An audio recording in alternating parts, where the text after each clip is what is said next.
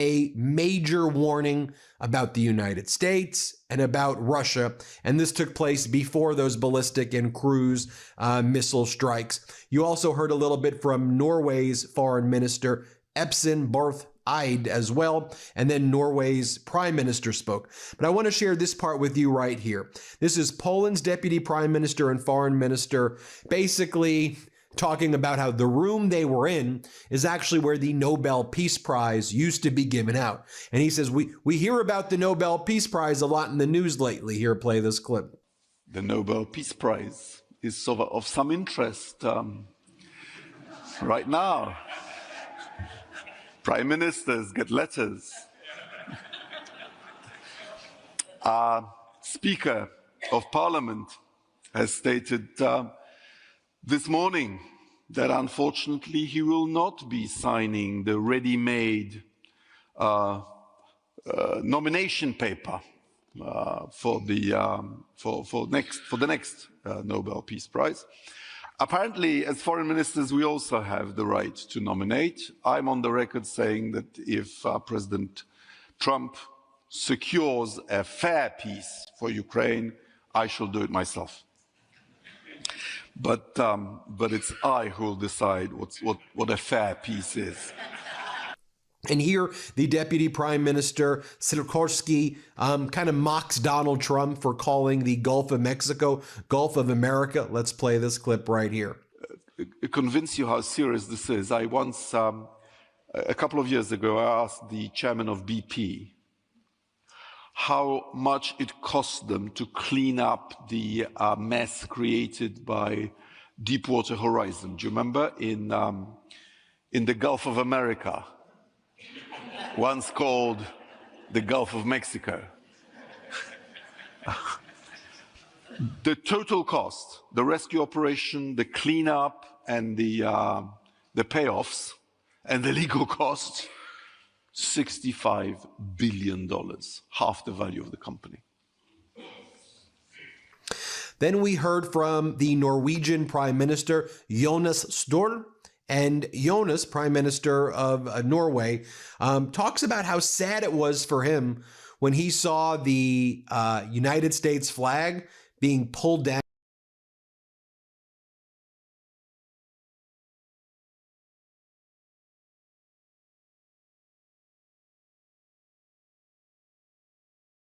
It only gets worse from here. We're going back into the 3 million documents. So far, we mostly covered how billionaires lied about their relationship with Epstein and or got blackmailed in the drafts, eventually killing their marriage. We talked about Howard Lutnick, how he lied about meeting Epstein, although he still denies this. And we also talked about some horrible accusations against Trump and Bill Clinton, although we were clear that they are unverified. Now, some people have responded to the release, like Elon Musk, saying that no one fought harder for the full release of the Epstein files than I did. Ironically, he claims that he knew that the playbook of the far-left propagandists and legacy media is admit nothing, deny everything, and making counter-accusations, saying he had never set foot on Epstein's creepy island or attended parties, despite the fact we saw last time that Elon was asking to be invited to the party. What day night would be the wildest party on your island? Nevertheless, I think it's an interesting point. The playbook, as we get into this much darker side of the 3.5 million files,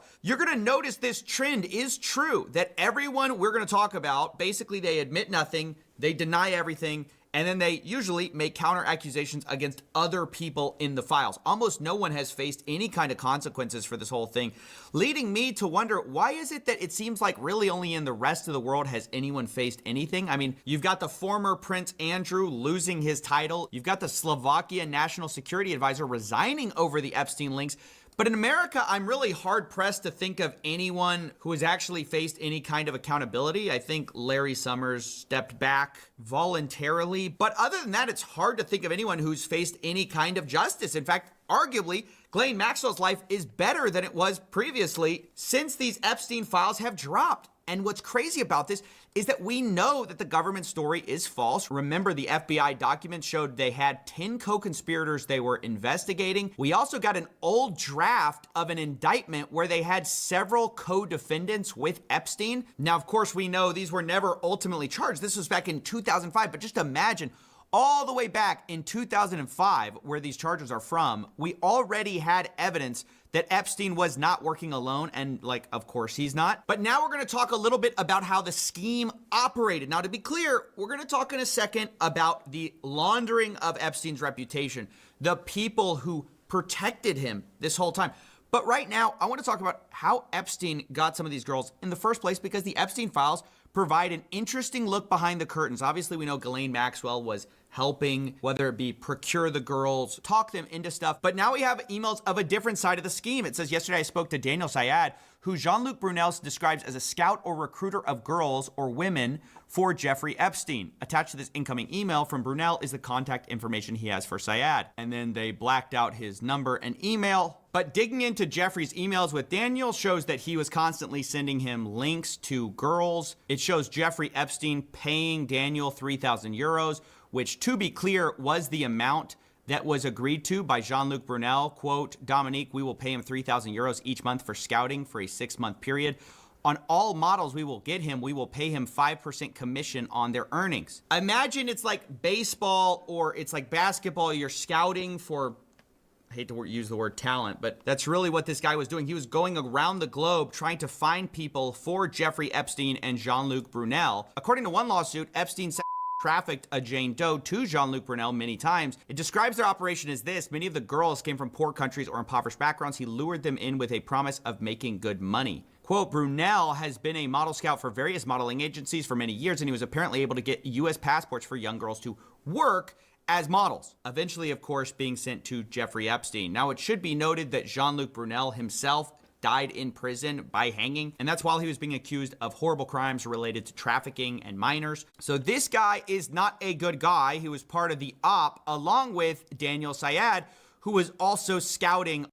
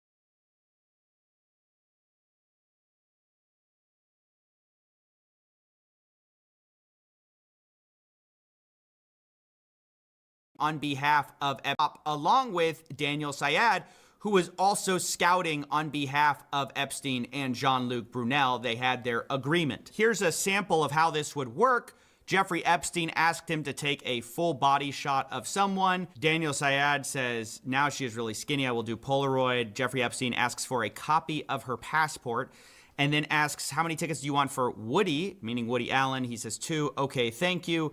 Full body if possible. And then Jeffrey Epstein says, doesn't look too happy. Comments on her body, and then he says she is very sweet. I'll skip a few of the sordid details here. They comment about her body extensively. And then Jeffrey Epstein says, I sent a request. Does she want to come out to Paris on Sunday?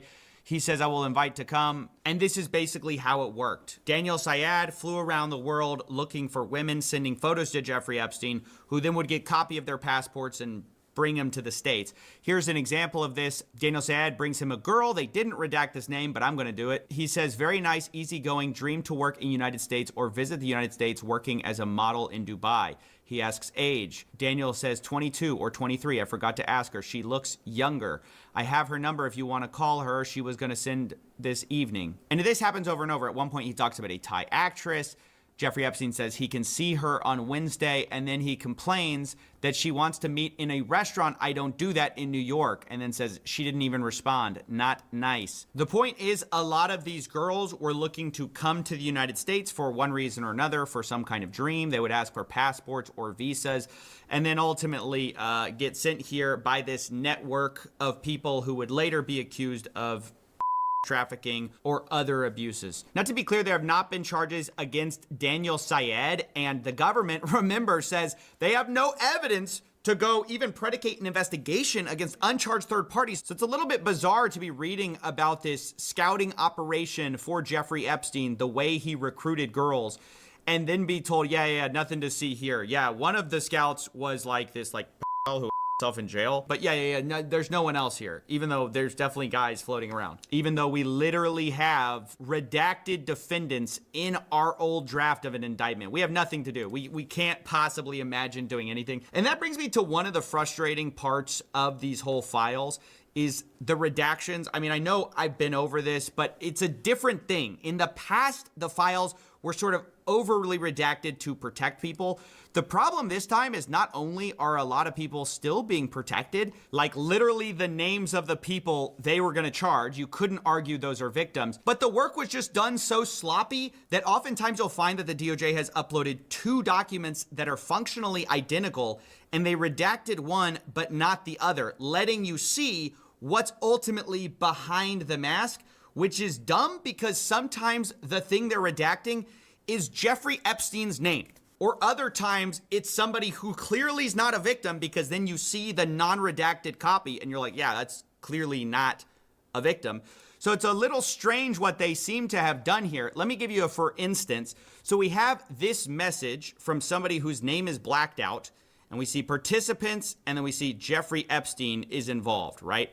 And it says, we need to work around your 38. We need to push back on the lies, then crush the pedo trafficking narrative, then rebuild your image as a philanthropist. Now, I want to know who's doing that. Who's trying to rebuild Jeffrey Epstein's image, right? Well, we go ahead, we scroll down, and we see that Jeffrey Epstein sends something. He says, in any bar where drinking age is 18, and you see the participant is once again blacked out. But underneath it, in a separate file, we see Steve Bannon, a famous political figure, is in here, and he's saying the same thing. He says, first, we need to push back on the lies, then crush the trafficking narrative, then rebuild your image as a philanthropist. Guys, why did you censor out his name? Or like, why was that censored at all? I don't understand.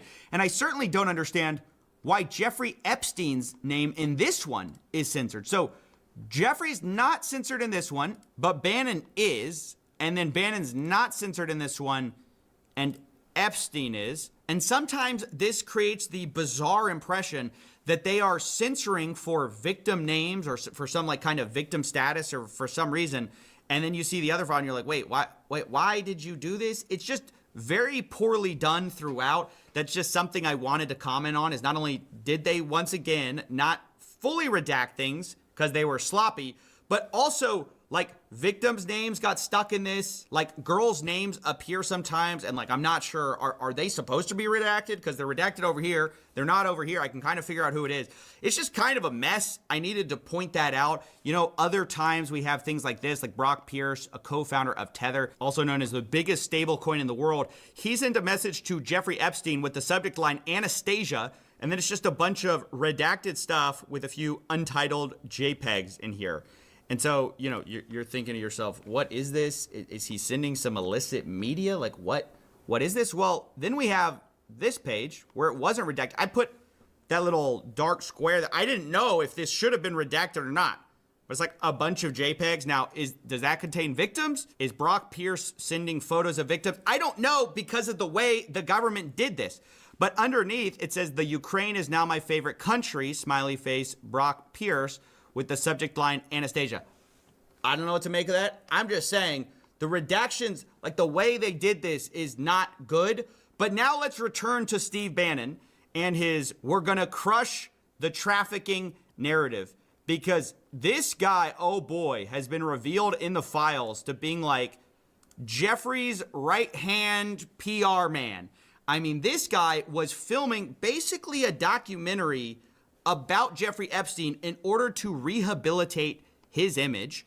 And some of it has actually leaked to the public. It's been interesting to watch how that's been received. But the funny thing is that originally Jeffrey Epstein's plan was to just do a YouTube video, like an apology, like a old school 2016, turn on the camera for authenticity and saying, you know, he says, do you think I can do my own video interview and upload it to YouTube? No sandbagging, interview format, or like a diary piece. Steve Bannon says if you do an interview, it can't be like Johnny does a YouTube. It has to be amazingly professional and perfectly cut. Then Jeffrey Epstein responds, Woody, we assume Woody Allen, because they were close, said he would help edit. Not sure how to stage, what points to make. But better than trying to do an interview that I have no experience doing. Goal is to humanize the monster. Anything written carries little weight, to which Steve Bannon replies, yes, Jeffrey Epstein, should it be an interview format, interviewed by me? They start talking about, like, how do we do this? Humor, apology, how did I get rich? Question mark topics. Their brainstorming, how do we trick the public into seeing me as more than a monster? Now, funny enough, right before this, Jeffrey Epstein asks about a dinner with Woody, and then he says, or too many pedos in one place. And you gotta love the the public into seeing me as more than a monster. Now, funny enough, right before this, Jeffrey Epstein asks about a dinner with Woody, and then he says, or too many pedos in one place. And you gotta love the self-awareness there. Now, I don't know what he meant by that. To be clear, I'm not making that accusation against Woody Allen. We'll talk about him in a second. That's Jeffrey Epstein saying that. I think what's interesting to point out, though, is how all these rich and powerful people are circling the wagons to try to protect Jeffrey Epstein's reputation, right? This is a guy who at this point has been known for years to have pled guilty to these 2008 charges. This was an open secret. And so Steve Bannon goes along though anyways, and he films this documentary. Now what's interesting is he starts talking about the documentary and he starts saying, I'm watching our second hour now. Guys were blown away. I didn't think it was as strong at the time, but I was wrong. Need huge part about threat of AI versus reality, threat of climate change. And this is where the notes start going back and forth of how can we get you to think of other things? So part of the conceit of this big interview of Jeffrey Epstein was to try to humanize him and actually present him as this genius, everyman, quirky guy with a few flaws, right? They knew they couldn't run away from the crimes. To quote, in Bannon's words, yes, yes, yes, of course, but we must counter rapists who traffics in female children to be by world's most powerful, richest men. That can't be redeemed. Can't redeem the unredeemable. You are a lot of things which we will show, but you are not that. Bannon is aware that like they can't fully embrace the Epstein thing. They have to kind of make it about more than that. And if you see the YouTube clip going around, that's what that is. And it's been so interesting to watch the reaction because you see, even for people who've been prepped with the idea that this is basically propaganda, some of them still fall for it. They post things like, you know, oh, bro is casually confirming the world's conspiracies because he's talking about 2008. But guys, that's the whole deception. They're like trying to be like, hey, this guy this horrible monster, he's going to tell you the secrets of the inside club. So you think more, that's the whole thing. That's how they're getting away with this. It's not some kind of, oh, he happened to want to talk about this. This is all premeditated. This has gone through revisions. They even called Jeffrey Epstein the smartest guy in the room. Look, you're the smartest guy in the room, right? You know that. It's honestly ridiculous anyone believes the false conceit of, you're obviously the smartest man in the room. You could tell us the world's secrets. I mean, this guy, honestly, he talks about some of his engagements, like with the Rockefeller board, and he tries to say that owning a calculator is why he got that. It was very advanced in those days to have a Texas Instrument calculator, where it could, by putting in the numbers, it would multiply for you to do square roots. And that was the first, and everyone who had a calculator was already advanced on Wall Street. The most important parts of business were really now going to calculations. Places like Rockefeller needed someone to say, look, we're entering a different world where numbers and the numbers of companies, portfolio management was going to be balanced. It was going to be statistical. Jeffrey, could you come on the board, potentially sit on the finance committee? So we're honestly supposed to believe that Jeffrey Epstein got onto this prestigious Rockefeller board because he had a calculator, but also that he's the smartest guy in the room, the smartest man on Wall Street. And let's not talk about those horrific crimes he committed because, you know, he's not really such a bad guy after all. But it wasn't just Steve Bannon that was trying to humanize or giving advice on how to humanize Epstein. It was also Richard Branson, the famous billionaire. He was caught emailing Jeffrey Epstein saying, "Dear Jeffrey, it was really nice seeing you yesterday. The boys in water sports can't stop speaking about it. Anytime you are in the area, would love to see you as long as you bring your harem."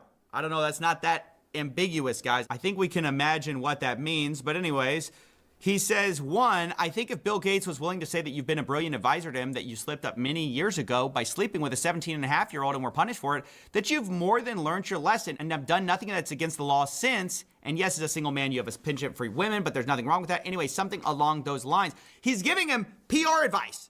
How to get your reputation back. Hey, Jeffrey, privately, I loved you. You can come back anytime with your harem. Jeffrey Epstein responds, nice seeing you. Thanks for your hospitality. I appreciate your public relations thoughts. Now, according to the New York Times, a Branson representative said the two had a business meeting and stressed the women were adults and had not attended the meeting. All above board. That's what everyone says, by the way. Remember what Elon Musk said, right? That's the playbook. Admit nothing, deny everything. Speaking of, remember Howard Lutnick, who we showed on video saying that he had never seen Epstein since 2005. So I was never in the room with him socially, for business, or for even philanthropy. If that guy was there, I wasn't going because he's gross. Although also calling him the greatest blackmailer ever. This guy was the greatest blackmailer ever. Well, also according to the Times, Lutnick said he spent zero time with him, even though there are emails basically to the contrary, where Epstein is saying, nice seeing you after the conviction.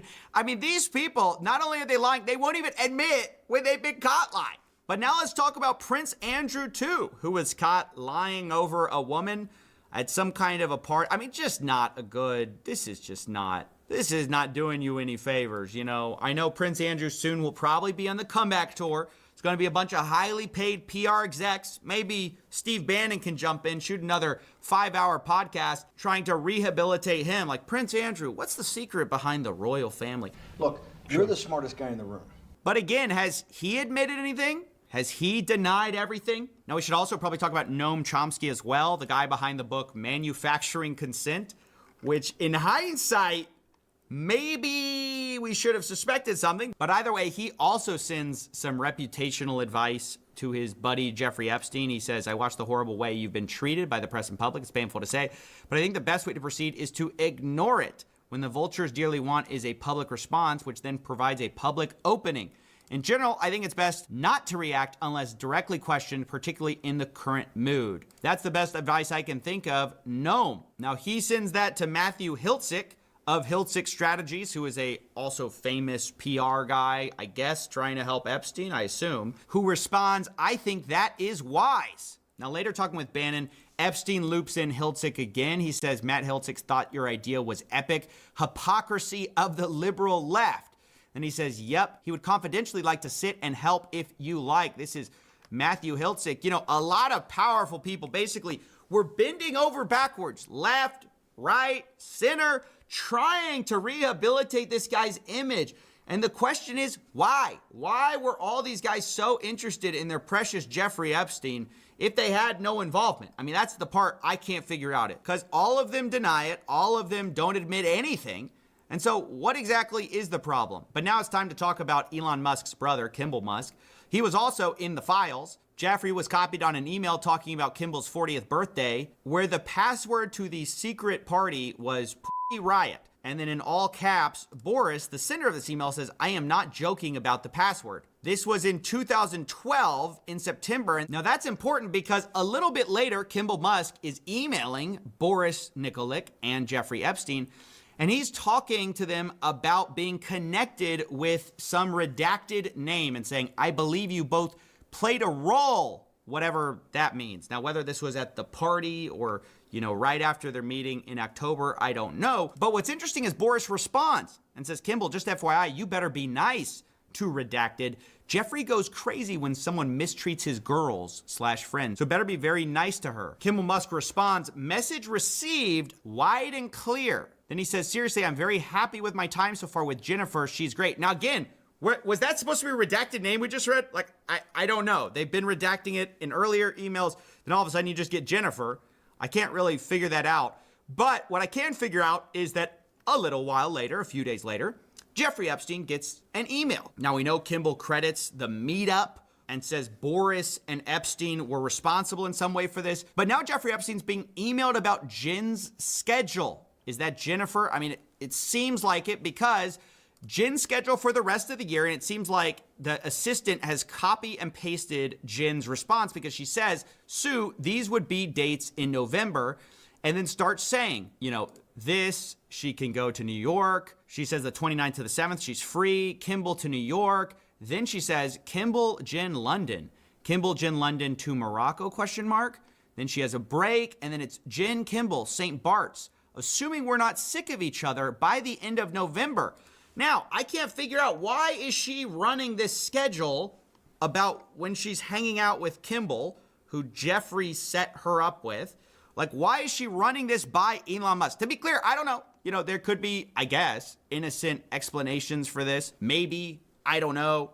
But all I see are constant, powerful people either being introed to girls, talking about the harem, talking about beautiful ladies, and the FBI, they can't figure it out. They have no evidence to even investigate third parties. Why? I guess because they're rich and powerful. Around the world, we're seeing resignations, we're seeing people lose their status. But here in the United States, we've got like multiple presidents in the files. We've got the world's richest man in the files, several of the world's richest men in the files, and we just can't drum up any kind of evidence. It's just incredible to me. Now, I also want to talk about another rich and powerful person, and that is Peter Attia. He's a podcast bro. He's a longevity expert. And actually, funny enough, I read his book. And that's going to come into play here in a second because, oh boy, did I get some additional context. But let's start here with something that Peter Attia sent Jeffrey Epstein. He says, subject, got a fresh shipment. And then Epstein responds, me too, and there's a completely redacted image. Is that a girl? Is this bad redactions? You know, we don't know, although we'll find out in a second because later Peter responded to this. But Peter says, please tell me you found that picture online. Jeffrey responds, got a fresh shipment, afraid not. Peter responds, you know the biggest problem with becoming friends with you. The life you lead is so outrageous, yet I can't tell a soul. Why, Peter? Why can't you tell a soul?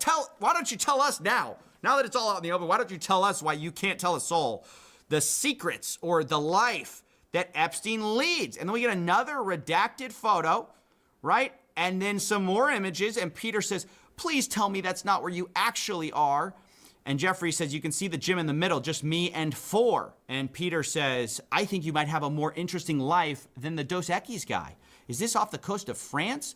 No, it's my island in the Caribbean near St. Thomas. If you go to Google Earth and type in Little St. James. Beautiful. Isn't that nice? Behind closed doors, it's beautiful. In public, we'll hear about what a monster this guy is, right? But behind closed doors, when nobody's watching, oh, it's beautiful. There's some other stuff Peter Attia said, which I'm not going to get into. I don't think it's very, appropriate for medical professionals to be saying such things. But, this wasn't all business, right? This wasn't just doctor-patient kind of stuff. There's a lot of guy talk, a lot of banter between the fellas about ladies. And maybe that's why Peter Attia says that hopefully Jeffrey Epstein is in town when I'm back in 2 weeks. I go into Jeffrey Epstein withdrawal when I don't see him. So guys, these two were close. I mean, apparently so close that, Peter Attia goes into withdrawal when he doesn't see him.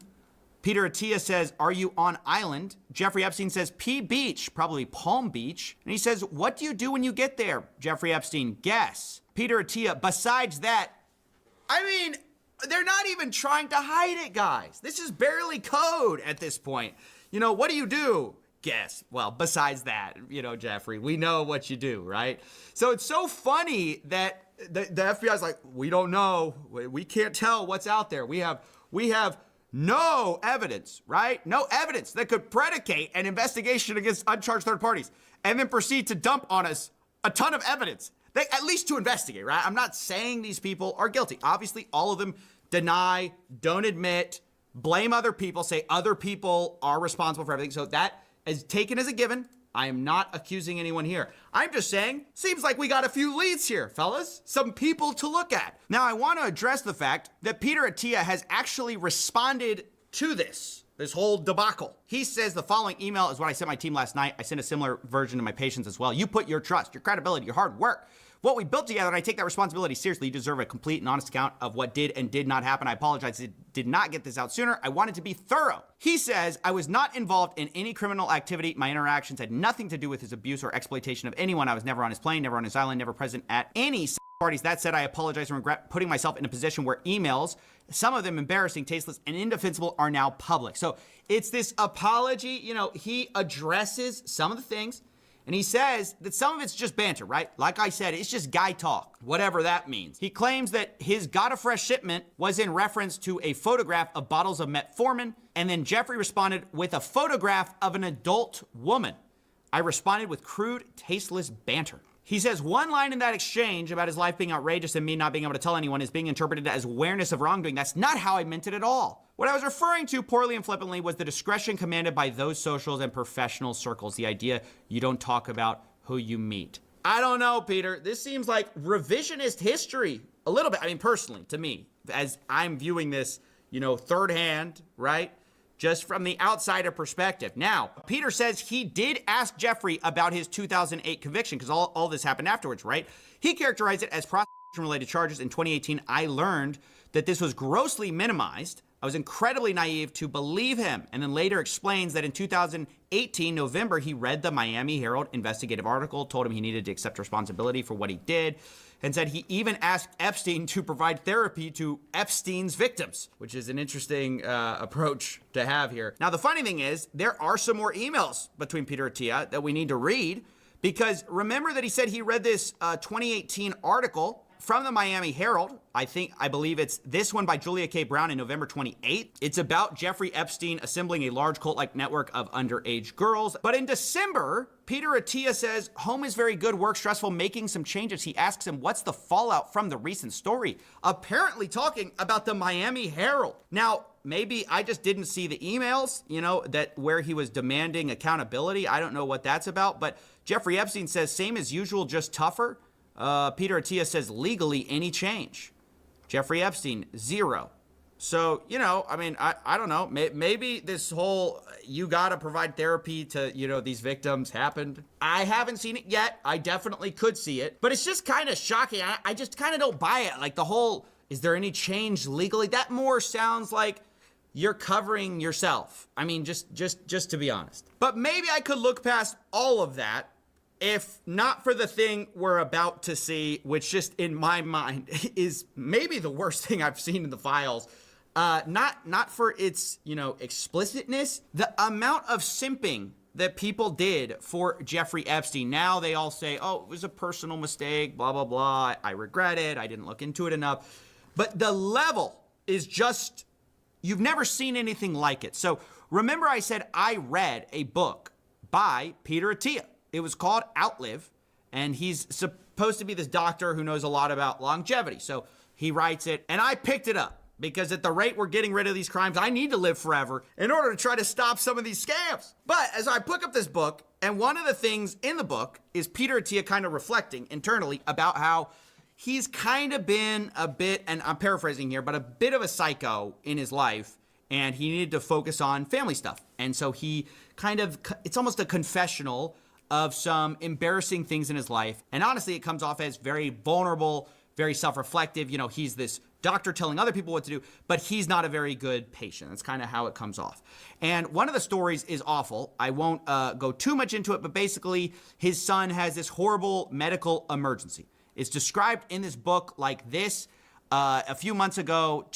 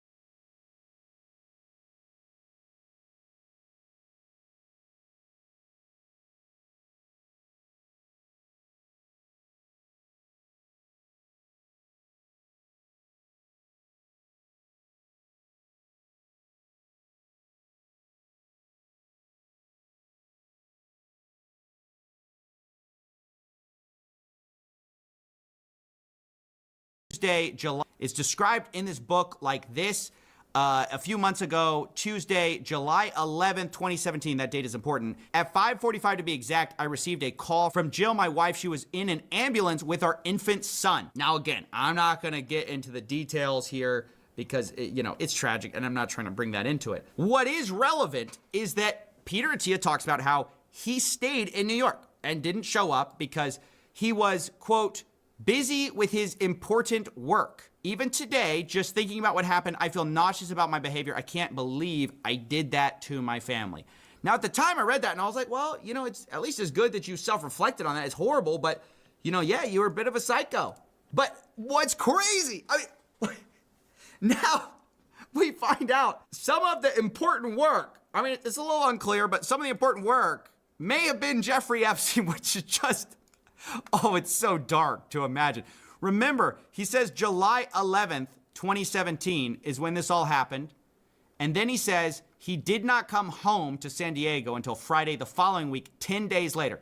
So July 11th, 2017, 2 days after this happens, he's talking to Jeffrey Epstein. And they seem to be coordinating about something. Sure, what time? Jeffrey Epstein, 9:30. Peter Attia responds, sure, I can come earlier. Also, if you have a hard stop at 10, let me know. You're hanging out with Jeffrey Epstein? I don't even know what to say. This is out of pocket. I mean, there's no explanation for this. I mean, I didn't see this in the response from Peter. I mean, maybe he thinks he addresses it because he already admitted that was like scummy, but that is just, there's a reason that didn't make it in the book, is what I'm trying to say. I didn't see that in the book when I read it. I was actually, one of the things I needed to do, my important work was seeing or talking to Jeffrey Epstein. I mean, isn't that weird? Like that's the simping that I'm talking about, is these people love this guy, or that's how it seems to me. Like, what are all these rich and powerful people doing, protecting him, missing emergencies for Jeffrey, fawning over Jeffrey, asking for Jeffrey's harem, saying their biggest problem is the life they lead is so outrageous they can't tell us all? I mean, what is going on here? And is it true they all didn't know, right? Because, I'm reading these documents, and it's hard to say who exactly knew what, when, but I don't believe, remember, they're all denying it, I don't believe nobody knew, right? Clearly, some people knew what was going on, and there's all this kind of coded language in the files where they talk about this stuff almost in like a nudge kind of way. I mean, here's some Woody Allen stuff. He was in the files. He says his business office, if you can make out the check to me, it looks very bad because then it looks like a gift to me. He says that to Epstein. He says, I don't want to be one of your women, or should I say, girls. And what's that? Oh, how do we, come on, guys. Woody says, I would be much more expensive than your girls. You wouldn't be able to afford me. Jeffrey responds, yes, the price to pay would be too high. Woody says, this will be a beautiful friendship. And then Jeffrey says, as long as I follow orders, smiley face. Woody Allen sends a message saying Woody says the exact same thing, but in a dirtier way. Jeffrey responds, what did he say? Woody Allen, are you kidding? I can't put it in writing. I mean, no evidence? No evidence. How? Come on. I think I see a little bit of evidence. I'm squinting, but I think I can see a little bit of evidence. I mean, guys, like Jeffrey Epstein right here, where he's talking to a guy, he says, Paris with Woody, and the person responds, for le pedophile convention. And Jeffrey says, I think pedophile is the plural. I mean, no evidence. I mean, is that no evidence? That's nothing. We don't even want to question these people. There's no investigations going on. So, yeah, it's honestly really sad to see how, look, I'm not saying people around the world are having crazy consequences, but a few people are resigning, thank goodness. A few people are at least facing a little bit of scrutiny, but here Elon Musk lays out the playbook, apparently for our guys. We admit nothing, we deny everything, and we blame others. We just push the spotlight onto other people. And unfortunately, that's what you've seen the whole time from all the people in the files. All of them say, oh, I was so happy these files came out. It's about shining accountability and justice for the victims, but I had nothing to do with it. Okay, so then where's the justice for the victims? So nobody, all of you say somebody else had something to do with it, but everybody says nobody had anything to do with it. The FBI says they don't have any other, investigations, any other kind of leads, despite the fact we have one of the procurers of the women just walking free, apparently, like no charges against him. Have we investigated him?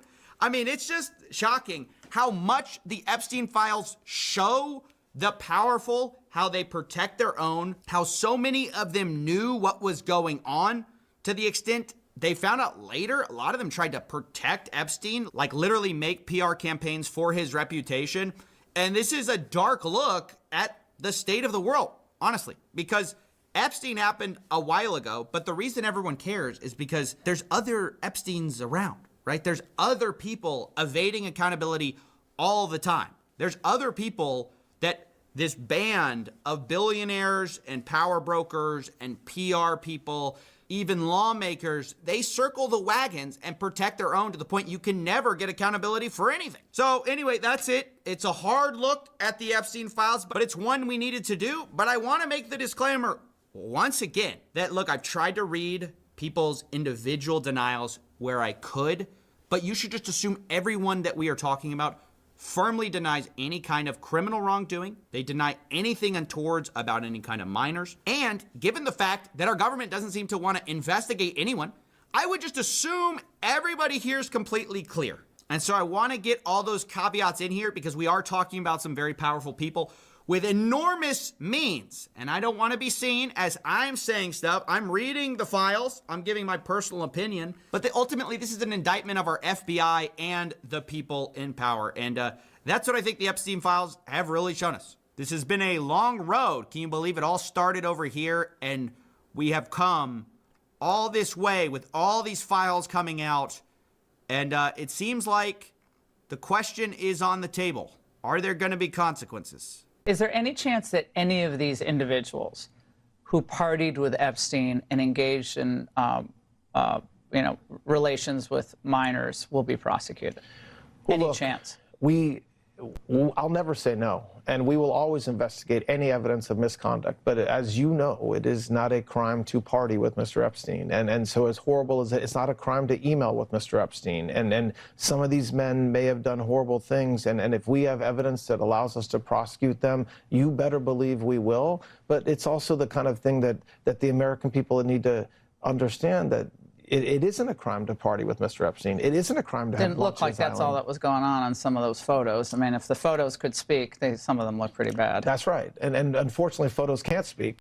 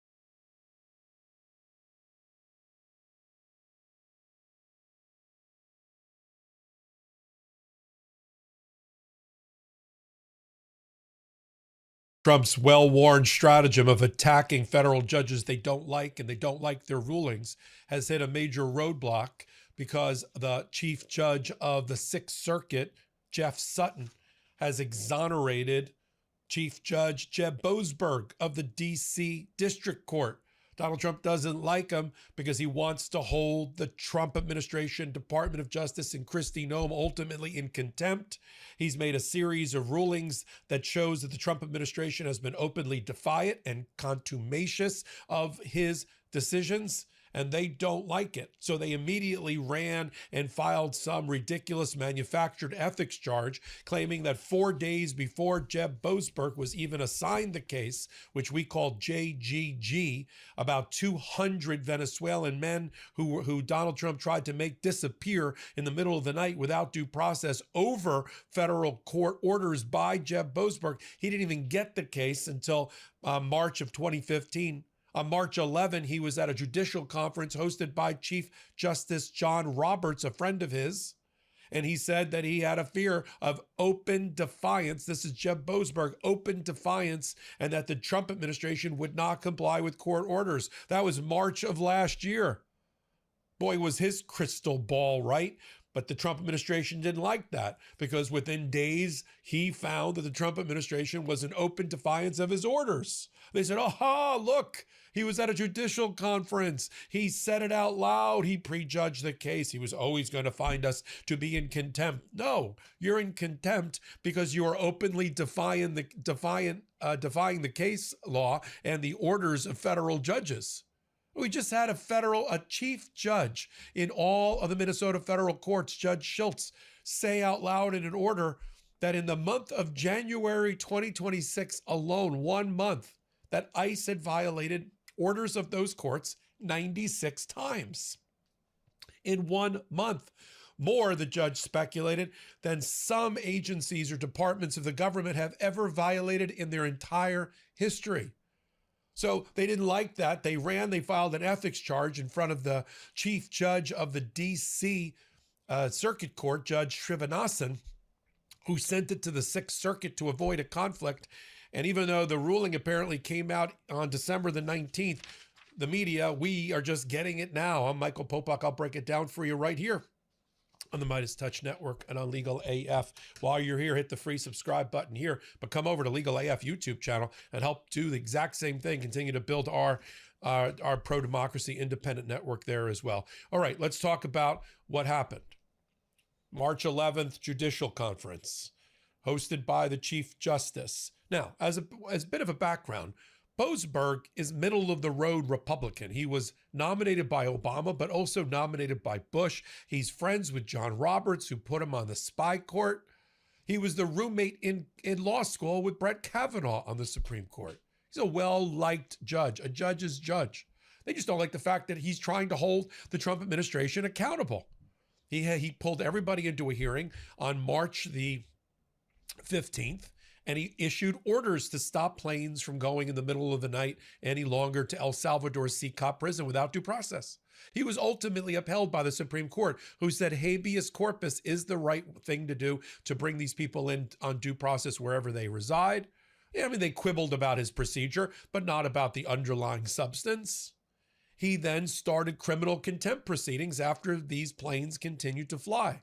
Well, what happened to those 200 men? They were eventually horse traded through the Trump administration with El Salvador back to Venezuela before Donald Trump took over the oil fields of Venezuela, hoping that they would get out from under federal jurisdiction. But no, the American Civil Liberties Union, who represents those men, is still representing them. And Jeb Boasberg is still involved with the case. We've got a filing that'll be coming out today by the Department of Justice. There's a hearing a week from today about due process that the Trump administration will have to provide these 137 men who are now spread out among Venezuela and other third countries. So all of this came to a mix because the Trump administration got pissed off by these rulings.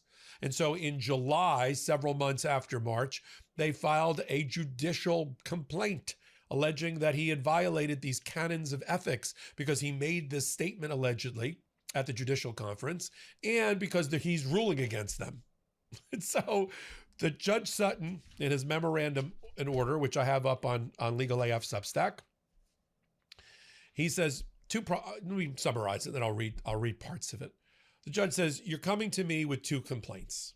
And this is made by Chad Mizell, who was the then chief of staff for Pam Bondi, now out of the government, back in Florida, where he was the chief of staff for her in Florida when she was the attorney general there.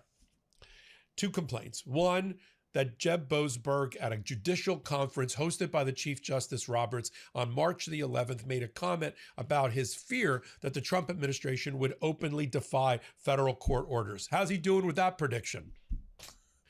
Don't I start every hot take with another federal court order has been contumaciously violated, willfully violated by the Trump administration? Oh, they said, oh, you can't make that statement. That's prejudging. That's engaging all of the judges in these issues. And it's far afield from what you should be discussing at a judicial conference. And the the chief judge of the Sixth Circuit, where it got sent to resolve, said, no. First of all, you didn't give me the piece of paper, the exhibit that you say represents that statement that he made. I know the Federalist Society has reported on it. I know that the Fox News has reported on it. But where's the evidence? You need to carry the burden of evidence. So the judge says, even if you gave me that piece of paper, which you did not, even if that statement was made, it is not so far afield from the tradition of the conference that a judge can't make that ruling, especially given the Trump administration. So for that, no ethics charge. The second one, he said, you're really complaining about his rulings. Okay. I'm not a court. I'm an ethics panel, if you will. And I'm dismissing your complaint. He said, if you got a problem with his rulings in this case, some of which have been upheld, some of which have been reversed by various appellate court judges, and you don't think he's following the law, okay, then argue that it's misconduct. File a motion for recusal or disqualification and let it work its way up the court system. If it gets recused and removed, the chief judge in that circuit, Judge Srinivasan, can reassign it to another judge or use that as the basis for an appeal. But you've come to you're barking up the wrong tree. You've come to the wrong court. And I don't see anything based on the rulings that have been made that would make me change my mind. Complaint for ethics dismissed. Hey everybody, Ben Meiselas here from the Midas Touch Network. I wanted to let you know about my podcast partner, Michael Popok's new law firm. It's called the Popok.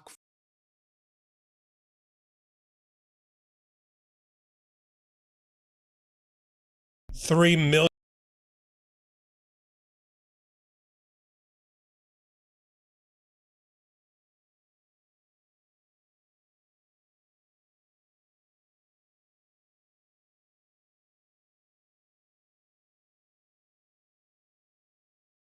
Epstein files released, 50 million pages potentially continue to be hidden by the Trump administration. Even in the 3 million, we're seeing links between Donald Trump and tax evasion. We're seeing links between the rich and powerful and young women and girls, part of the child sex trafficking. We've even got people within the cabinet who apparently, based on disclosures in the Epstein files, were lying to the American people during podcasts when they said they cut off all ties to Epstein back in 2005. Well, Howard Lutnick, the Commerce Secretary, ended up on a private island for lunch with all of his young children, and Jeffrey Epstein, no less, 7 or 8 years later. We cover it all on the podcast that we call Legal AF. And here's a clip. First, let's talk about the release of approximately 3 million Epstein documents.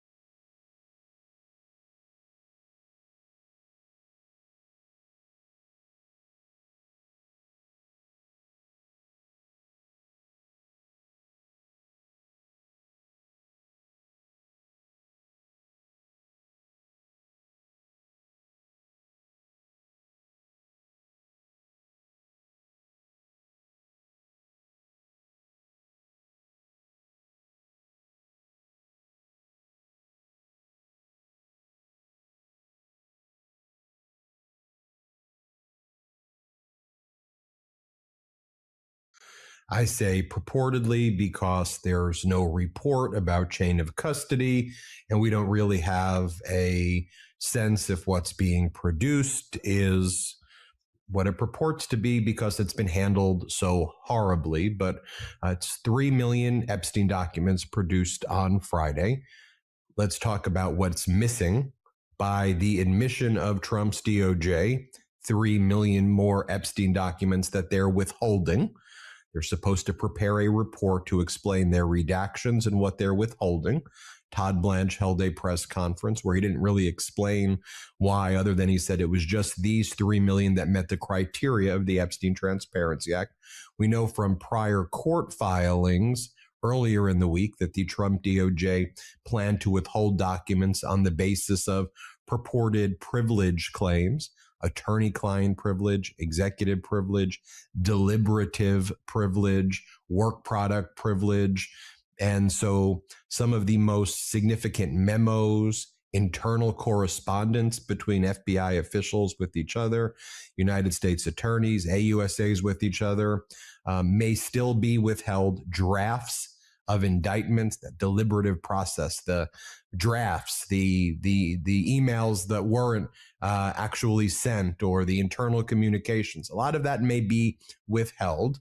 Also, from what was produced, we know that these survivors are absolutely livid because their names appeared prominently on a lot of the documents, and their personal identifying information was outed. And the Trump regime was trying to use them to say, this is why it's taken so long since last February when we said the files were on Pam Bondi's desk, because we were protecting them.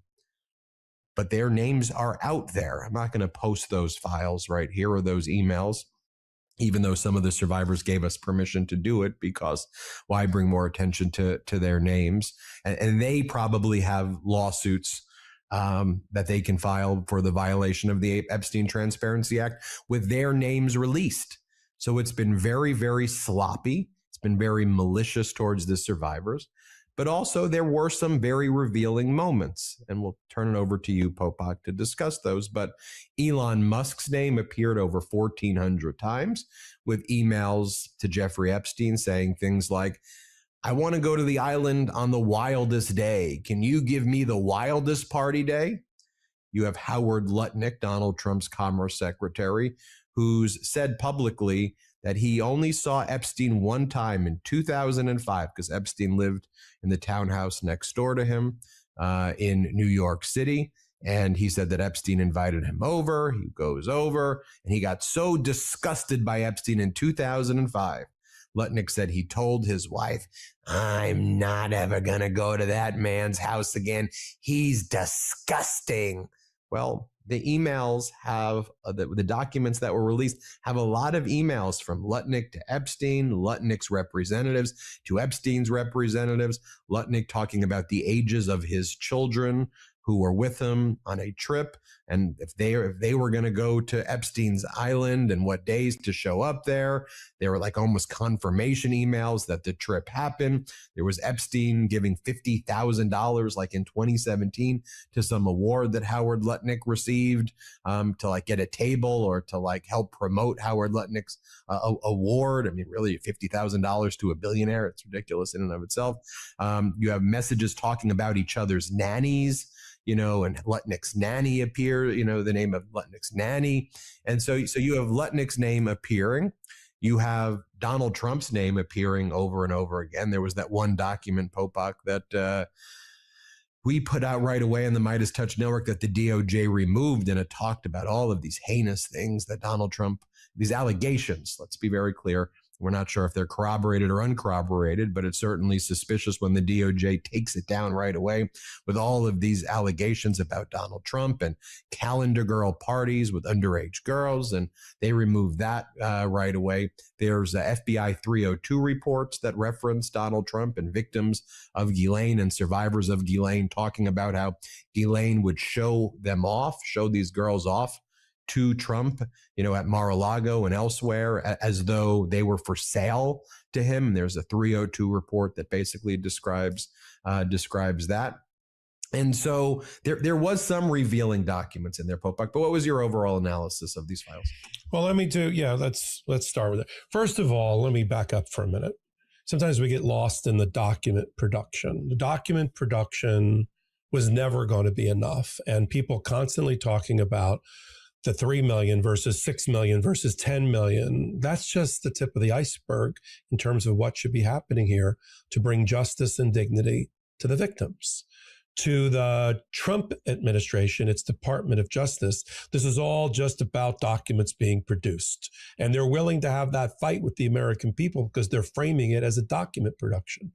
It's a phrase you and I use all the time. In 35 years of my career, I've done and been responsible for thousands of document productions, one way or the other. It's not about document production. This is about what is the Trump Department of Justice and FBI going to do next with the information that you and I are covering about the powerful men, almost exclusively men, not women, and their abuse of women? At least get to the bottom of the allegations, whether it's on the FBI tip sheet or whether it's in an email correspondence. Not just the scandalous headlines of the New York Post or other media outlets about this person and this media mogul and this financier and this royal family member. But what are you going to do about it? And the problem is they're not going to do a darn thing other than exonerate instantly Donald Trump. Every time Trump's name appears, Donald Trump's captured FBI and Department of Justice says the exact same thing. We've cleared them. It's all baseless. How do we know that?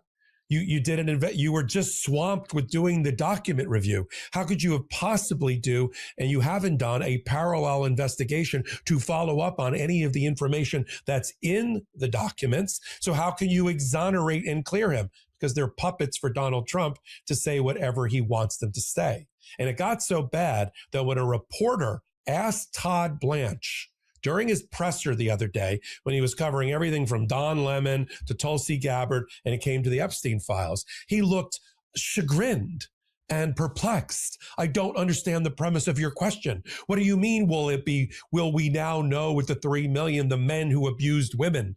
I refute the premise of your question. I had Lisa Phillips, who's a client of mine and also an Epstein survivor, who is out in the forefront with her courage, react in real time to that press statement. We have a clip of it right now. Let's play it. When one intrepid reporter asked Blanche the question, which was on everybody's mind, which is, with what you've released, which is not in its entirety, we'll save that for the last part of this interview, and how you feel about the fact that it's likely not in its entirety, and yet they've said done. The reporter asked, well, with what you have released, will we see finally the names of men who sexually abused these girls and women? And he acts like this is a Martian who's speaking in some dialect he does not recognize.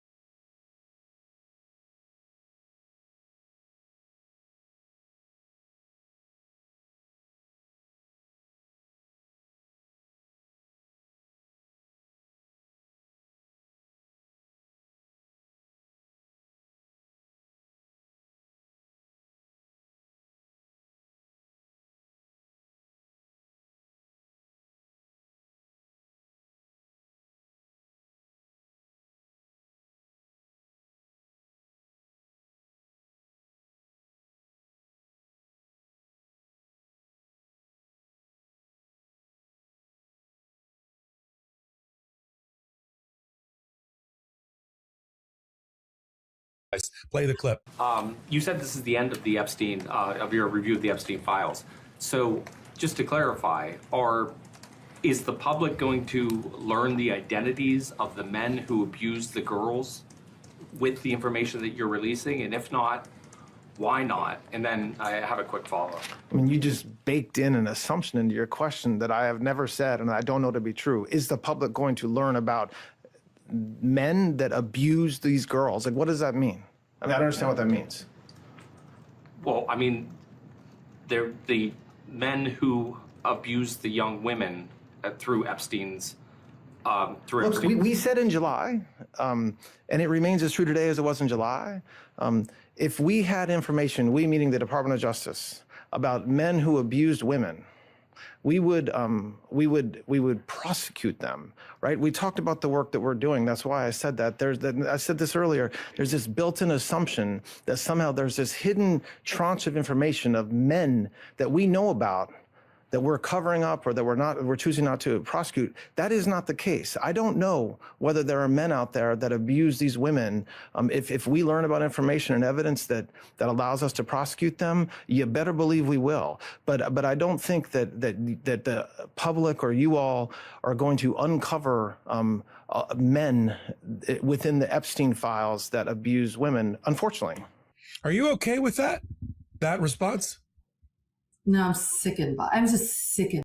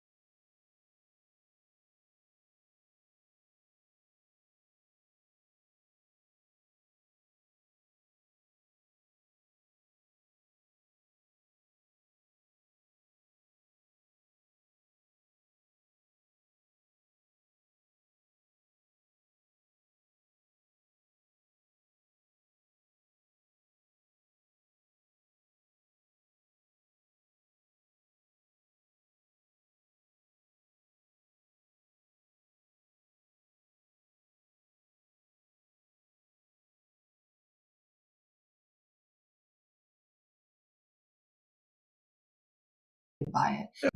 That response? No, I'm sickened by. I'm just sickened by it. Yeah. I'm so sickened. I'm actually like shaking right now. I want to fucking cry. Like it makes me so sick. And it has a wedding ring on. Like, real? How does he go home to his wife and the wife can look at him? They're there. This position that we're just going to dump the documents, and we know from prior reporting and prior disclosures by the Trump administration, it's probably half of what they should have disclosed. I'll talk about that in a minute. But what are they doing to follow up on it? There's not only is there no promise by the Department of Justice that they'll do anything about it other than just do the data dump. They've actually now affirmatively said they're not going to do anything about it. They're going to shield their eyes and bury their head in the sand about it. And that is a major problem. On terms of the documents, I don't even understand how they go. You and I just did reporting last Saturday and during the week, or I did it at midweek, about letters sent in by the Department of Justice on Wednesday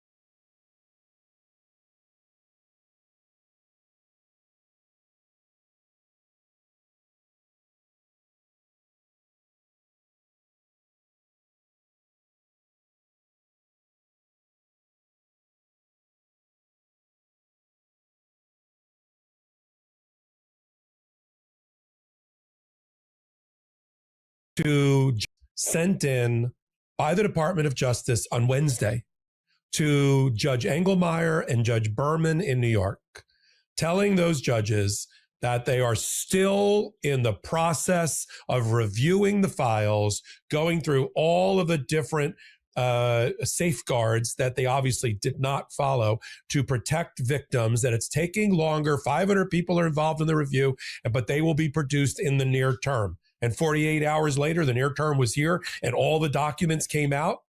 I mean, because why? Because it was a bad news week for Donald Trump, because things are going terrible for him in Minnesota, because, you know, the indictment of Don Lemon, which you and I will talk about later, was not enough to kill the news cycle in his favor. So he said, get them all out, even if it has the victims' names in it. So you've got a lot of explaining to do at the House and Senate Oversight Committee hearings about how you go, Todd Blanche, from we're not done on Wednesday to done. All done, and we're done. And we're not going to do anything else. As this obstruction of justice, this is where my earlier comment at the top of the Hot Take podcast come into play, is this obstruction of justice, and who will pursue it to bring to justice those like Pam Bondi and Todd Blanche and FBI Director Kash Patel, who are responsible for the violation of the act and for failing to provide the documents as required. One comment about Howard Lutnick, and full disclosure, people know I worked for Howard Lutnick 5-6 years ago. I was the global head of litigation at his company. I happened to have gone to the dinner in 2017 where he was feted by the ADL that apparently Epstein gave him money for. What I said in my analysis of it is, and I didn't know anything about it because most of this happened before I got there, but the men who are, regardless of what you think your connectivity to Epstein is, you know you're in the files, right? You know you were on the island with your children and other people's children in 2013. In 2013 or 2012 with Howard Lutnick on a chartered yacht. You know that. You know you had communication with him about stopping a construction of a museum project near your homes. You know you bought your house, your townhouse, from Epstein. You know all of that. So how do you get out and ahead of the story? 4 months ago, Lutnick, I don't know if we have the clip, but Lutnick goes on a right-wing podcast controlled by Rupert Murdoch, Miranda Devine, called AirPod One, because of all the information swirling up around about him living next to Epstein. What did you see? What did you know? You bought the house from him. And he comes out and says, 2005, I went in with my wife. We saw the massage tables. This guy creeped me out. It's gross. Everybody else is liable, not me. I never had any contact with him again. And that is a lie. And he knows it's a lie. He didn't accidentally charter a boat and end up on the island with his children for lunch. How do you forget that? And other contacts that you identified between his office and Epstein's office. Now, I want to play. Do we have the clip? I do have the clip. But first, we got to take our first quick break of the show. I want to remind everybody to make sure you subscribe to the Legal AF YouTube channel, or just search Legal AF.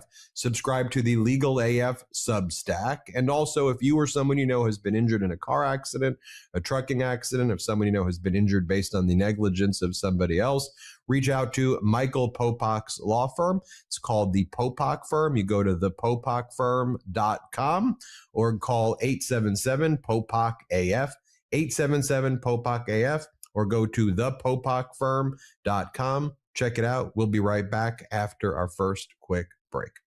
Welcome back to Legal AF. Thank you to all of our sponsors who make the show possible.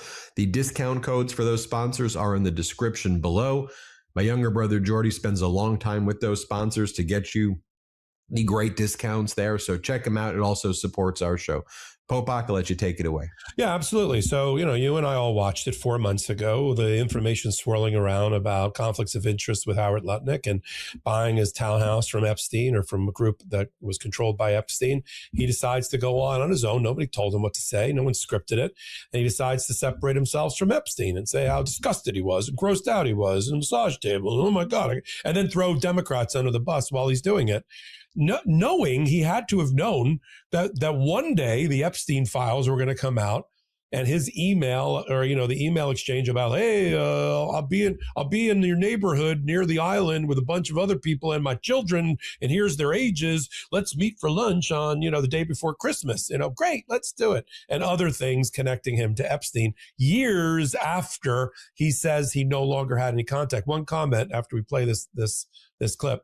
He was reached for comment about him being in the Epstein files by the New York Times or other reporters. And his response was, I've had zero contact with them. Click, as if that magical thinking of hanging up the phone was going to stop the reporting or the story. Let's play it. He was your neighbor for 10 years. How well did you know him? All right. So we are in number 11 and he lives in number 9. Right. So we renovate, we buy our house, and our house is pigeons and mice. Right. Okay, that's it. It was derelict. Right. So we rebuild our house. We move in 2005. Okay.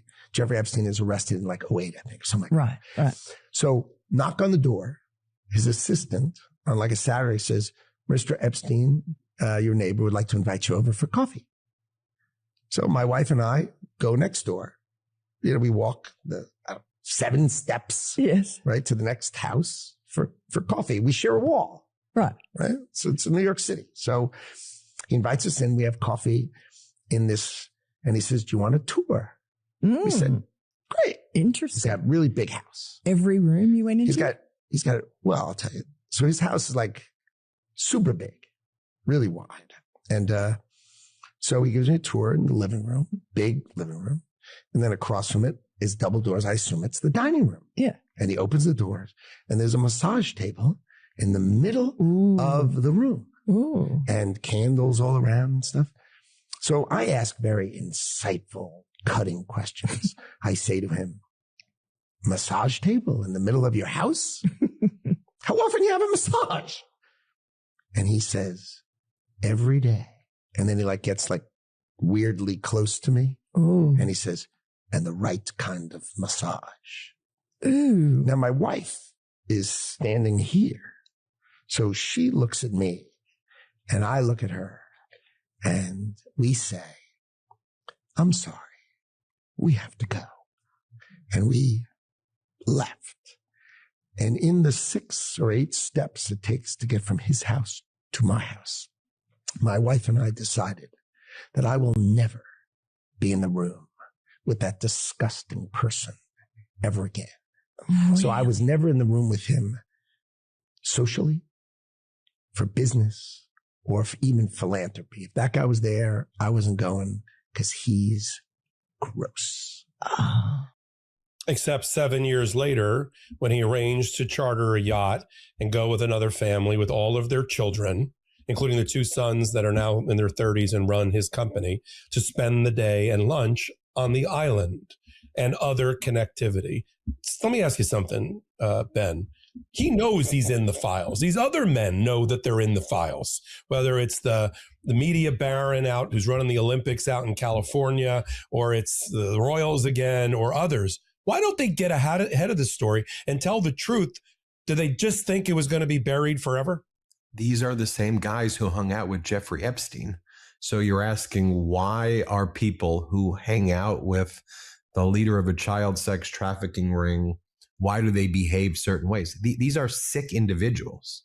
I can try to give you deeper. I mean, these are sick, sociopathic, deeply disturbed individuals who take the issues that they're dealing with and their own demented and disgusting and vile minds, and then they go back out and they project it on the rest of the world to make everybody suffer. And that's what unites all of these people right here. I mean, to your point, we're looking at messages from Matthew Lutnick, Howard Lutnick, subject, Jeffrey Epstein.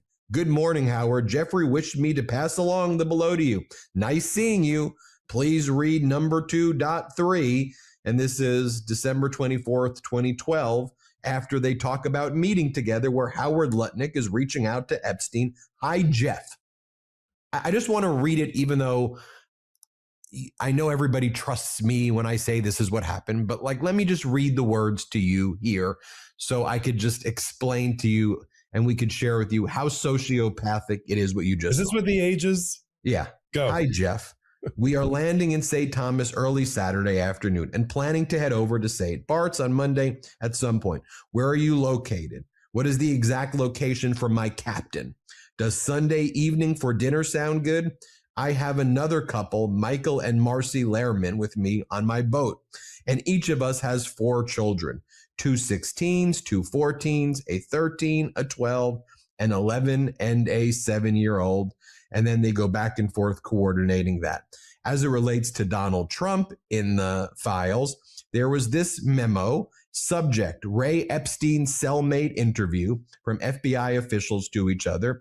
Jane Doe stated Epstein introduced her to Trump, who subsequently forced her head down to his exposed penis, which is subsequently bit. In response, Trump punched her in the head and kicked her out. Jane Doe remembers Epstein introduced her to Trump, saying, "This is a good one, huh?" And Trump responded, "Yes." I mean, in terms of what people expect to see in these files, Popok, when we go through some of these things, and again, to be clear, those were allegations in a memo from FBI agents to FBI agents. The correspondence from Lutnick to Epstein, those aren't allegations. That's what he wrote. This is Lutnick's message to Jeff. Hi, Jeff. After you saw him say he was disgusting. So to your point, Popok, I could try to get into the mind of a sociopath, but I need not. These are bad people who were part of a cabal together, who did bad things, and who right now in 2026 are continuing to do bad things because they're bad, evil people. And the question is, what is the point of a court system and law and order if bad people are not held accountable? In Brazil, their bad leader who led an insurrection, Bolsonaro, got put in prison basically for the rest of his life. And when he tried to escape, the Brazilian Supreme Court went out and personally arrested him. Our Supreme Court in the United States, which was supposed to be a more modern democracy or whatever the hell you want to say, gave him absolute immunity. It gave Trump absolute immunity and said, "You're a king," basically, when our whole Constitution was against kings and against absolute immunity. So at some point, we have to ask ourselves, there's no logic to it, Popok, other than these are sociopaths. Lutnick gets on, he lies.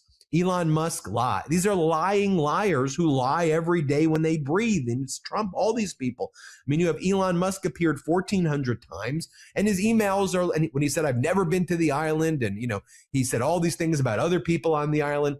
And I don't know, he or others were reposting fake lists of other people who weren't actually on the island many months ago.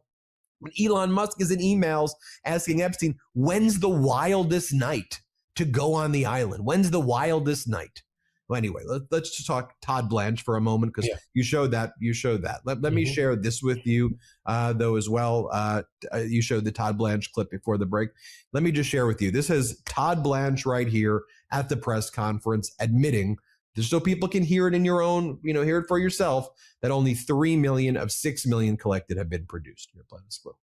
We erred on the side of over-collection of materials from various sources to best ensure maximum transparency and compliance, which necessarily means that the number of responsive pages is significantly smaller than the total number of pages initially collected.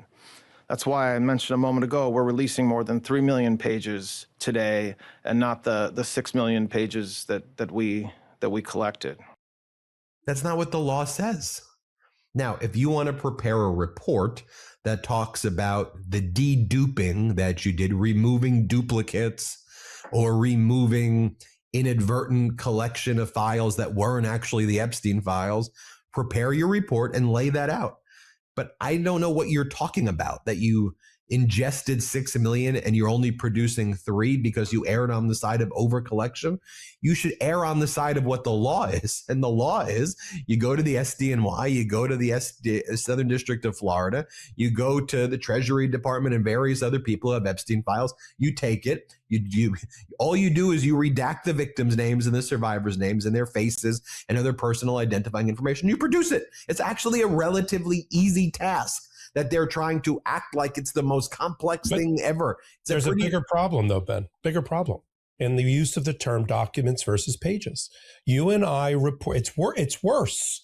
You and I reported that back before Christmas, it was 5.2 million documents, not pages. If you look at every report coming out of Blanche, it was documents. A document is multiple pages. The average multiple pages for the Epstein files, based on the first tranche that came out, was 10, meaning it was 50 million pages. They've only produced 3 million pages. Let's get apples to apples here, against 50 million pages. Sometimes even the Congress people confuse it between the pages and the documents. If he's right, if we're doing apples to apples, there is not just half missing. We've only gotten 3 million out of 50 million pages. That's just about less than 10%. Okay. That's my other position. That's why the House Oversight Committee, the Judiciary Committee, got to get to the bottom of it and figure out if we're talking about pages or documents, and what is the volume that's missing and why. Normally in a litigation, the way Popak or myself or any litigator would figure out the universe of documents is you would take a deposition of somebody called the PMK or the PMQ, a person Records most custodian. knowledgeable or a Right. person most qualified who knows about the document systems. And you would spend 7 hours with that person in a deposition just going through the corpus of documents that exist. Where are the documents? Where are they located? Who's involved in the searching? Were key term search used? How did this happen? And because the DOJ is serving as their own judge of the compliance of the Epstein Transparency Act and taking the position that courts can't enforce it, this is what you're left with. But we're going to stay on the job here at the Midas Touch Network and Legal AF, and we're going to keep looking into this, and we're going to keep asking questions. The cover-up continues. But also at that Todd Blanche press conference, he was asked a question about Tulsi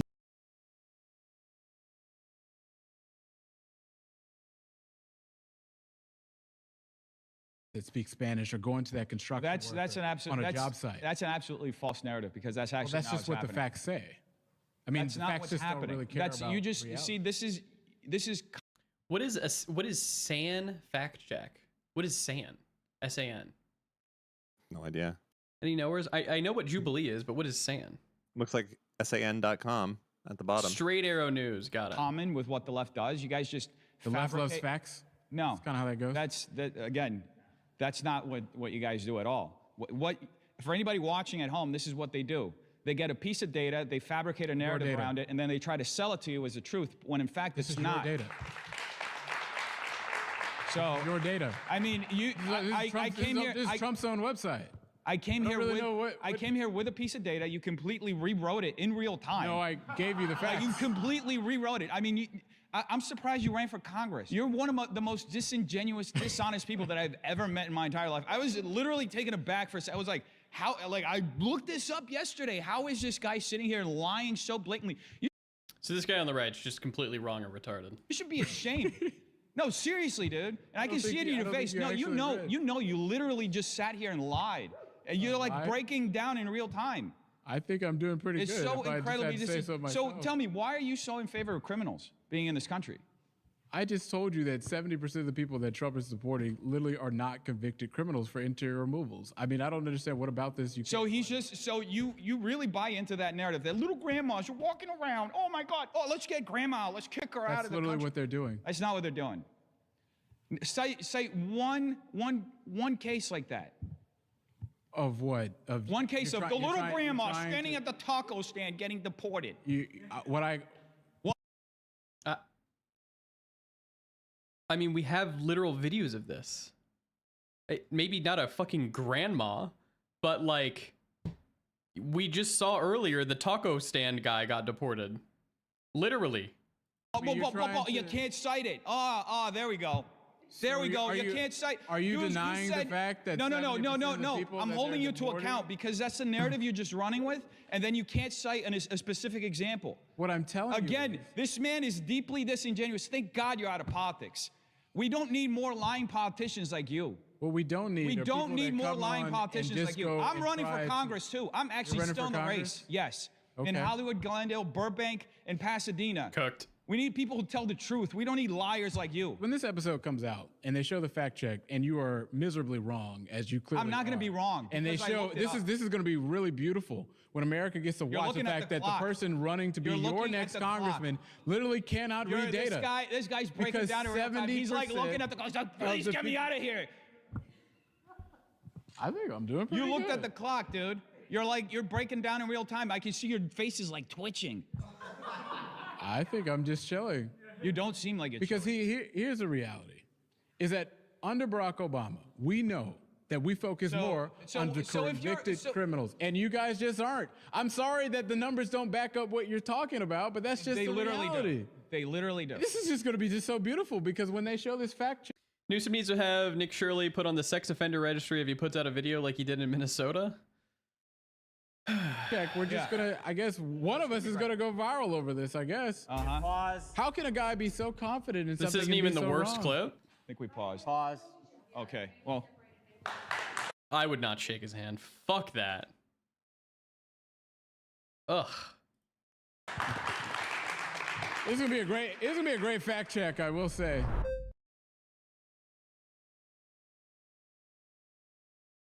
What's wrong with this guy, man? What he doing? A Florida man made a blanket of frozen iguanas as record cold dipped into the Sunshine State. Is it that cold, bro? What?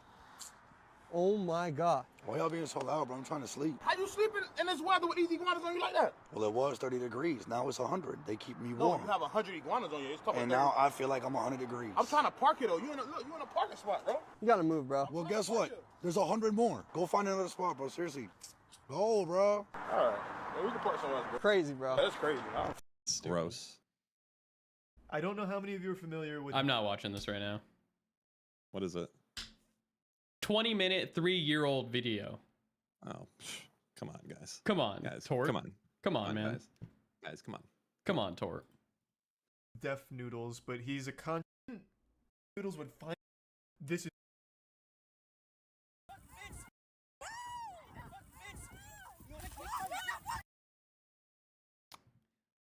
Grown man assaults female high school student after she kicks his truck over racist remarks during a student walkout anti-ICE protest.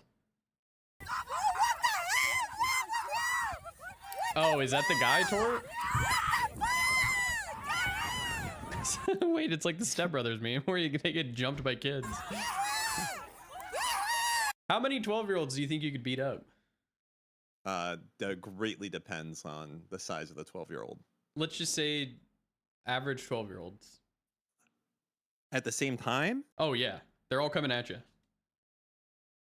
I'm thinking I could get like 4. You're fucking delusional. 3 tops.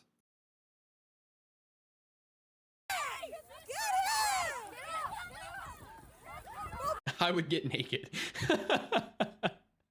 And then they wouldn't attack me, right, Dad? No, if we're talking about like 4-year-olds or something, it's like almost like an unlimited amount. It's until you run out of energy, honestly, right? Because they're not going to be coordinated. 12-year-olds, they're smart. They can coordinate. Well, dude, a 12-year-old will fuck you up if they hit you. By the way, like as someone who has kids, like a 12-year-old punching you will fucking hurt, bro. Shit, are your kids beating you up, Dan? Maybe I should be nicer to you. I'm sorry, Dan. I didn't know that was going on in your house. I'm Yeah, I sorry, get it from man. from all ends, man. I'm getting it. Nice.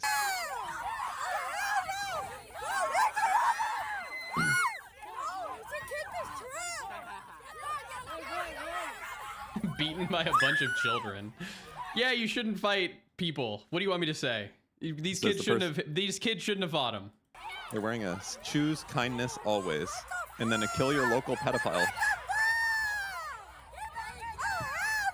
But they're balding, so it doesn't look very good. He attacked them? I don't have the full video.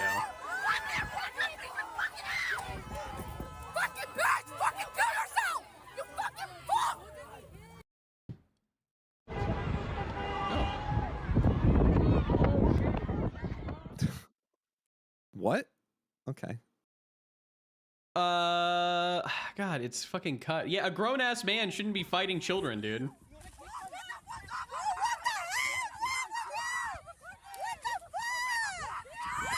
He got out of his car to fight kids, it looks like. This guy's retarded. Of course, the video is cut to not show anything leading up to the confrontation. These are probably just garbage human beings doing garbage human being things. So many sissy punches. What the fuck? They're children! Brain rot zombie apocalypse. I do notice he lost his hat once and managed to get it back. He wasn't leaving the hat. The choose kindness shirt killed me. Yeah, it's likely they were throwing Gabbard's role when she appeared at the Fulton County election offices where Trump's FBI got a search warrant, by the way, not signed from federal prosecutors in Georgia. Okay, that's a red flag, number one. Red flag number two is, why is the director of national intelligence, Tulsi Gabbard, at the Fulton County election offices grabbing and confiscating 2020 ballots? When Trump lost, there were hand recounts, electronic recounts. The Republican governor of the state, the Republican secretary of state, the Republican, commissioners who were all involved, all say the 2020 election was a free and fair election, and Trump's continuing down this path. But watch what Todd Blanche says about Tulsi Gabbard's appearance at the Fulton County offices where the election ballots were taken. Here, play this clip. To follow up on that, regarding Fulton County, can you explain Tulsi Gabbard's role in DOJ activity? Could you please explain Tulsi Gabbard's role in DOJ activity regarding the Fulton County search? What do you mean her role? It was reported that She happened to be present in Atlanta. I mean, yes, I saw the same photos you did. I mean, she doesn't work for the Department of Justice or the FBI. She's an extraordinarily important part of this administration. This administration coordinates everything we do as a group. And so I think her presence shouldn't be, there shouldn't be questioned. Of course, I mean, that's a big part of her job. And so the fact that she was present in Atlanta that day, is something that shouldn't surprise anybody. She just happened to be there. She was just hanging out. That's what they're saying. Just hanging out, Popok. All right, let's talk about Tulsi Gabbard for a minute, who's on the hit list for impeachment when Democrats hopefully regain power at the midterms. Tulsi Gabbard is irrelevant. Tulsi Gabbard knows that she's irrelevant because, let's use an example. The capture of Maduro during an attempt to take over the oil fields of Venezuela and take out its leader and send him to New York. Up on the stage were all men. No Pam Bondi, even though this was claimed to be a law enforcement proceeding or action. No Tulsi Gabbard from the intelligence community. Her underling, John Ratcliffe of the CIA, is there. Secretary of Defense, Secretary of State, they're all there. But Tulsi's not there. In fact, on or about the time that they were operating to take out Maduro, which should have been part of her job, where is Tulsi Gabbard? She's in Hawaii at a yoga retreat, sending the world a message of peace and love. In fact, we have the Instagram posting when she should have been in Washington during this meeting. Okay, so there she is in some sort of yoga pose instead of doing her job, and sending out messages of peace during a war effort by Donald Trump. Okay, this is the second time she's been tin-eared about things that she has said while Donald Trump was about to bomb Iran. She comes out and talks about the horrors of bombing in Hiroshima at the same time. And the reporting was that Trump called her on the carpet, literally in the White House, and said, "Get on board and stop promoting your own agenda and running for president, or you're not going to be in my administration any longer." So she must have got the message. Now she, like Pam Bondi, is like scrambling around for something to do. So they send her she sends herself to Fulton County, Georgia, to stand there with a cosplaying baseball cap again, like from the Kristi Noem collection, to watch the raid of the Fulton County documents from 2020. Let's talk about Fulton County for a minute. Besides the fact that violates law, and senators and Democratic congresspeople are getting to the bottom as to why Tulsi Gabbard, in violation of law, is involved with local law enforcement activities as the director of national intelligence. And their comment to the press corps was, she's going to continue to make our elections safe. Now look, Donald Trump didn't win Georgia. But he was certainly not going to win Fulton County, which is where Atlanta sits, where he lost by over 70%. Even if you thought there were fraud, let's just give a number that's never happened in history, 5%. Okay, the most fraud we've ever had, as every independent entity has ever looked at it, is in the 0.01 percentile. Let's just say 1 percentile. Make it 5%. He still loses by a landslide in Fulton County. His buddy, who got some sort of presidential award, Rudy Giuliani, he is on the hook for $158 or $160 million defamation and libel judgment because he went after 2 election workers, Ruby Freeman and Shay Moss, and claimed that they were switching votes from a box underneath their table, right? Now we're back to the Venezuela software and the Venezuela manipulation through Dominion and Smartmatic of votes in Fulton County. Billions of dollars of settlements have been paid or adjudged as a result of these very same allegations. Lawyers have been convicted and lost their law licenses over it. So now is the time for a theater piece, for performative theater, to go send in somebody to go raid Fulton County about 2020. And then, like you said, to send Tulsi Gabbard in and somehow argue that this is a national security issue for which she has responsibility or part of her remit. Donald Trump had a cybersecurity entity that was responsible for ensuring our elections were safe. And he immediately fired that person and killed that office when he got back. You know, he fired that person in 2020, Chris Krebs, who testified that that 2020 was the most safe and secure election in the history of America. Fired. And then when he got around back into office, he dismantled the cybersecurity office that he created to help secure elections. Because just to be clear, so people have on our audience truth, understanding, and true facts. When Donald Trump and MAGA talk about voter fraud, just translate that. We can use the legal AF decoder ring. Just translate that. They're talking about taking away your right to vote. They want to suppress the vote. They want to use the excuse of voter fraud to do it because we don't really have voter fraud problem in America. Other countries, maybe. We've never had, we never will have. We have too many competent people in 50 states at the state level that are running their elections properly. When we talk about election interference, it's not from the equipment standpoint and the vote counting standpoint. We talk about election interference in bad people and bad governments and government agents around the world who troll America and try to brainwash America through social media postings, now through AI and other things, to try to get them to hate Hillary Clinton or like Donald Trump or think Joe Biden's mentally incapacitated or on both sides, but mainly against the Democrats. And that's what we talk about. We talk about election interference. But Donald Trump wants to continue to rewrite that chapter of history that made him out to be an insurrectionist and impeached. And so he's going after John Brennan, the former head of the CIA, in grand juries down in Florida.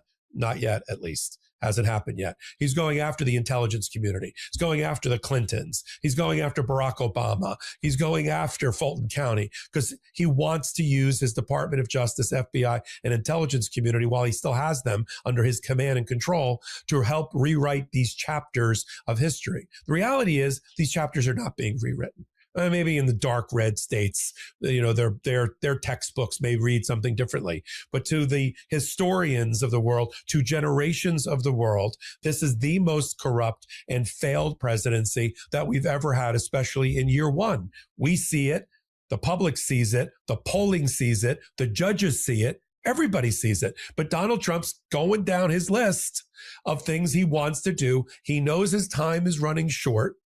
I mean, the thing that scares the crap out of Donald Trump, even though he won't admit it, is that he's going to get impeached again at the midterms. So he knows his time and he's going to be the lamest of lame duck presidents in another. It's hard to believe we can finally, the light is at the end of the tunnel, just months away to an election. And when that happens, and in 2027, when the impeachment proceedings, I mean, you and I will be, we can make we're going to have to create a channel, the impeachment legal AF impeachment channel, where we're just going to do articles of impeachment and the impeachment proceedings against all of these people. Justice is coming. And I know we say that a lot here, but it is coming. We're just at that moment now where right before the ebb, we're moving towards, we're moving towards that. But this Fulton County thing, this is just a performative bullshit art piece that should be completely ignored, except for violations of law. I would, though, say it's obvious that what Trump is trying to do is to obstruct the midterms, and in a very authoritarian but sloppy way at the same time, which is very Trumpian. Sloppy plus want to be authoritarian equals Trumpian, in a very loser way, testing out different things. ICE and Border Patrol, Gestapo invading cities. Can I literally take over a blue state, blue cities, Minneapolis, St. Paul in Minnesota? Can I do that? What's the reaction going to be if I go into Maine and do an invasion there, use Somalians as pretext? Let me try to blame the Armenian community in California and say that, use that as a pretext to go and attack California. Obviously the efforts with trying to gerrymander the country to pick up seats backfired on Donald Trump. Thankfully, California Governor Gavin Newsom with Prop 50 pushed back using his formal and moral authority against Trump. Democrats were able to basically neutralize the Texas play. And then Trump went to red states. Democrats, like they're doing in Virginia, are showing you do it, we do it. And then because gerrymandering in general is unpopular, especially the way MAGAs are doing it by not putting it on a ballot, but forcing it through a legislature, you've been able to neutralize that. In fact, Democrats look like that they're going to actually pick up seats as a result of Trump's mid-decade redistricting dummy-mander play. And so to me, I'm not quite even sure if the Trump regime people know what they're doing with these ballots yet, other than they got an order for Donald Trump, take it, come up with something, take it, and then we'll figure it out. But what they want to figure out is a way to overthrow the midterms and to create a pretext for it. So, and not that I disagree with you, Popok, but my thought is, we need to look at that space very seriously, because it's obvious that this is a play to shut down or to change the results or to rig the midterms, because that's right out of the authoritarian playbook. And all the stuff that Trump's doing is he's not inventing these things. These sociopathic authoritarians throughout history have engaged in this type of conduct. And Trump is doing this playbook, and America, our Constitution, and what we used to mean to the world was the opposite of what was really the sad state of human condition, which was sociopathic authoritarians who hoard power and use it to inflict pain and torture on the people and to suck up all the resources for themselves and their oligarchs. And so we just need to be very focused on that space. All right. Wait, before you take your break, I like the connection you're making. Let me make one comment about it. The practice, I agree with you completely. This has been a practice run for this administration, dress rehearsal, the use of the National Guard on the streets of America. Freaked out so many people that a federal judge, Judge Breyer, who's the brother of a former Supreme Court justice, gave a scenario in his own order against the National Guard's use, saying, what if a president claims that there has been voter fraud? Could he use the National Guard to seize voting machines and stop an election?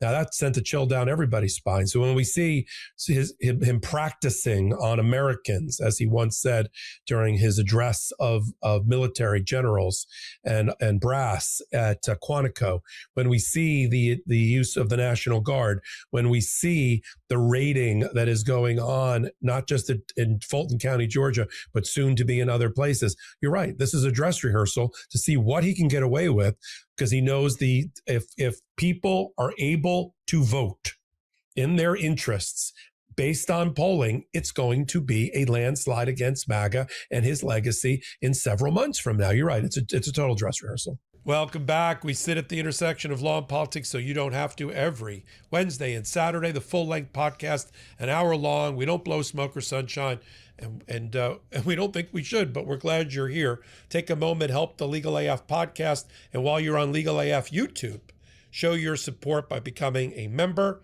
or becoming a paid subscriber. And I'm running a sale on Legal AF Substack to build that community, to give us the resources we need to meet the moment, with a 35% off sale. So until my next report, I'm Michael Popak. Can't get your fill of Legal AF? Me neither. That's why we formed the Legal AF Substack. Every time we mention something in a hot take, whether it's a court filing or a oral argument, come over to the Substack. You'll find the court filing and the oral argument there, including a daily roundup that I do called, wait for it, Morning AF. What else? All the other contributors from Legal AF are there as well. We got some new reporting. We got interviews. We got ad-free versions of the podcast from the World Health Organization in Geneva. And the Prime Minister of Norway used to be one of the main leaders of the World Health Organization. And he said that's ultimately going to make us all much weaker because there's going to inevitably be another pandemic and the United States is out. It's a real big betrayal. Here, play this clip. As a former chief of staff of the World Health Organization 25 years ago, when I saw that picture last week of the US flag being taken down in front of the WHO building in Geneva, I thought, this is also very bad for security, because there's going to be a new pandemic, there's going to be new global health threats, and the idea that the US will defend the US mainland against health threats by pulling out of that cooperation is very, very serious. So, in understanding modern security, we have to get weapons right, and industries right, and command structures right. But these elements will still be absolutely fundamental, how we do cooperation on that, on trade, on health, and on new technologies. And here is also what the Prime Minister of Norway had to say about Donald Trump's tariffs against the world. We could play this clip right here. And the fact that we have experienced from a lead ally the reintroduction of tariffs, which runs counter to what we have experienced since late 40s of tariffs being built down. So one thing is building tariffs up as a means of rebalancing trade. I think most economists will question, in the big scheme, whether that really works.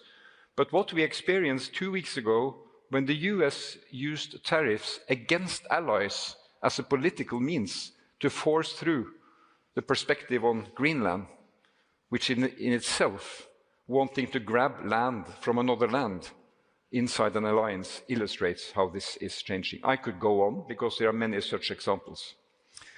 Sorry to interrupt, but I've got some important news. This is a story that's seriously underreported and it matters a lot right now, especially with millions of Americans dealing with the brutal winter weather. Donald Trump is always talking about energy, energy, energy. He claims prices are coming down. He claims he's making things cheaper. But surprise, surprise, that's just not true. It's a lie. And he's the reason that costs are going up. According to the Energy Information Administration, household electricity costs are up 13% under Trump already. 13%. That's real money for families just trying to keep the heat on. And it's happening as demand is spiking. More than 1 million people recently lost power during the massive winter storm, and instead of expanding energy options, Trump has threatened or canceled over 300 clean energy projects, taking supply off the grid when we need it most. Now, rate hikes are rolling out across the country. In Arkansas, electric bills are jumping 23%, about $24 more a month. In Colorado Springs, gas bills are expected to rise another $7 to $10. New Yorkers are seeing higher gas and electricity rates. California, Illinois, North Carolina, Texas, the list goes on and on. This isn't some abstract policy debate. These are higher bills right now in the middle of winter. Trump can call climate change a hoax all he wants, but the effects of his attacks on clean energy are very much real and people are feeling it. Trump's reckless energy policies are making it more expensive to survive and Americans are paying the price. So if you don't mind, I want to do a little bit of research right here, right now. Let me know in the comments if your energy bills have gone up, and if so, how much? If they've increased, have you cut back on heating this winter? What are your thoughts on Trump's attacks on clean energy in general? I want to hear it all. Let me know in the comments. You know that these stories are a priority for us here at Midas Touch, so I'll be back here soon with more updates. Ben, back to you. More over here from the Deputy Prime Minister of Poland, Sikorski. Here, play this clip right here. Let me raise two more issues connected to security. First, economic cooperation. As the world's 20th largest economy, which Poland is now, we are ready to Ukraine. step up. I don't think he our believes those things. But I still think that Tim Pool is ideologically driven, but that ideology pushes him to lie about things sometimes, depending on who he's trying to ingratiate himself with, or what side of the political aisle he's trying to be on. But it's not like a pure grift, and that he's just, and that they're just, I guess it's a type of grift, but they're not grifting just to maximize audience size or whatever. Sometimes it has to do more with like the ideas that they actually believe in as well. But those ideas justify lying and shit sometimes. I don't know. It's AIDS cancer to figure out a lot of these people. It's AIDS cancer to figure out a lot of these people. And then it's AIDS cancer when they analyze me, like when we saw that dead domain thing. Like, why? Like, I don't know if anybody has ever done a video taking me to task or attacking me for a thing I've said or like ideas that I have. It's always like the really weird personal obsession stuff. Like, well, I could talk about his opinions on ABC, or I could talk about the fact that he's a rapist. And it's like, okay, well, we can do that. I hope you saw this. Oh yeah, I already responded to him. Man, they're trying hard in those replies.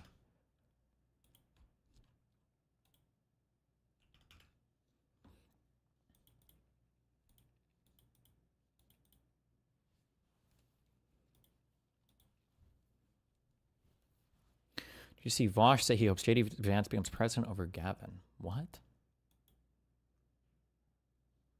Also, Destiny, did you see this?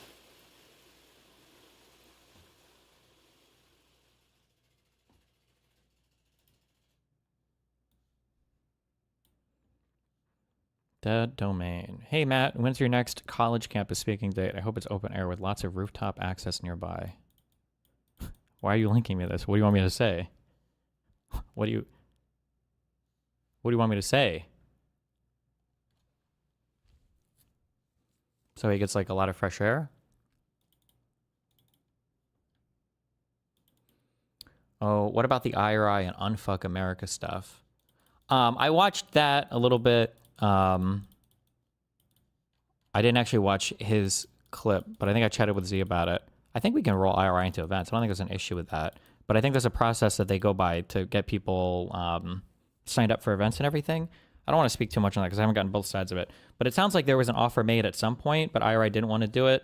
But now as time has gone on, IRI did want to do it. And I think Z felt a little bit kind of burned by that. But so she told him to sign up to the site or something. He said, well, he didn't think he had to go through that process. I don't know, something like that. I don't know. I haven't dug into both sides of that a ton. But I don't think there's anything like super dramatic. I think people just like things that are dramatic. Why I keep saying, like, I would genuinely rather have J.D. Vance win in 2028 than somebody like Gavin Newsom. It is more damaging to destroy in people the hope that we might have a better presidency one day by electing Gavin Newsom and showing them that they will not, than it would be to have disgraced, 23% support rating J.D. Vance get in and then do nothing, Just let J.D. Vance sit there for 4 years with an uncooperative Congress,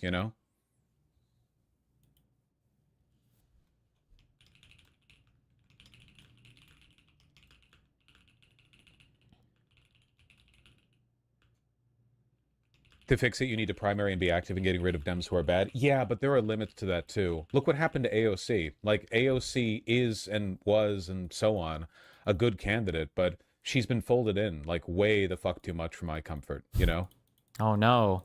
My candidate's becoming politically effective and I'm a leftist. I need to abandon them immediately. pretty sure that AOC just runs like or not runs, I shouldn't say, but runs with like the J Street line on like support for Israel, defensive weaponry and stuff like that. We need like a demolitionist in the White House. We need like a... Why am I 3 days earlier? Apparently it's fucking snowing everywhere in the South, so they pushed our event back like a week or two.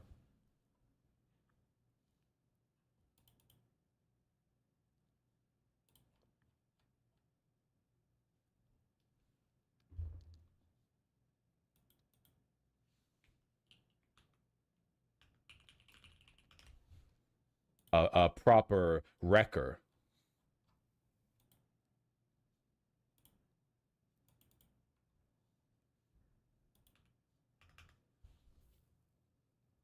Can you explain why these people hate Gavin so much? I literally don't get it at all. Same with people saying he has too much baggage. What the fuck is the supposed baggage? I can only communicate this so many times. I know that I don't know how much my audience believes me or doesn't. I feel like it's like 70-30 at this point. 70% believe me, 30% don't. People do not like liberals when they are not liberals. So if you are like a communist/socialist type or if you're a fascist type, okay? These people are outside of the liberal establishment. They don't believe in liberalism, so they hate all of these people, and they think that any liberal candidate is just going to be a stopgap, and it's just going to hold off any true socialist revolution or proletariat revolution. So they hate all of these people. Like I've said this before, you have your traditional parties in the United States of America, where you've got Democrats and you've got Republicans. Holy fuck, I can't write with a mouse. Like, inside of this spectrum here, like, these would all be, I don't know why in the United States, well, everybody does this, to be fair, with political party names. They pick random fucking words. These are all liberals. Like, Republicans are classical liberals. Democrats are classical liberals. Now, in the United States, we call these parties the Liberal and the Conservative Party for whatever fucking reason, just to make things more confusing internationally. But these are all liberals. But socialists and communists, okay, or I don't know. They never have real names over here. They always call themselves something else. But fascists, MAGA, neo-Nazis, whatever the fuck. I don't know if there's probably better, more formal Christian nationalists or whatever. These people are not in the liberal establishment of things. They don't like the concept of like freedom of speech and checks and balances and like super democratically done elections and protections for minorities and all of that cringe stuff. They don't like that stuff. So anytime these guys, for whatever reason, these guys online are very pragmatic, right? So all of them support their candidate, right? Your Nick Fuenteses and your weirdo centrist types or whatever, who wouldn't necessarily be over here, but anybody that's not necessarily within this political spectrum, they all support the Republican candidate if they're anywhere over there. But these guys all hate the Democratic candidate because they just want their little socialist communist club, and they view these people as being relatively similar.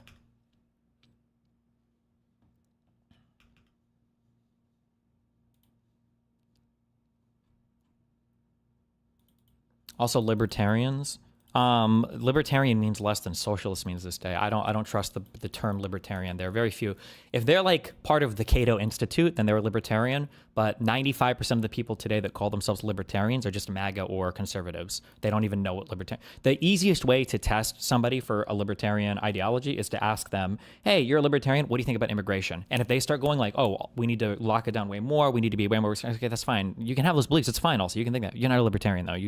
There's nothing that you believe in that has anything to do with libertarianism. You just like that word because somehow conservatives have gotten every group of people, even people who think it's cringe to identify as conservative, to vote for and support the Conservative Party. I don't know why or how, but it's just cringe, yeah. What did he even say? What did he want here? Wait, hold on. That's why I keep saying, like, I would genuinely rather have JD Vance win in 2028 than somebody like Gavin Newsom. It is more damaging to destroy in people the hope that we might have a better presidency one day by electing Gavin Newsom and showing them that they will not. Why? Than it would be to have disgraced, 23% support rating JD Vance get in and then do nothing, Isn't that Trump right now, though? JD Vance sit there for 4 years with an uncooperative Congress, To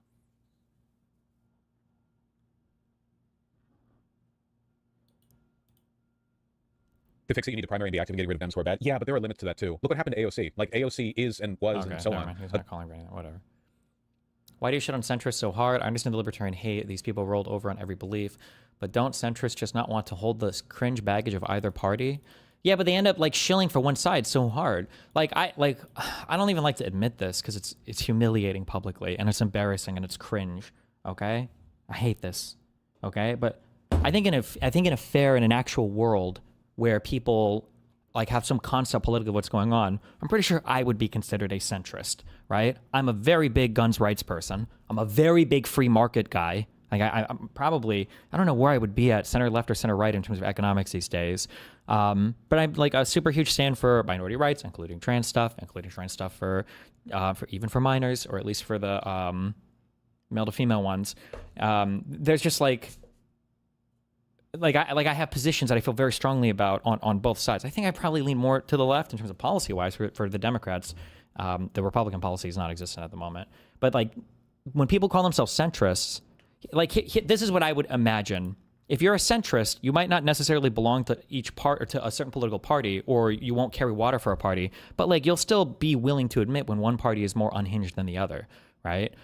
Like I do an apolitical show I have an apolitical YouTube channel insofar as I don't have a political party that I have to be beholden to. You know, like if I was on the Daily Wire, I kind of have to be conservative. If I was part of the Young Turks, I kind of have to be whatever the fuck is going on with the Young Turks. But I'm just Stephen Bonnell. I'm just Destiny. I can say whatever the fuck I want. If I want to defend cops, you know, one day, if I want to defend Rittenhouse, and then the next day I think that ICE fucked up on something, I can say this without fear of alienating an audience that comes to me for a certain type of political reinforcement, right? I'm not on Fox News. I'm not on CNN. I don't do that where you're here to get a certain political reinforcement. You're just here to get my political takes on things, for better or for worse.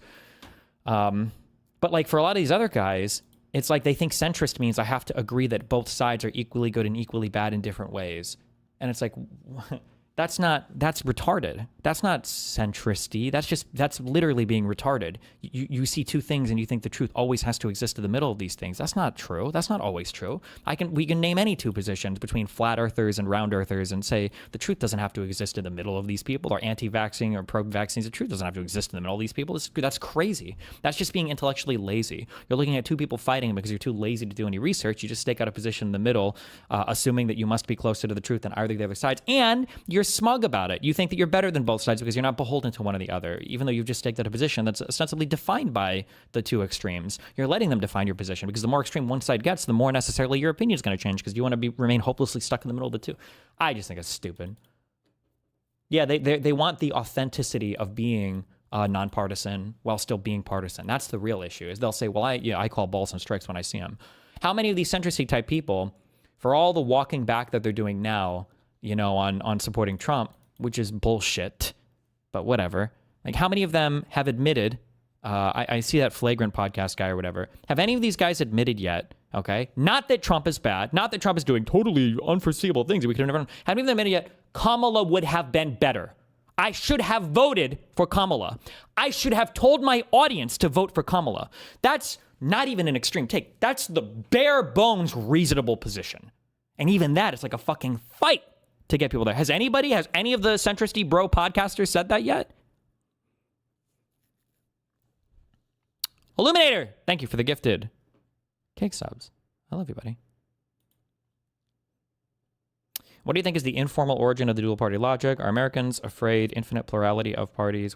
I don't know. I'd have to read up more on that. I do know that in the founding of America, I think most or some of the founding fathers didn't like the idea of political parties, but I think political parties sprung up immediately, right? Like, I think Washington, wasn't he part? Like, I think they basically came about instantaneously, if not in the first election, then the second one, or for the second president. Hanani, you're talking about your debate on election night and why he was wrong. Here's me debating Destiny's panel. He's already admitted this. He's already said this. Hanani is fair, at least. I think that he gave probably some of the most honest takes on how, and I think he's also, Hanani is interesting because I think that he's, I think he has a good thought process, but I think he's also really honest about things. And he showcases, I think, what happens when you start to get funneled into a real... Oh, Cox? Wait, why? Hello?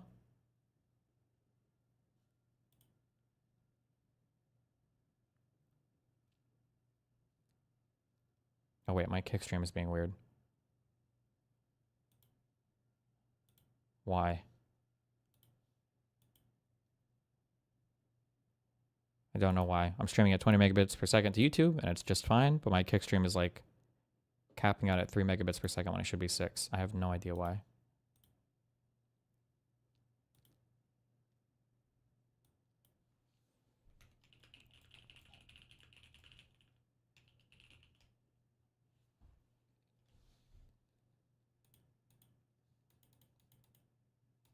Kick was fucking up, most likely a kick thing. I'll stop and start it, I guess. I think Hanania is he's a smart guy, and I think Hanania has earned his centrist label, like in the positive way.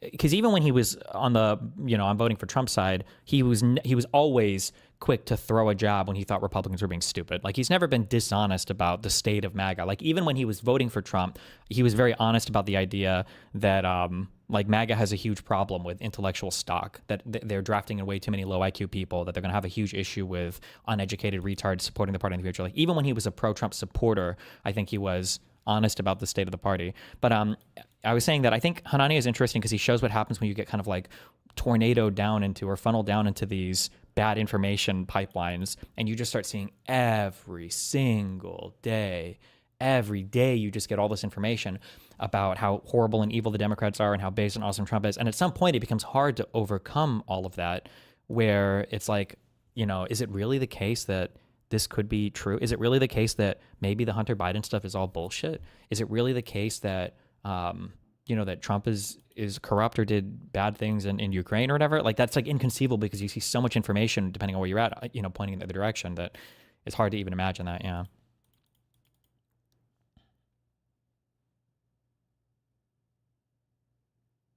Do you not get annoyed when people just say steal Dem talking points, then claim to be independent and make it seem like they never would be Democrats?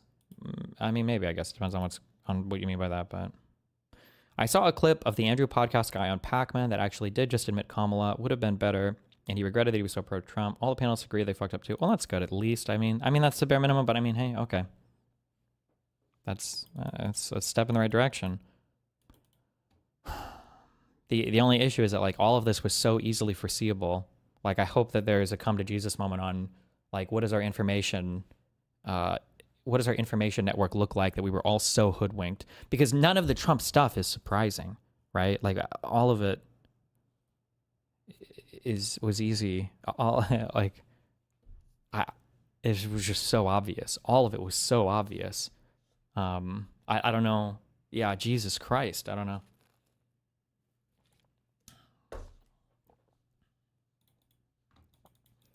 I think Hananiah's hope was that there was some kind of high IQ right-wing tech bro faction that would keep the dumb MAGA faction in check. I understand that, actually. I think that the reason why he thought that, and I think the reason why people thought that, I think that there's a couple of, I talk about these things, the truisms that need to be challenged. I think the issue is there are a few truisms that you have to dispel in your mind in order to understand why Trump 2 was going to be horrible. The first one is bureaucracy is bad. No, that's not true. Bureaucracy is the way that you get shit done as a large organization. The bureaucracy, the deep state, whatever the fuck you want to call them, is what saved us during Trump 1. Trump came in not understanding how government worked and thought he could do whatever he wanted, but he couldn't because there were too many institutional checks on his insane authoritarian way of governing, and there were too many people who believed in the United States and believed in the U.S. project and believed in democracy and rule of law and checks and balances to let that happen. But if you start from the position of bureaucracy is always bad, then that thing is deleted from your mind. It's hard for you to even imagine, well, what would be different between Trump 1 and Trump 2? Bureaucracy is always bad no matter what. Also, if you have this idea that both sides are the same and they're equally corrupt, well, if both sides are the same and equally corrupt, could Trump 2 really be that much worse than Biden? Or really be that much worse than even Trump 1 or any other president or Obama or Bush? Like, if they're all equally bad, then who cares? So, you know, we'll try Trump and we'll see what happens. Those are two huge truisms that most people would have to overcome, that both sides are not the same, they don't govern the same, and that bureaucracy is always a bad thing, that you never need people who know how to do shit in an organization. These are two huge hurdles you have to overcome. People just don't know how the government works or what's all required to keep the government functioning. I don't know what Hananiah's level of insight is or understanding was there for that stuff, but...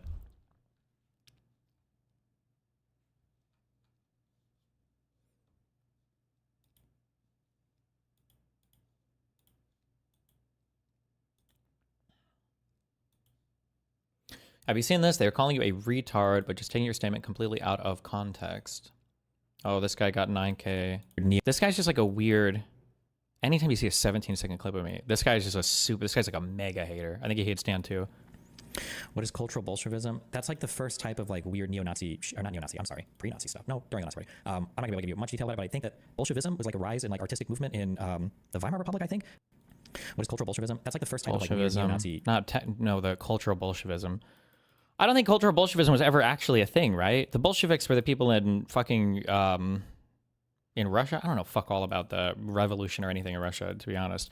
But when there was like, for all like the new art stuff or whatever, Nazis had this concept, they called it cultural Bolshevism, because the idea was, if this art becomes big, or if this like new cultural, or maybe not art, I don't know, culture in general, if it changes in a certain way, we're all gonna become fucking commies or whatever. I don't know, that's my understanding. If I'm wrong, feel free to correct me on it, but I always like how you can safely ignore the opinion of anybody's like, I don't know fuck all about it. I haven't studied a lot of the pre-World War I and pre-World War II history stuff. I haven't studied that much of it, but okay.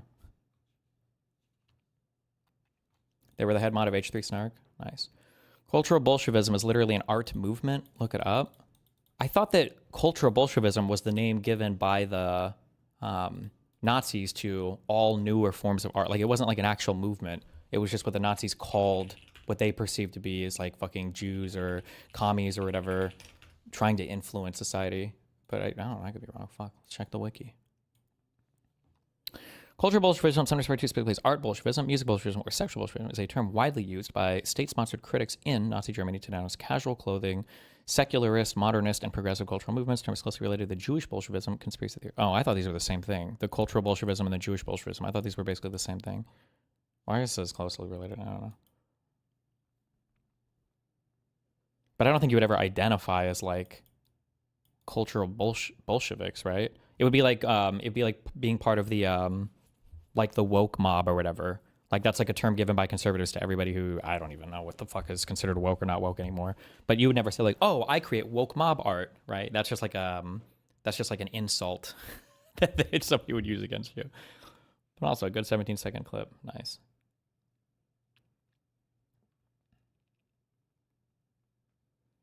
Destiny thought Recep Tayyip Erdogan was Bashar al-Assad, and after being told who it was, he thought Erdogan was the president of Israel.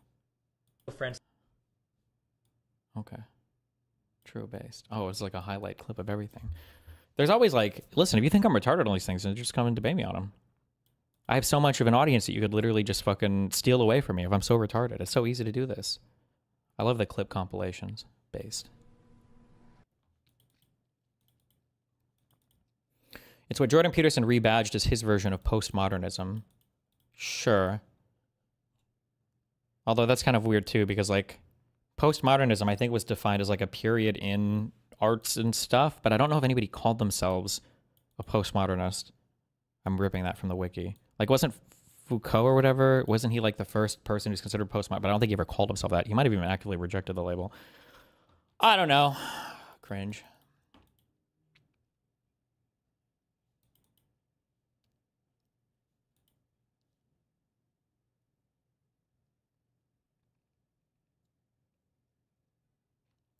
Have you seen Weapons, and what did you think? It's really strong, in my opinion. I thought Weapons was good.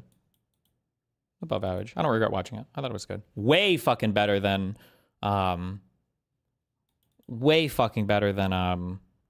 One Battle After Another. God, what a god shit or god awful, terrible, fuck all, horrible movie. Oh my god. Ugh.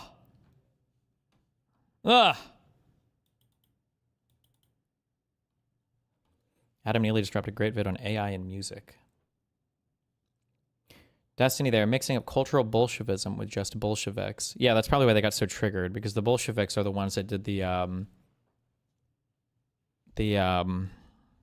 I don't know, fuck all. Was that the group that Lenin was a part of when they overthrew the Tsars? The Russian Empire? I don't know. I really don't know. Clip this. Clip it. Clip it. Clip me. Oh, well, let's read. Hold on. Just an update. Shut up. Bolsheviks, led by Vladimir Lenin. Oh. How did he have time to do all of this and the Beatles? Jesus. Were a radical faction of the Marxist Russian Social Democratic Labor Party, which split with the Mensheviks. Isn't that a race in Star Trek? At the Second Party Congress in 1903, the Bolshevik Party formally established in 1912, seized power in Russia with the October Revolution. Blah, blah, blah. Okay, there you go. A 1.5-hour ramble about fucking nothing. Who said that Adam video was good? Well, Adam Neely's generally pretty smart, although you got to be real careful listening to any art people talk about anything related to AI. It's just... This is Mikey Schulman. Did my one Doom debates thing get posted?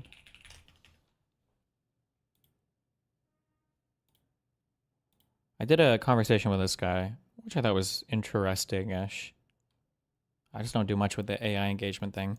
The one thing that I've said a lot that people are going to have a big issue with going forward is the big thing that AI, I think, is going to do is whenever people talk about AI or general AI or whatever, there's like this is where humans are. This is how complicated and sophisticated and amazing our brains are. And this is where AI is. And when they talk about like AI or general AI, they're like, okay, well, it's got to be this good. It's got to get so much better. It's got to do all this stuff. There's so much that it has to make up for how beautiful and amazing the human brain is. And a lot of people try to have this fight for like how much better it has to get. But one thing I think people probably need to do more is like, you have to, like, the human brain is nowhere near as like amazing and sophisticated and awesome and base as you think it is. Like, it is really cool. Like, it's arguably up to this point the most complex thing maybe I think that's been produced by the universe, I think. However, there's no reason to think that AI can't be more sophisticated or can't get to certain areas. Like, there's a lot of things that people think are just very special about the human brain. Like, oh, we're the only ones that can do creativity and we're the only ones that can have inspiration. Like, there's no reason to believe that. And I think that the AI stuff is going to be a big ontology check for a lot of people that think the human brain is just super amazingly special. And there's just no reason to really believe that. Yeah.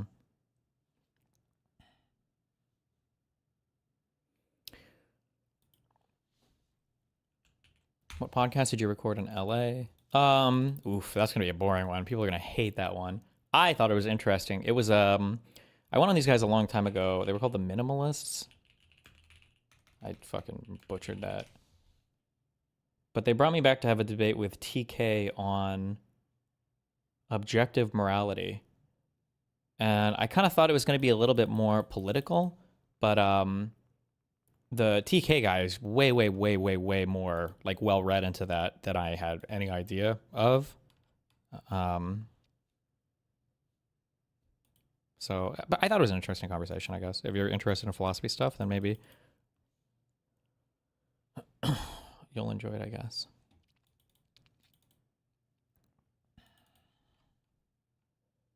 You should check out Eliezer Yudkowsky interviews. I'm curious if you could refute his claim. You should watch my Doom debate thing, I think. I think there's good reasons. I just haven't engaged with the topic much. That's why I'm neutral on it. People assume that if you're neutral on a thing, it means that you don't think it's going to happen or whatever. I just don't engage with it much. But I think there's good reason to believe that AI could probably destroy all of humanity sometime in the future, like maybe closer than we think. I don't think that, I'm not convinced that there's a reason why we shouldn't believe that's possible. The hope is just that something will intervene, like humans will decide that this is not an okay path to go down at some point, but yeah.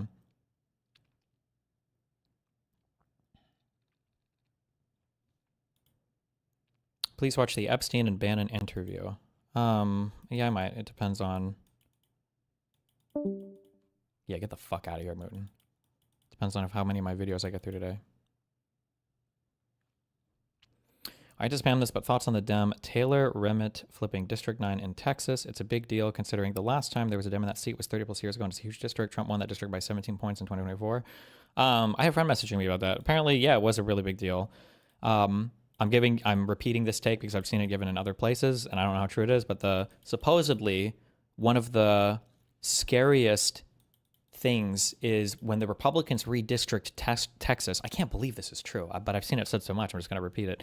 That when the Republicans redistrict Texas, they did so with the assumption that the recent big swing for Hispanics for Trump was like a sustainable thing. And remember, when you gerrymander, you're not gerrymandering to give yourself a huge lead in a lot of places. Big leads are bad for winning multiple districts. When you gerrymander, you're trying to give yourself smaller leads in a lot of places. So if there is a big change in the electorate, that shit can go real bad real fast. Yeah.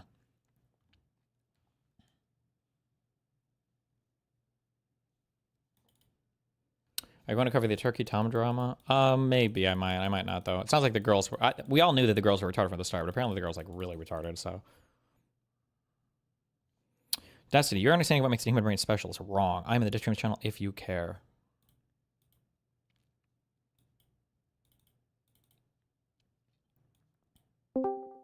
What? Machuta. Oh, hey. What? Wait, sorry. Can you hear me? Yeah. What are you, British? Okay.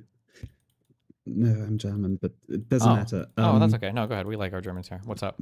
Thank you. The thing that's so cool about the human brain is that it takes really, really little energy. Like, if you look at AI is basically trained on millions and trillions of parameters, but the human brain can be powered on, like, literally a light bulb. I super disagree with that. I feel like the human brain consumes a fuck ton of energy. I feel like it's not fair because you're comparing the parameter training part of AI, which I would argue that's more analogous to the evolutionary history of the brain, versus like if you have like if you've got like a local AI on your laptop, can't you run this for like 20 to 50 watts of power, which is significantly less than what the human brain would require to run? No? It depends. If you run a local AI, you have a copy of. Well, if you train it yourself, that is not true. But if you take a model that someone else trained, then you can run it down. But if you okay, let me approach this from another point. Sure. AI can't learn on single input training. The cool thing about the human brain, or like brains in general, is that you can combine different stimuli through conditioning, like operant or classical conditioning, and it is often enough to go through 1 or 2 trials and the brain can automatically learn. AI can't do that. AI has even the problem that is called catastrophic forgetting, that if you train a model that is already trained, it forgets everything that is trained previously. So I can't, I almost like fundamentally, I just can't accept, unless you can talk me around this, the brain has to put in so much work to just maintaining homeostasis and maintaining all the other functions of your body that aren't related really much at all to just thinking through a problem. You're telling me that it would be, maybe at this stage, maybe the AIs can't run as energy efficiently, but you're telling me there's no way that an AI, that a circuit board couldn't run problems far more efficiently, like several orders of magnitude more efficiently than the human brain? That would be my assumption. Like how much money, how much time in your brain is wasted just like maintaining protein structures and maintaining and cleaning it out when you sleep and all this stuff? Like,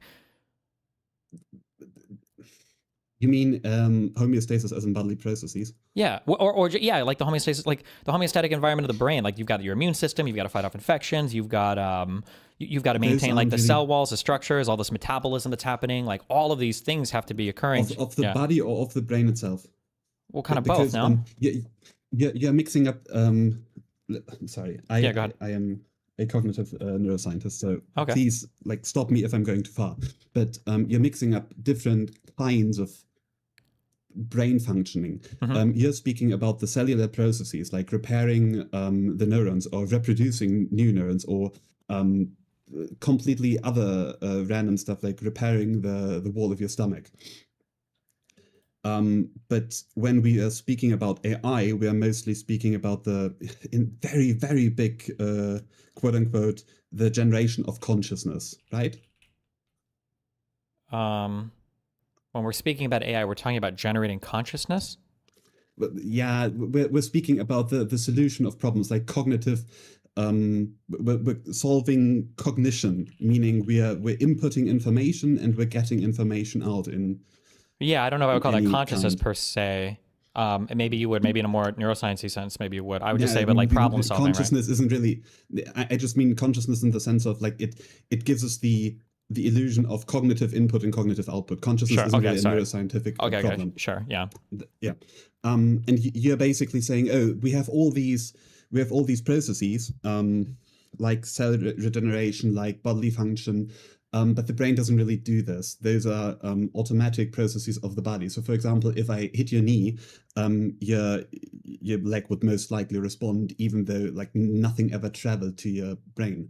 These reflexes or those bodily functions are completely independent of the brain. Well, doesn't like even inside the brain though, doesn't it have to be doing active metabolic processes to maintain like the structures inside the brain, like creating proteins and repairing stuff and flushing stuff in and out?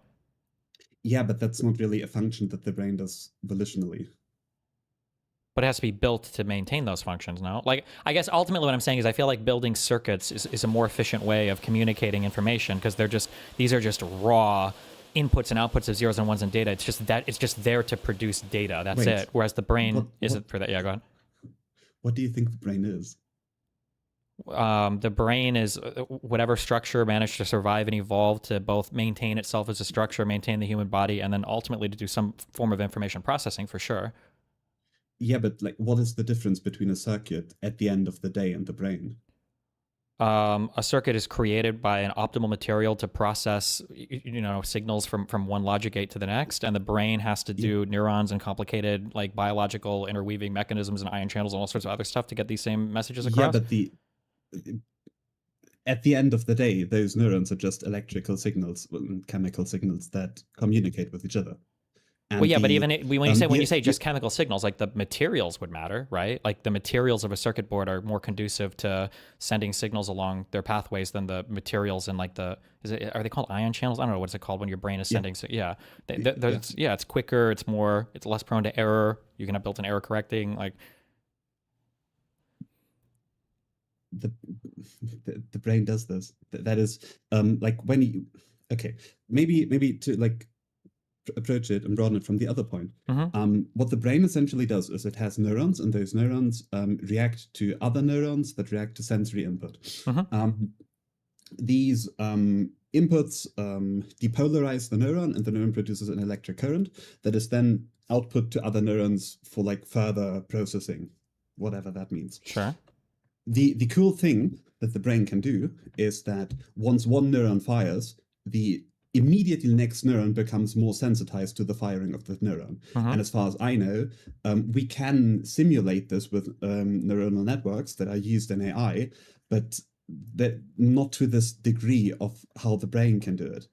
Like the brain can, there's a classical joke in psychology where when you go to an addiction clinic, you will always find people walking by and just vomiting. And the reason for that is that people who used to go to the addiction clinic associate the withdrawal symptoms with a place. And that happens remarkably quickly. AI can't simulate these processes, these learning processes, because it is not designed to do single input learning. But it could be, no? And if it were programmed that way, would it not be superior? Like if we take a very simple thing like calculations, like a human brain could never be programmed to calculate in the same way that just a basic calculator could, right? Well, to your first point, it could be, like most things could be, but as far as I know, there are no papers that actually do something like this. There is no, like the farthest or the most sophisticated model that I think is currently postulated is the HOPE model by Google, which tries to like submerge different AI models into one another, but I have no idea how far they are with that. And even this model can't do single input learning. It just solves the continuous learning problem and the catastrophic forgetting issue that I spoke about earlier. So do you think, just looking at how the brain is designed, just from I'm like looking at this from an evolutionary process. You think the brain is like efficiently designed in the most efficient way, or at least more so than a circuit board could ever be for taking data input and problem solving? That there's no way that you could do that on a similar energy diet on a circuit board, that the brain is just the most optimal design process to do that? Like there are so many reasons why, like logically, or when I say logically, like intuitively, like I feel like, for instance, the fact that you don't start with a full brain, it has to grow. I feel like that's inefficient. Like if I could design a circuit board from the start to be exactly what I want it to be, that would be way superior than having a brain having to grow. Like it comes out of a body and it has to continue to grow, or having to train the brain on so many things that you could just, like you can train a circuit or an AI thing or whatever, I imagine, almost instantaneously, whereas a human brain requires training time. The materials of the circuit board are more conducive to having information injected into them and not having random failures, whereas a human brain might, I don't know, these things all seem intuitively true to me, but maybe there's reasons I'm missing why that's not necessarily the case. Probably not. I would think that the brain is probably not the most well-optimized thing to solve problems, but that is like not, the brain is not designed for problem solving. The brain I agree, If we want to like go very broadly, an input-output machine that inputs different sensory inputs and outputs some consciousness, however you want to call it, it just moves information from the outer world to like a certain degree of internal experiences and external behavior. What you're basically doing, or what is often done, is consciousness, or like the introspective feeling of consciousness and problem solving is compared with the design process that AI simulates. So of course, I will always be better in like certain problem-solving tasks that are benchmarked, especially for AI, but it doesn't like produce this holistic, conscious agency modulation, or however you want to describe it, that the brain does, and that is the remarkable difference. It's like you could make the analogy of like a calculator. A calculator will always calculate better than probably even the best mathematicians, as long as you use it properly. But what makes the brain more special than the calculator is the universal adaptiveness that the brain produces beyond just like the simple inputs that are able to be put into a calculator. If I may make one example, because I use AI a lot to code. Oftentimes when I like put big code into the AI is not really able to find details. So for example, I used for my master's thesis, I used AI to like make an experimental UI. And I often wanted to like move the buttons or whatever, and the AI was just unable to find this in the entire block. Okay, I understand these. But these things are like, these are such, these problems are, I feel like we've done this to where we should stop doing this. Because do you remember, man, when did ChatGPT 3 come out? Was it like 2018? 2023? Was it 2023? There's no way it was that recent. I think so. It was 2023?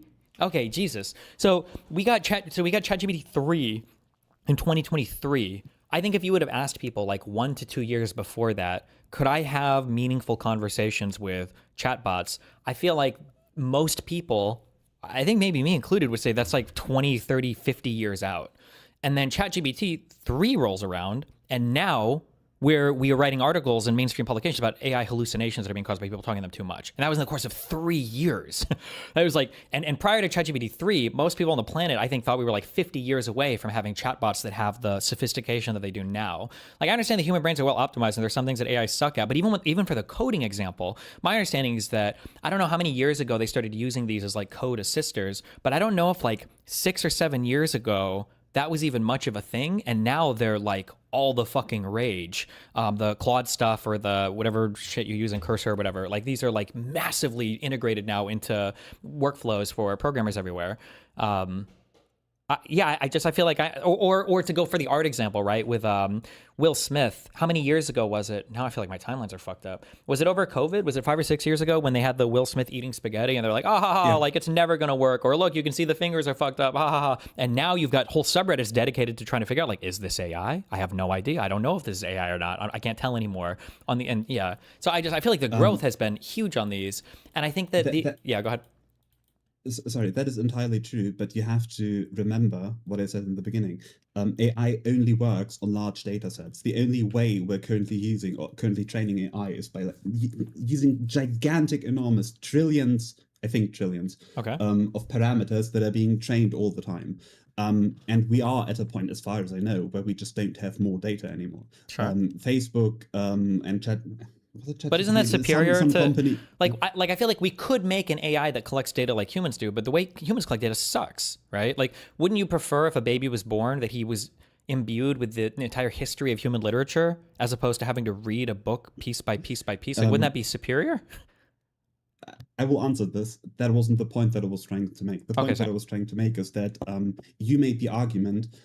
Look at the growth that we had in like the last 3 years of the AIs. But what I'm saying is there is little to no more new data that we can actually input into the AI, because we've crawled the entire internet. Sure. We've crawled entire Reddit. We've crawled I think Library Genesis went down because Facebook or some company crawled it. There is no more like big data that we can input into this thing, except the data that is generated by users while talking, and that is like that is not necessarily the data you want to use, because it is like trying to elicit more responses from the AI model. Well, but like, even with all the data being consumed, we can still create different models that interpret or utilize that data in different ways. No, like, it's not like just because we've crawled all the data, that's it. This is the peak for. As you would think so. As far as I know, the current frontier model is the Hope model, though I have no idea if this is like even feasible, depending on how much energy it would use. But the last big jump were the reasoning models. But I don't think since the reasoning models, sorry, do you know what the reasoning model is? Sorry. I don't know. Okay. Normally, I tries to predict sentences or whatever. Reasoning models basically output a first result, and then they take their result and input it in the beginning, and they quote unquote reason across their first result for like a secondary, a tertiary, and then a final result. Those were like a massive jump. Those are the little things you get when you press on thinking. But I don't think that since then any big paradigm shifts happened. Okay, sure.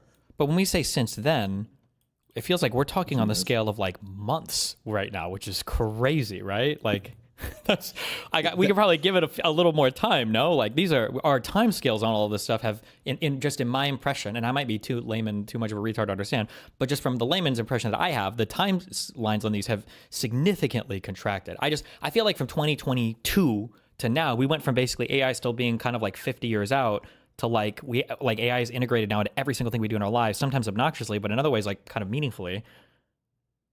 I guess maybe my ultimate question would be, do you feel like there's some aspect of the human mind that AI wouldn't be able to sufficiently emulate or surpass? Yes. Yeah, what? That is a very... AI has no semantic representation of what it is stating. Isn't there an argument over whether humans have semantic representation? Or yes. Okay. If I can elicit feelings through words, I can elicit sensations through words, I can... even though people always go on about how they have synesthesia, I can play music, and there's represents certain memories, and it represents certain connections in the brain. Sure. AI doesn't have this. Can I ask? Is there? I understand what you're saying there. Can I ask, like, is this because the AI can't do it, or just because we haven't found a reason to give it that ability? Like theoretically, we could. So I understand what you said earlier, or at least this is what I remember from my music training. That like when you have an experience or a sensation of a thing, different neurons will light up, and these become more heavily associated with each other, such that if you play one thing in the future, it might light up the other neurons, in the future. Like, couldn't we design AI to do this? There's just no compelling reason to do so right now for that, or. The way we use AI is as Fear Darkness, thank you for the 10 subs. Statistical predictor, I suppose, of texts that we feed them. Brains are multi-sensory, whatever the word means. AI is not. AI is simply like the only sense that large language models have is language, text. Sure, but like that. But is that because they can't do it, or because there's no problem that we need them to do that for? Like, I'm curious, are there human problems that we need humans to have multisensory input for? That almost seems like a disadvantage there. Like if I was trying to like optimize a surgery, or if I was trying to optimize, an architectural design for a building, do I need to be able to have a thing that can hear and smell at the same time, or? I don't think it is sensible to phrase this question in terms of problems, because whenever you phrase it in terms of problems, you immediately think about benchmarks. Yeah. The interesting thing that I would say that the brain does better than AI is that it's like a holistic system of big quotes, quote unquote, experiences. Yeah. That as an aside is able to solve and to create and to produce whatever. AI is specifically trained for those problems, and therefore it will always be better for this, but that doesn't give like AI the sense of agency. I agree with you there.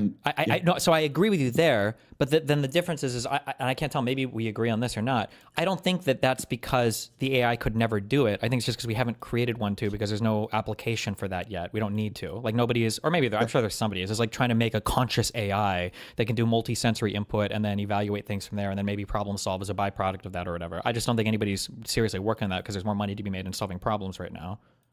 The question is how there are multiple questions. The first one is how would you input different sensory.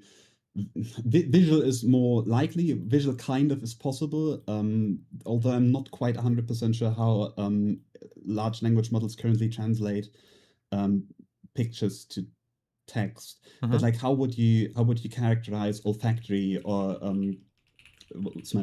smell or taste or sounds into parameters that you could train on? Because massive banks. Couldn't you and I literally just think of how to do this right now? Especially you being a neuroscientist, right? Couldn't we literally just do that?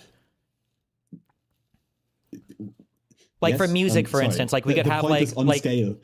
well, I mean, even on scale, as long as you develop the model, the underlying model to do it, then you could just like parallelize that or whatever and run it a trillion times or whatever. No, or unless I misunderstand what you mean. Like for music, right? Like you can have it like, so we're starting with the parameters that like consonant sounds sound a little bit better than dissonant sounds, and then just start building whatever things already exist in the human mind from there. And then at some point, I imagine you have a thing that could listen and then tell you whether or not it enjoys or doesn't enjoy some particular thing of music. No, can you do this with every sensory input or no? I think what you would most likely do is you would take the sound that are given and let each individual frequency be represented as a corresponding electrical signal in the computer. But then again, I would question whether there would be a distinct difference between those electrical signals that are given from the sounds to the electrical signals that are given from the text. So the computer at the end of the day would only see the zeros and the ones that are represented through the electrical signals, whereas the brain does not do computation. The brain essentially isn't a computational process. So there's a qualitative wait, you spoke to Penrose. My conversation got completely fucked because I was with an obnoxious British female who decided to ask him some stupid fucking question for an hour, so I didn't get to talk to him about anything interesting. But I listened to him talk very briefly, but it was on stage, but it wasn't. Yeah, sorry. Yeah, go ahead. Roger Penrose makes a very compelling argument that consciousness isn't computation, and that is kind of so. I understand what you're saying here in terms of you're. I feel like we're bumping into like that hard problem of consciousness and the whole semantic understanding of things as opposed to just simple syntax. And I don't know if you may or may not be right there. I don't know. The frustrating thing is I don't know if we can ever know, right? Because I don't think there's a way that we can ever point to a conscious experience. However, I don't have a logical reason in my brain to say that if I could run a simulation in software or hardware, if I could simulate every single process happening in the brain, I don't know why I would assume that a conscious experience doesn't emerge from the simulation of all those underlying processes. I don't know if there's an answer to that. Yeah, go ahead. No, most likely, I would say most likely you would, but that is entirely unrelated to the ability of AI to be adaptive to, like, again, the point that I was making at the beginning, or the point that you were making in the beginning was, can't we just like push AI to a point where it is on a similar level to human intelligence? And the big things that are missing here is the adaptability that humans possess as compared to AI, where I just like is trained at one point and then just can't do anything else unless you want to retrain it, which causes it to forget everything in the previous phase and then completely start anew. Like human consciousness, human experience is adaptable precisely, well, potentially, I don't know, maybe because it is not computational, because it is like a weird biological gate of electrical and chemical signals. Whereas AI is just a large, like, statistical vector space that tries to represent the best. Sorry, you shouldn't think about AI as AI. That is a terrible misnomer. It is a large language model that is trying to predict the next words that are being said based on the previous words that are being said. And based on the conversations or the text input you put into it, it does a job better or worse. And there is just no, I don't know if I can get this point across, but there's like no comparability of these two things. Sure. Okay. Let me back up. Okay. I think I understand what you're saying. So I'm talking past you on all of the problems that I'm solving. So like, you're saying that in a very, very, very basic, and obviously this is a kind of a slur, a slight against the AI things, but they're predicting the next word such that they're optimized for solving problems, such that it's a giant database of stuff, and it's doing these like statistical probabilities of assigning what things should come next to address some problem, doing that on a very, very sophisticated level.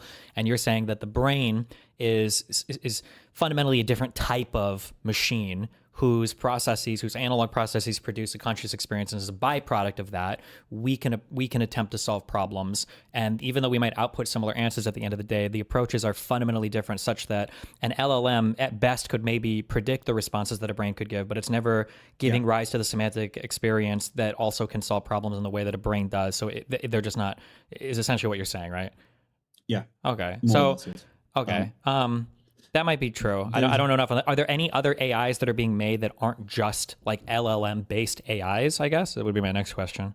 the issue is that AI is not a good term for this. Sure. But I agree, because if AI you has mean- come to encapsulate everything that we used to just call like Yeah. algorithms as well. Like an algorithm that chooses one thing or another, people just call all of it AI now. I agree with that. Yeah. It was stupid, yeah. Like I used to work on a data mining project where, I don't know if you know this, maybe someone of your audience does, where we tried to predict like certain indicators through a random forest model, and that was sold as AI. Like if you ask statisticians what they do with AI, it can be everything from linear regression to like actual large language modeling. Mhm. I presume what you mean, or the intention of your question is probably something along the lines of, is there a chatbot or something that like goes close to conscious experience? Or Would I that guess be a no, but fair I guess what I'm interpretive trying question? to hold on. I'm sorry. I'm trying to. I'm sorry. I don't talk about these things at all. So because I hate AI and all this shit. But I'm trying to understand more what you were saying. I'm understanding more what your initial contention with my problem was. Going back to what you said, that LLMs are a giant database of parameters, and then it's just using incredibly sophisticated algorithms to predict the next word that would answer or optimize for a thing. But it's a completely different way of computing than the brain, which does sensory input to create a semantic experience. And as a byproduct of the semantic experience that arises from that, we can solve problems, but it's not like the statistical predictive way that LLMs do it. So I guess so then when I asked you, are there any non-LLM based AIs or non-LLM based problem solving things? I guess then my question would be, are there any people that are trying to create, I guess, circuits that give rise to that semantic experience that as a byproduct of that can solve problems in an efficient way or something, I guess was my question. So I don't know if I got lost there. Did that make sense? So are people you're trying to create? asking, Are people there trying to any- create like AIs or trying to create whatever these things are that aren't strictly just taking a ton of parameters and trying to produce? I guess they would need sensory input or something, right? As in, are there people that are trying to create, like, let's call it a qualia machine? Yeah, I guess would be the thing. Yeah. I don't know. I can't be sure. I don't know Okay. everything. I don't know a lot, to be honest. I don't know. I don't think so though. The big front runners are always Google, and most likely, if Google hasn't done it, I don't think so. And I haven't checked new Google papers this year, but as far as I know, they don't. Gotcha. They haven't. Are you at all worried about an the- LLM reaching a level of sophistication where the LLM could become so good that it could create a qualia machine? I guess that would be the next story or whatever, potentially. LLMs don't have agency unless we like create a model that basically perpetually powers itself. I don't like you're essentially asking me if there was a chatbot, let's call it a chatbot, that basically you don't give any input to, and it suddenly creates a sense of agency. And I would ask, where does this come from? At what point would currently we are giving it agency through our input, and then it, based on our input, it predicts the most likely output. How would it? Well, so like if I were evolve to ask agency? a chatbot, if I were to say, first of all, let me understand, when you say agency, what do you mean when you say agency? That's a good question. The ability to act on your own. So, for example, the brain has agency because it takes non-acting signals from the environment, like light, like sound, like heat or cold, and moves through this environment without like an active component of the environment itself. Okay. Is it possible that I could ask a chatbot, like, can you create something that simulates human experience, and then that thing begins to compile or assemble a thing and then realizes that, well, it needs to have qualia in order to get there, and then kind of like starts to construct something like that? Or would that be impossible? Okay. I don't know if human experience is simulatable. Is there a reason to think it wouldn't be? I understand that. I'm asking you, like, these are like the hardest questions in all of philosophy and neuroscience. Yeah, there are. No, there are reasons. I don't know if you keep up with like scientific news, but there used to be like a paper a few weeks back that claimed that they found a mathematical reason that we can't live in a simulation. And the reasoning, if I remember correctly, was that the universe as we know it is not finitely describable through mathematics based on Gödel's theorem of incompleteness, because the mathematical operations that we would need to use, please don't nail me down on this, I'm not a mathematician, and I'm probably sure someone else can describe it better, but the mathematical operations that we would need to use to describe the entire universe are too complicated to like provide a formula that wouldn't be without inconsistencies or would be complete. Can I ask you a question on kind of related to this? And this might be a nonsense question, but like, is there a possibility that there might, so I don't remember which, the girl has 3 of these incompleteness theorems or whatever, and I think the idea is that, I don't remember if it's the second one, but basically you can't create a set of logic, or for any set of logic that you create, there are going to be true statements that that set of logic is not capable of proving, right, is essentially what it's saying. So they're going to be true statements that is outside of what it can prove.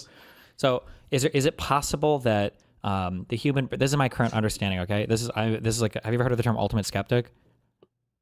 I think so, but you might need to. Okay, it's just a cringe position of nothing can exist because whatever. So I'm kind of playing this position right now. Okay, I'm sorry, but like, is it possible that the human brain is an organ that it came to being because it's just trying to? At the end of the day, the goal is to just perpetuate your DNA, right? To reproduce, basically, right? Is it possible that there are some things, that there are some kind of like logics that would be either inconsistent logics or things that we just don't have sensory inputs for because we don't need them? So for instance, maybe like the ability to traverse like 4 dimensions, like 4 geometric dimensions, maybe that's a thing that, you know, if we could do it, we would just die instantly because we run into stupid shit or something. Like, is it possible that this stuff could exist totally outside of what the human brain could ever understand or accept? Or do we have some good reason to believe that that's not the case? That question sounds a little bit nonsensy. Do you understand what I'm saying?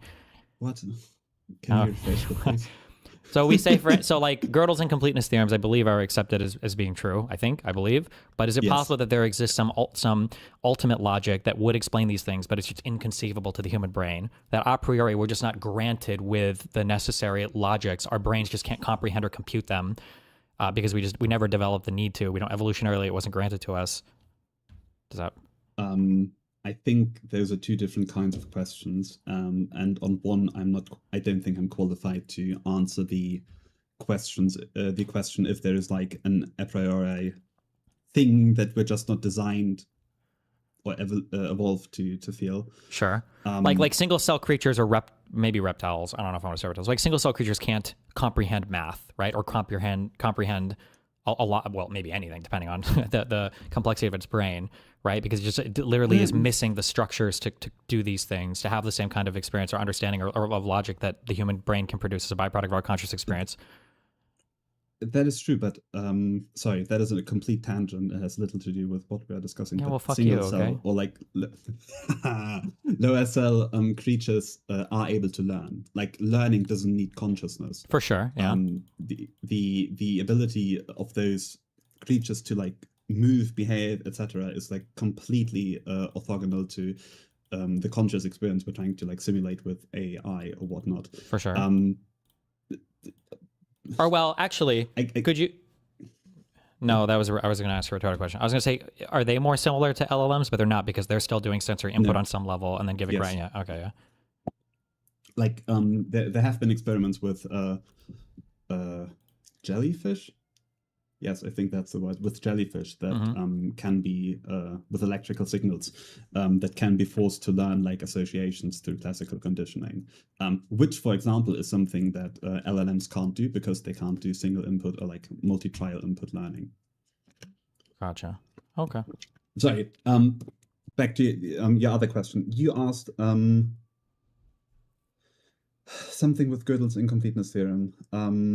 Just basically the logics that our brains can't comprehend because they're just limited to human brains. Yeah. I think I think your question just clicked. You're basically saying Gödel's incompleteness theorem is based on our quote unquote our math, but there might be other forms of mathematics that go like beyond our understanding based on our sensory input. Yeah. What is your our sensory input or our logical processes, right? Because human brains can do things that How do you say this? Fuck. Bertrand Russell had some problems with philosophy book. I feel like I read this 20,000 fucking years ago. Babby's introduction to shit. But like, so for a human brain, we do sensory input, but we can also compute things like kind of logically as well. So for instance, I can see one ball that's blue, but I can in my mind close my eyes and I can imagine a red ball, and then I can imagine 10 red balls, or I can imagine 10 red balls plus 10 more red balls as being 20. Like I can imagine these things even though I've never seen them before, because there are some like a priori logics that are granted to the human brain. Does that make sense? Did any of those words make sense, or am I just making shit up?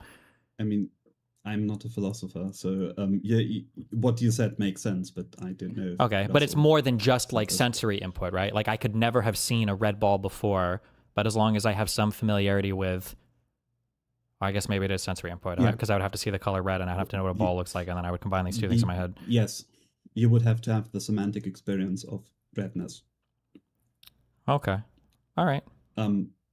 Anyway, the other thing I can answer, because you asked if you think it is possible to simulate the human brain, and I would argue, similar to how those researchers argued, it is not possible to mathematically simulate the human brain because the operations you would need to do so would not be able to like create a predictive system, a formula that is either consistent or complete.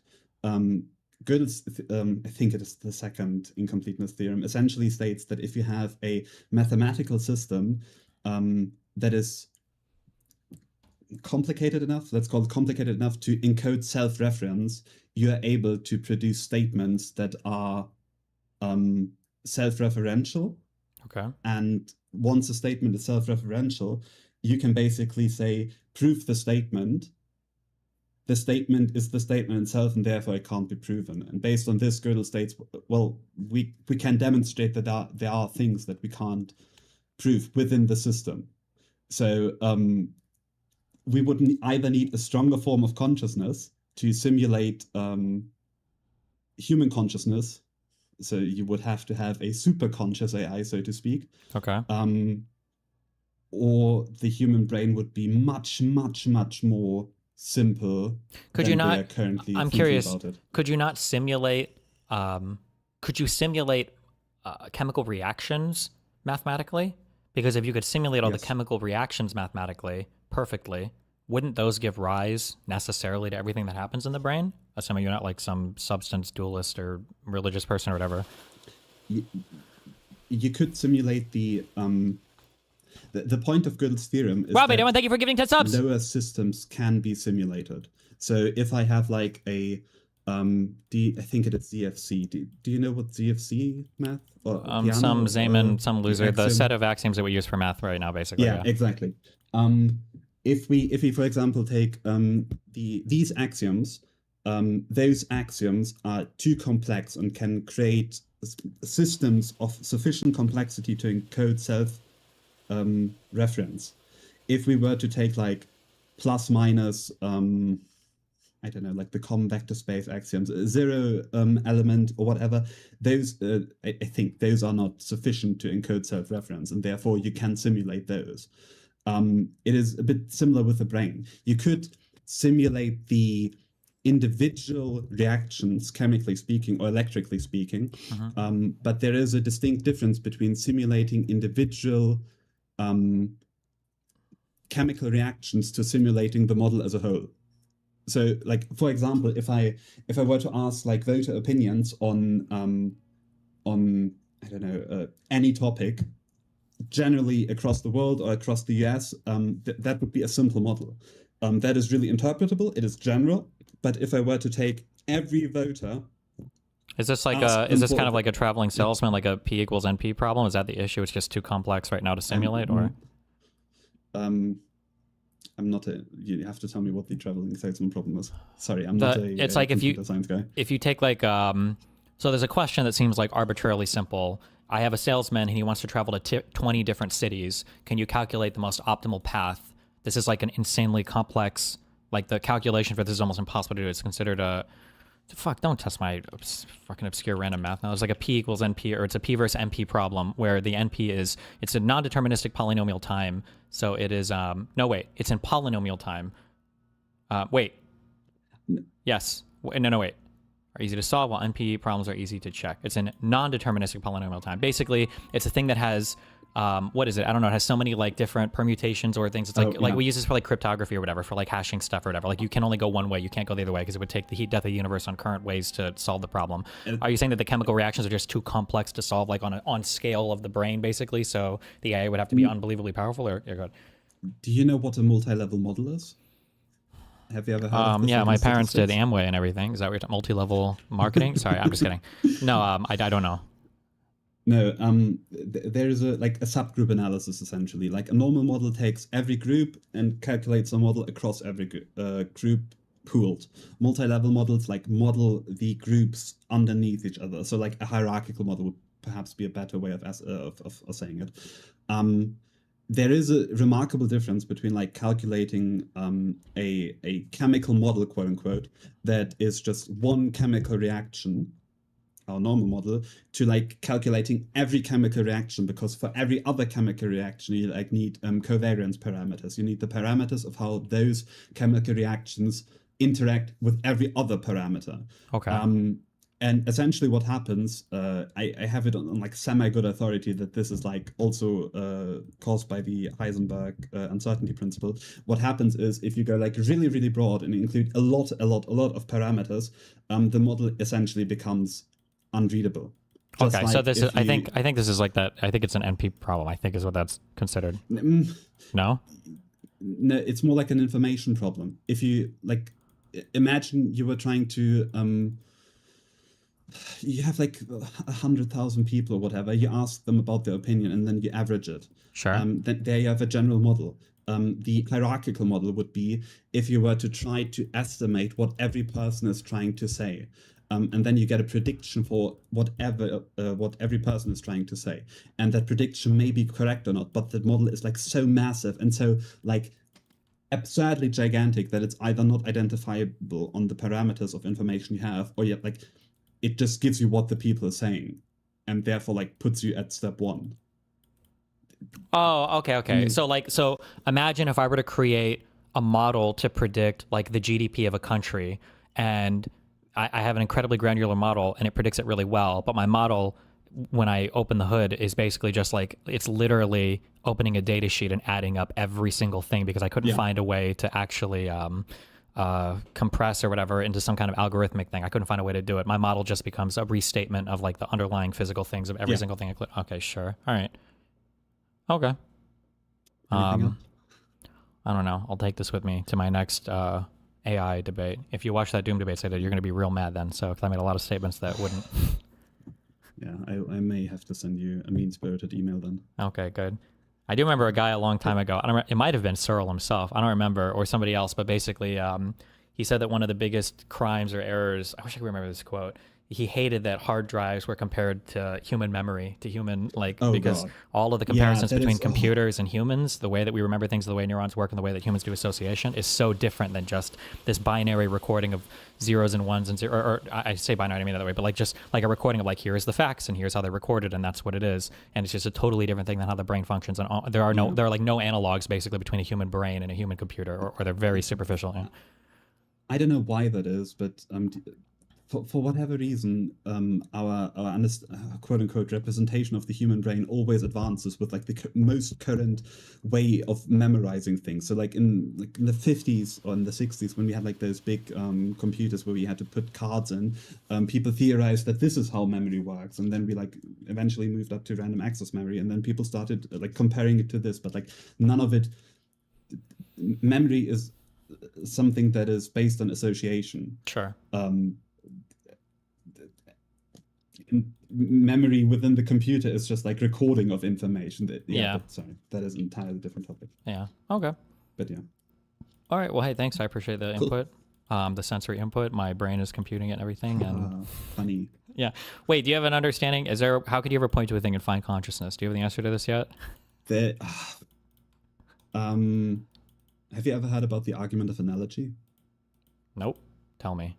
I've heard of it, of course, but tell my chat. Yeah. Okay. I think that is an argument that was made by Adam Smith, perhaps first. Smith basically thought a lot about like what it means to be sympathetic to someone, and Smith argued that sympathy is the ability to put yourself into the shoes of someone else. And from there on out, the argument of analogy is if you have someone that basically behaves as you and functions as you in like a conceptual way. So if you have someone that has a brain and the brain has a similar structure to your brain and has like, I don't know, the same abilities to you, then most likely those people are conscious. Like if it is close enough to your conscious experience, there's no reason to presume that they are not conscious. Okay. This comes with like massive shit, I can't think of the word, sorry. Ramifications? Thank you. Not ramifications, like when implications?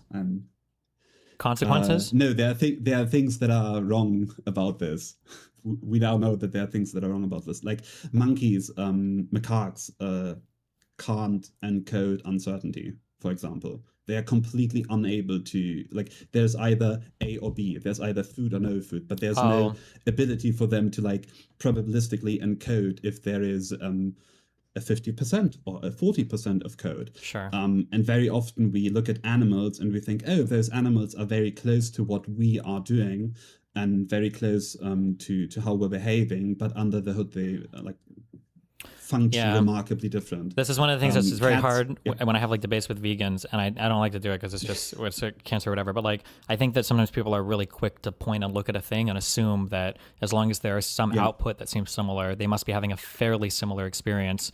But sometimes I feel like people view intelligence along kind of like an IQ scale. So like animals are like 60 IQ and like monkeys are like 90 IQ and humans are like 100 IQ and these types of, whereas like I think some things might be cognitively, I don't even know if cognitive is the right word, but like they're deficient in terms of experiential things that I think people aren't capable of conceiving of. Like, I don't know if any animal can do things in like time and space. Like if I tell you in 3 hours, there's going to be a thing in another room or whatever. Like, I don't know if animals can conceive of things like that as well. Some primates can do this. Okay. There are experiments of primates that are actually able to like do mental rotation and problem solve just in their heads. Okay. But then I'm most also curious, like, animals are they doing this on more than a Pavlovian level, like on a semantic, I guess, Yes. more than a syntactic? Okay. How do we even prove that? Yeah, go.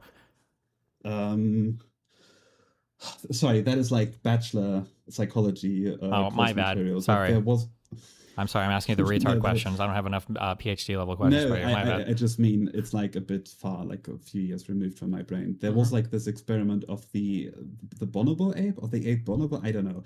Well, I feel like all someone that shit probably got knows. disproven. There was a lady that thought she taught him to talk or whatever, but then when people went back and they re-looked through a lot of her shit, they were like, No. The experiment was basically problem solving, where different apes or different creatures were placed in front of like I think it was a banana or something like this, and they couldn't get it from their cages. And usually the animals would try to like go towards the cage and like grab the banana and like do stuff, and just like they weren't able to simulate the actions mentally. They would just do. And certain primates would look at the issue, and the researchers initially thought, oh, the stupid animal can't do anything. And then the primate would get up, would like stick different sticks together and fish for the banana. But apparently was able to like plan this out without doing it. Gotcha. And that is like the big thing that differentiates primates in general from like other animals, that they are not able to actually simulate their actions mentally, but they have to always do it. They have to always perform because they can't represent it mentally. Same goes for theory of mind. Cats don't have a theory of mind of other beings. Pigs, as far as I know, don't have pigeons don't have a theory of mind. They just basically act on different levels of operational and classical conditioning. Gotcha. Okay. I mean, essentially what I'm saying, consciousness is, you shouldn't think about consciousness. Consciousness is like the elusive, it is just not worth it to like think. It is not a scientific question. Yeah. Because what we mean is like, it is a very human experience. Sure. We mean this like feeling of introspective realness, that we can say, oh, we have like this experience of ourselves. And apparently we do know that other humans have it because we can compare it across studies and we can see that other people or most people act in like a similar manner. Sure. We can say that animals have it to a reduced extent. If some alien would now come to our planet, we would have to test them. We would have to like check whether they behave similarly to our conceptualization of human neuroscience I and understand psychology. that. I guess scientifically, obviously, philosophically, that's a very unsatisfactory answer because it seems like the idea that we're having a conscious experience is kind of underpinning of every single thing in human like existence. Like we kind of want. That seems like a very real thing, obviously, to us that we're experiencing. So to say, oh well, it's just something that we can never test or look at is, Okay, I had this conversation with a friend recently, so I'm going to steal this talking point now. Okay. But like, think of what you're asking. Consciousness, or like qualia, more general, what we mean, are usually described as like this thing that represents us, but it has no, like the subjective experience also has no connection to the outside world, but it is subjective and it could be different for everyone. But it also has no impact on the outside world. That is logically not accessible. That is just like a soul. Yeah. No, yeah, I understand. But again, that's very, very unsatisfying. Yeah, I understand. I think that's kind of where I'm at right now. But it's like, okay. That is true, but it's not like it's just not empirically accessible. Sure. But it's also not logically accessible because there's no way we could falsify or even like verify or there's nothing you could do, prove or state that would verify or falsify it in any kind. And that is just a waste of time. And that's the reason why psychologists and neuroscientists don't think about like consciousness really unless they need like big grant proposals, and they apparently then figured out what consciousness is again. Okay. Yeah. All right. Anything else? Don't want anything else, me motherfucker. But no, that's it. All right. I gave you notable if you everyone hop in and scream at us so we're saying retarded shit. Okay. Sure. Bye. Okay. Have fun. Bye. What a fucking loser, dude. I hate these fucking Germans. I can't wait till Trump takes care of them. I can't wait till Trump takes care of these guys. Why does UniDev have notable? Sorry, Uni, I gave you notable if you want to come and scream at us. Hold on, let me use the restroom quick. 1 second. Jesus.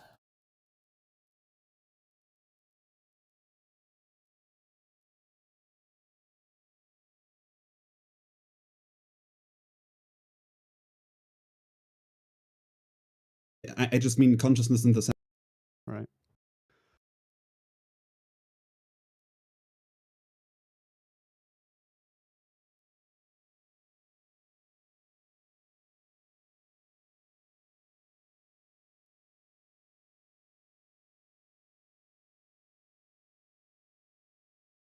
Hello, chat.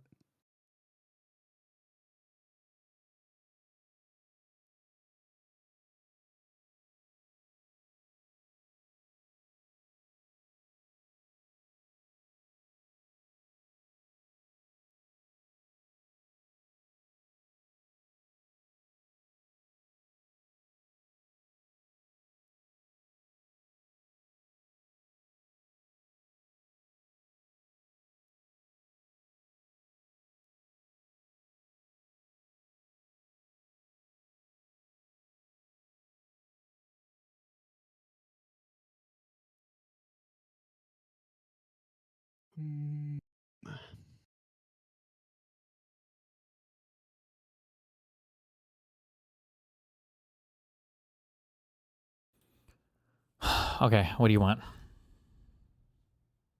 Quite a lot of the stuff that was being said there was just not. Jesus. Wait, where are you from again? I'm sorry, you told me this one point. Scott? Okay. Yeah. Britain. Okay. What's your problem? Go. Yeah, a lot of the stuff was just, I feel like, not informed by an actual understanding of how, to be honest, any like AI stuff is working, but also LLMs. Like the architecture stuff it matters, and the main, like, I don't necessarily disagree that the current form of AI is not going to like match up to the human brain in certain characteristics, but like your point about, like, technically I don't see why an AI couldn't do the same as a human brain, I think is correct and probably quite obviously so. And the larger point of the current limitations, which I think would require like some breakthrough or significant thing in research are, he sort of brought this up, of the human brain requiring far less data than AI. And then also the fact that AI can't really learn at the moment, but like it doesn't do well at learning continuously. So if I like I guess the main thing for distinction here is that with AI, there's like a big distinction between in-context learning of I'm in a single chat session with ChatGPT and I give it an example of something that it doesn't know already, and it doesn't know it initially. I give it an example, tell it how to do it, and then it could do a pretty good job of replicating that. It seems to have learned it, so to speak. But none of the actual brain, so to speak, of ChatGPT is actually changed. It's just reading the stuff above and using Oh, that so it's as like you sort of wake up every day as a smart person, and then you have the day's tasks that you learn, but you're not like integrating them in the way that like the hippocampus integrates into your long-term memory. So like you might learn to play the saxophone, or you might learn how to play a little bit of the saxophone one day, but then you go to sleep and you wake up and you still have that same database from before. So you lose it basically. Yeah. Okay. Yeah, the big distinction being here between AI is that This is why every time I there's, have like a new like, ChatGPT conversation, I have to re-explain what a big titty goth GF is because it doesn't have it in its database yet. I know what you mean, yeah. True. But yeah, there's two sort of ways you could fix this. One is allow the like actual structure of the neural network, or even just the like parameters, the sort of weights in the brain of the AI to change based on like continuously, which currently isn't the case. The big issue with that is it's sort of associated with the learning rate thing of you need a lot of data to train something like this and to make a meaningful impact in terms of it learning stuff. A few examples are more than enough for a human to learn something in most cases. A few examples are not enough for ChatGPT to learn like permanently in terms of changing the weights. So there'd need to be a breakthrough in that. Sure. I Or imagine it, I alternatively, feel like you could figure out how maybe to have it, unlimited like length conversations. I feel like it could learn, but it would probably make the data really fucked if you've got people teaching it bad shit, right? Right? I don't even know if it is learning, I guess, because the only way it's learning is by people telling it things, right? Like kind of, but not really. Like in principle, yes, you could have that, but that's sort of an easy thing in that it's not that hard to filter data now. Okay. Existing like LLMs are good enough to filter good data from bad in some cases. You can also get AI to create data for other AIs to train on, which is how a lot of current AIs are trained, is not on that much human data. But like the real issue is just like you need a lot of data to train on, because it if you make the brain have like big changes each time like it gets a new example, it quite quickly collapses and just turns to nonsense. It needs a whole bunch of small nudges to stay sort of coherent at the moment. And why is it that our brain, like, is it because we have so much sensory input? Because like if I see one thing in my brain, if I see a human being like jump off a building and fly, I'm not going to assume I can do that. Even if I see 100 people jump off a building and fly, I don't think I would assume I could do that. Why are human brains more resistant there? Or do you agree with that guy, I guess more broadly, that there is kind of a fundamentally different way the human brains learn based on sensory input, giving rise to semantic experience, and as a byproduct it can reason, versus LLMs are just giant statistical like next word generators? That's when I say next word generators, I don't mean to make it sound like simplistic or ridiculous. Yeah, like I'm sure that could be I good, yeah. wouldn't quite say that. Like one thing I would say is that the semantic thing is, I think, silly, because AI is incredibly good at semantic understanding, and in fact, arguably that's part of what it was invented to do. When you say, I'm sorry, I think he's using a neuroscientist definition of semantic. When he says semantic understanding, I think he's saying to understand the experience of a thing, not like when Cyril talks about semantics versus syntax, like the syntax is like the dog's fur is soft, but a semantic understanding of what a dog is like a whole interconnected series or like neurons that light up and give rise to the experience. LLMs are good at. It is that kind of semantic. I mean, obviously, it's not quite the same thing when they don't have like physical experiences, right? But like, well, sure. So that's the question: is does an LLM know what it? For like Doesn't linking between things like the word dog and the understanding of attributes of a dog and a picture of a dog and all the things that make a dog a dog. Does like it know does an LLM know what a dog is though? Or is it just telling you what a dog is? So you think an LLM has like I think you could say yes, an LLM would know what a dog is equally as good as a human, I would say. Really? In every way we could tell. Have you heard the Mary's Red Room experiment or whatever? Yes, but like, how do I put this? Like, my next question would be, does Mary learn limits. anything? And then my next question is like, yeah. does the LLM know that? Does it know the color red and the way that Mary would learn the color red if she saw it? You think that LLMs have a semantic understanding that's similar to a human being's semantic understanding of a thing? Yeah, go ahead. Not necessarily in the same way that humans do, but I would say I don't see any reason to say that the human one is like unique in being the correct one, if that makes sense. Really? Interesting. I disagree with you, but I don't know if I could even articulate why. I mean, I feel like having the semantic experience of petting a dog and hugging a dog and seeing a dog and feeling a dog is different than just a whole bunch of computational statements telling you, even if you could perfectly explain the dog without ever having seen one.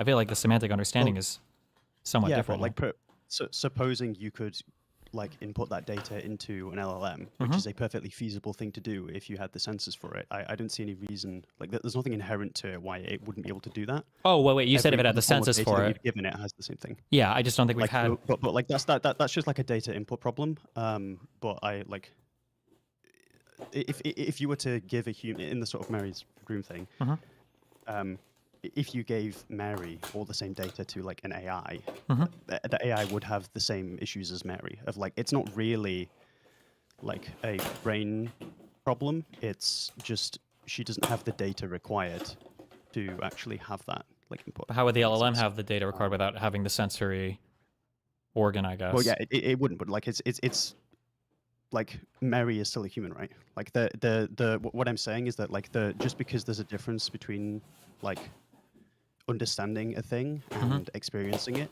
doesn't mean that's any different for the AI, right? Like just because it hasn't had that experience doesn't mean it couldn't. Like, yeah, like I don't think there's a meaningful distinction here beyond just nobody's hooked that stuff up yet to an AI, and I don't think it would meaningfully change the results of like how an AI functions and that kind of thing. The more meaningful thing I think is like in terms of limitations is just it doesn't have a good way to learn continuously in like a permanent way.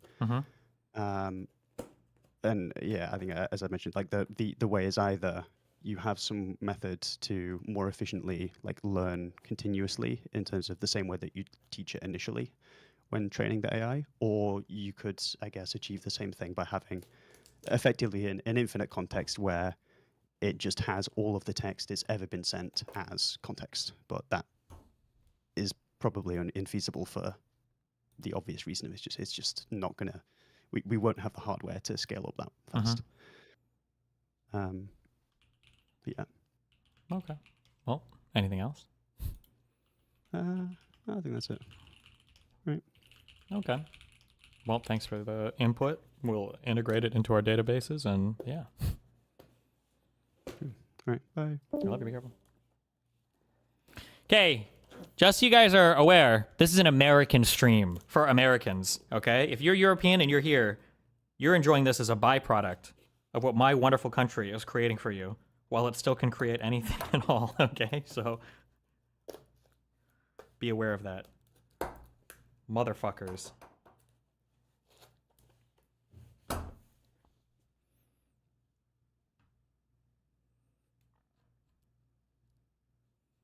Why are all the smart people on the stream or in the community European? It's just because all the smart Americans are working right now. Okay, fuck you. Okay, what did I say for chat messages? And DGG, Destiny, I think that's a mistake you make. The fact the brain can grow means it can adapt itself more to different problems than a board with a fixed architecture. The neural networking is built into the blueprint of the brain compared to a virtualized neural network that uses hardware that might not even be ideal for your specific problem you want to solve. I mean, that would be a matter of making the hardware complex enough, right? But I mean, I understand what you're saying for now. Somebody said, thoughts on the LSF politics ban? Are we enjoying all the Forsen and extra Emily clips? The issue with LSF that is just so mindfucky for this, and I understand people have their feelings, is that people feel so strongly about Soon we'll be a refuge in Europe, so just ping us then. Thanks, always reason for the $10. People are just, they feel so strongly about different streamers that, you know, maybe it's not with the LSF mods, although, I mean, that one guy went onto that Pay Money Wubby stream, and it seemed like he did. And that, like, all of their rules seem to come from how they feel about individual streamers, and which is probably not the ideal way to run a sub. Like, I think that the politics problem, I think, is very interesting to talk about on LSF. Like, I think you have a couple issues. One, if we look at the con side, one is that not everybody wants to see politics 24/7 when you go on LSF. Like, I'm sympathetic to that. Like, if you go on LSF and you don't really give a fuck, especially if you're European. Where's the meme? Hold on. Fuck, I'm not gonna be able to find it. Oh, it's this one. Like, every single day on the internet is... Okay, fuck you. Is basically this if you're European. I learn American politics against my will, and as a result of that, I learn American politics against my will, and as a result of that, I learn American politics against my will, and as a result of that, I learn against... yeah, right, I understand this. I'm sympathetic towards this. And even if you are American, you might just not give a fuck. You don't want every single post you see to be about politics. I think that's a sympathetic position to have, okay? Number one. So, like, get that out of the way. That's fair. I mean, I used to browse LSF a lot. I still do. And I like the car flips and the PUBG stuff and everything else. I think that the Enforce and clips and everything else, and Northern Lion and Moon, I think those are good clips, okay? So I'm sympathetic to that. But on the other hand, your largest streamer on Twitch does exclusively politics. And then Hassan is a big streamer on Twitch. He does politics. I'm a decently big streamer. I do politics. Like, so are you really going to cut off one of the largest forms of content creation just because you don't like that content? Is that going to be excluded from LSF?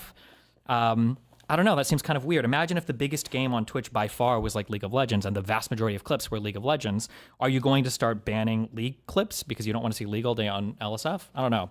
I feel like they should find some way to limit it so there's not like you got to admit the past month or two has been crazy where every single time you go on this sub, it's like a billion. It's like me responding to Asmongold, responding to Hassan, responding to everything else. Now, I would also say that arguably some of this culture is created by the fact that Asmongold and Hassan are pussies and refuse to have direct conversations. So then you get this weird response, which is cringe as fuck, right? But yeah, it'd be nice if there was some way to balance it out that doesn't require like mega threads or something.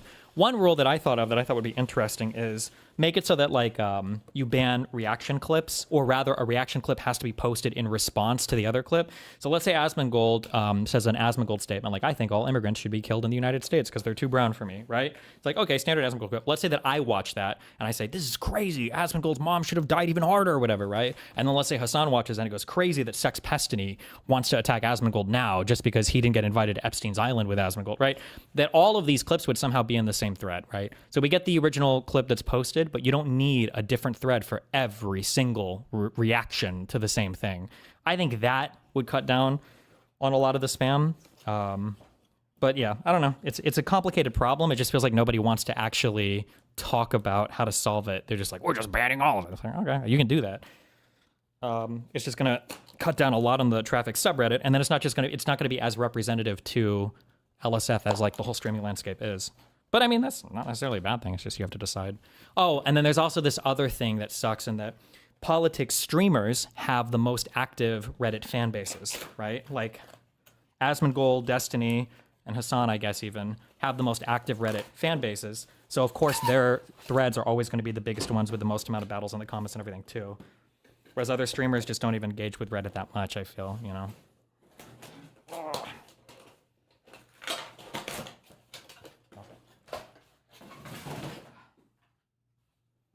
Sorry, hold on. Let me put this near my door.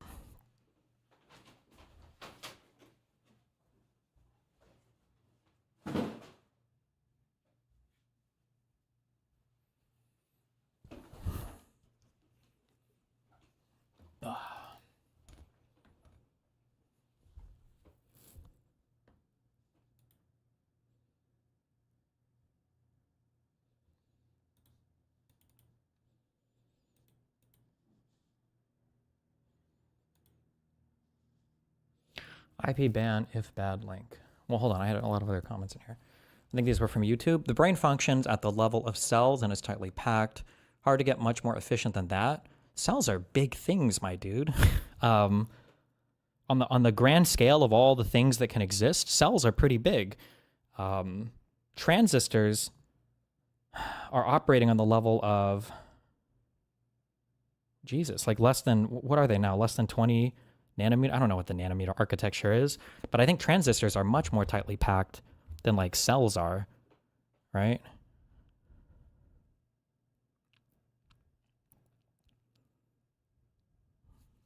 Transistors. Wait, that's right? Which is a bigger jump, transistor to cell or cell to galaxy? Probably cell to galaxy, for sure.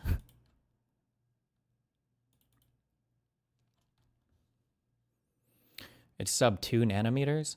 I feel like once they got below 15 nanometers or something, people said that the way they're measuring it now is different. So it's not truly like, it's not really 14 nanometers. It's like the equivalent to the old 20 or something. I don't know how true this is. I don't care.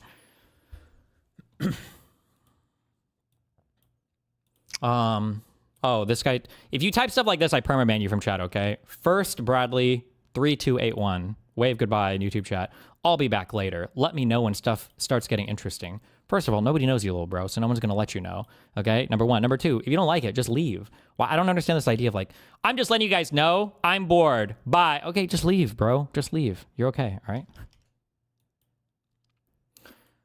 Some guy said I have a 0.99 probability of pseudoscience prior for anyone who uses the incompleteness theorem for scientific arguments. This is true. Same thing with quantum mechanics. But I feel like that guy knew his shit pretty well. And from at least my limited understanding, he was describing it pretty well, right? So I don't know. I feel like that guy knew his shit.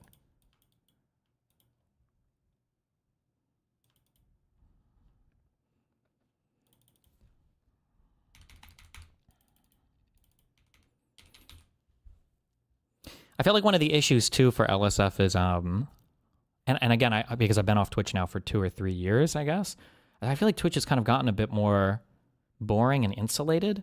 Like it feels like before there was like a club or like a group of people on Twitch, like back with the Austin streamers and everything else, where everybody was kind of like interacting with each other and they were doing things and it was kind of interesting. And it feels like people have gotten a lot more insulated now. But maybe that's just because, maybe I feel that way because like the WL community maybe is not as much on Reddit. Maybe that level of community interaction, everything exists. It's just not in the places that I'm looking, you know? Somebody said LSF or the Poggers community, the WL isn't on Reddit. Yeah, that might be it. And I might not even care about the WL stuff if I saw it. Maybe these communities might skew too young now for like my interests, as hard as it is to say, rip. Yeah, I feel like everybody kind of raped everybody in the Austin like literally, so it might just be.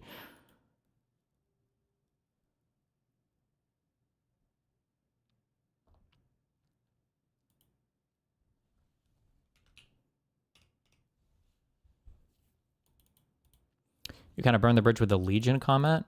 I don't even remember if that was a bridge burning moment or not. I don't care. I don't know if I would interact much with the WL community. Like I said, there's a significant age and interest gap. I don't mean that derogatorily. Like I think that community runs a lot younger than, and we do like politics and stuff is probably more boring and it's not as interesting as to them. And then conversely, what they do is not, or inversely, what they do is not as interesting to us. Yeah.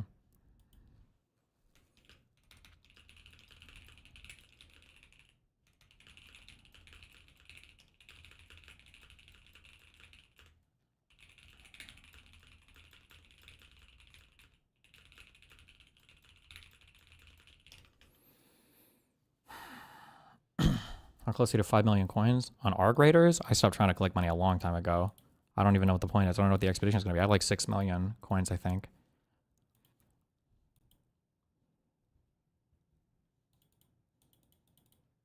What happened to the planned news, etc. for the first 2 or 3 hours of stream a few weeks back? Dude, news sucks, okay? What do you want me to say? Today, Trump is trying to overthrow the country in some other way, okay? I'm trying to just not do gaming for the first few hours so that we can not totally and utterly destroy my stream. Thank you so much, by the way, for whoever's review-botting me. Thank you. I need it so badly. Maya finds out that one of the popular Lameo 7TV emote is her. Okay, that one. Am I the only one that sees that because it's enabled in my channel? Or because that's what I thought, and then I watched a clip today of I saw a clip today of like Julia. I think it was from Julia's. Can you expand on why you don't like Scott Galloway? He's probably the biggest liver right now. When he talks about like the men's issues, I feel like he gets a little bit too red pilly stuff. I think in general, I think Scott's better than most people, but that started to get a little bit weird, I think. I don't know. Stream, and I saw my face in it, and I was like, wait, I thought that was just me because it's my channel, and so I thought I saw my face on it. A ton of people use it. Why? It's not even good. It's not even a good emote. If news sucks, why not dive into a bigger research project like Israel-Palestine? I mean, maybe, but man, what a worthless fucking... I say worthless, but not really. I feel like... I mean, I enjoyed it, but god damn. Talk about never being used ever for like almost any debates. I think I had like 4 good conversations related to Israel-Palestine. Jesus Christ. Maybe that topic's just like particularly heated though. Not even a good emote. I feel like that's not a good one. What is the emote up for? Public 7 TV emote. It's good. It's pretty good. Is this my claim to fame? 4,000 channels use it. What? Why not dive into AI/LLMs? Haha. Maybe. Man, that whole community, those people will drive me fucking insane. Bro, God, I'm such a fucking nonce, bro. God, I'm a nonce, bro. Wait, what? Hey, yo, driver, stop this car real quick. I'm gonna be honest, until there were a few years ago, did it come up with Chud Logic? I always thought nonce was just like a general like dunce term too. Apparently a lot of people in this thread did as well, that it just means dumb. But for bongers, it's pedophile.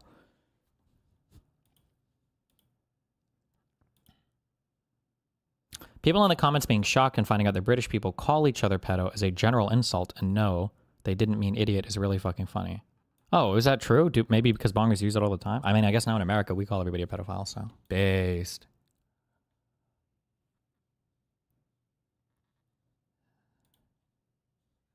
Nonce, not nunce. Nonce? Whatever. Somebody said Pisco and Hutch are debating right now. I can't watch Pisco arguments live. Maybe when they're done, I might go through it, but I can't. The Pisco conversations, it's just like, I only have so much time in the day, and it's like a 3-hour conversation that could have been had in 20 minutes every single time for like every single one I've watched recently. Not saying Pisco's bad faith or dumb or anything else. I'm just saying that like for some reason his arguments just take way, way, way too long to get off the ground. Holy fuck. Hello, King. Hello, King, Jester guy, other King. You missed my message where I said I thought the best debate you could have would be like if you talk to someone like Benny Morris and be like, listen, I want you to defend the other side as hard as possible. And I bet you would actually get a really fucking good debate out of something like that. I mean, like Benny Morris already has like, I would say like a fairly reasonable position on things. Like people cite his work a lot. Benny Morris might even be on the pro-genocide argument now, or he thinks that basically the totality of everything that happened in the Gaza Strip might constitute it as a genocide. I think he wrote an article on this like a month or so ago. So wouldn't that be like a good debate for you to have then? Yeah, but I don't even know who the debate is for. Like the pro-pallies are all lost. They don't even care about the facts of any of these issues. The super hardline Zionists, if you have talked to, those guys are lost in this issue. Fuck doing debates for people. Just do it for your own knowledge. I don't care that much personally, though. Like, this is not like a huge thing in my life. Like at this point, based on the totality of everything that happened, it's not inconceivable to me that like I could be moved on. Yeah, I would say that given the performance of the IDF in the Gaza Strip over the last few months, like maybe these actions are genocidal. Like I may be moved on that, but this isn't like a huge. It's not a thing that I care that much about. It's not like moving the needle on me significantly. It's not like a huge amount of like knowledge or insight gained. And then if it's not interesting publicly, I don't know why I would even like. I'd rather just like read and learn about World War II. That'd be more interesting to me. I'm trying to think who else have you. Well, I guess like even someone like IRI, the idea of being like, hey, listen, I want you to steelman this other side really, really hard, and they're probably smart enough to do it. That's boring to me. I don't like these other sides on these debates are so stupid. Like I don't even do it anymore. And people are like steelman this from the Trump admin. I don't enjoy it. I think it's like, to me, these conversations, I know other people don't view it this way, but it's the equivalent to me of like Steelman having an age of consent of 0. Like, why should we be able to fuck babies? I was like, I don't really care. I don't want to do this. Like, it just feels so dumb. A lot of these political things that are coming up these days are so stupid. Like Steelman, how Mike Johnson doesn't know what Trump said on every international speech he's ever given and doesn't know anything about the current, like, it's so stupid. I understand what you're saying, like, in theory, but like the politics stuff is so fucking stupid today. It's just very Is there boring. nothing that is there nothing you're interested in actually debating on? Like, you know, I guess the question is there anything you're interested in debating on and potentially being wrong? I mean, maybe, but like, there's no mainstream conversations happening about these things right now.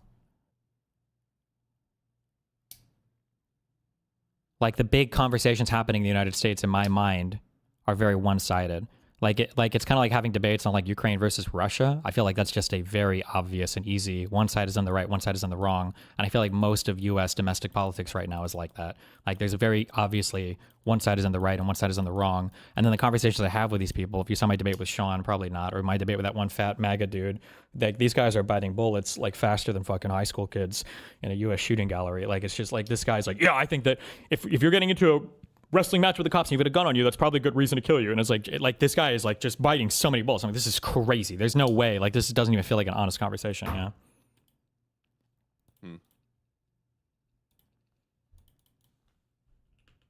It is. You think there'll be another Iranian kerfuffle? What does that mean? Like another like mass protest event? No. Like, do you think the United States is going to do some fucking weaponry shit out there, bomb some stuff, or fucking, you know, abduct the supreme leader, or who the fuck knows? Seeing as we just shot down a drone or whatever. I don't think so, but I mean, I would honestly.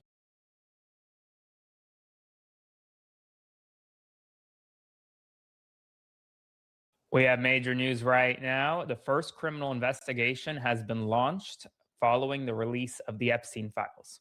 Serious accountability is coming. And the United Kingdom, British authorities minutes ago, are set to now launch a criminal investigation into Peter Mendelsohn, the former United Kingdom ambassador to the United States of America, following the release of the Epstein files, which showed a much closer connection between Mendelsohn and Jeffrey Epstein than previously reported. We're talking about accountability. Yesterday, a health and wellness influencer, Peter Attia, who was hired by Barry Weiss to be a CBS contributor, lost his contributorship. This morning, he lost his job. Now, Peter Mendelsohn has not only been forced to resign from the House of Lords in the United Kingdom, but also now faces a criminal investigation. The accountability is coming. It may take time, but it is coming. Make sure to like, comment, share, and subscribe. The more you like, the more people see this. Spread the word and subscribe to my Substack by clicking the link below to support my work. Let's jump right into this. According to the Times, Lord Mendelsohn will face a full criminal investigation into allegations that he leaked market-sensitive information from Downing Street to the pedophile financier Jeffrey Epstein. Documents released by the United States Department of Justice appear to show that Mendelsohn provided Epstein with details of internal government discussions known only to a handful of people at the top of government, on at least 4 occasions when he was business secretary in 2009.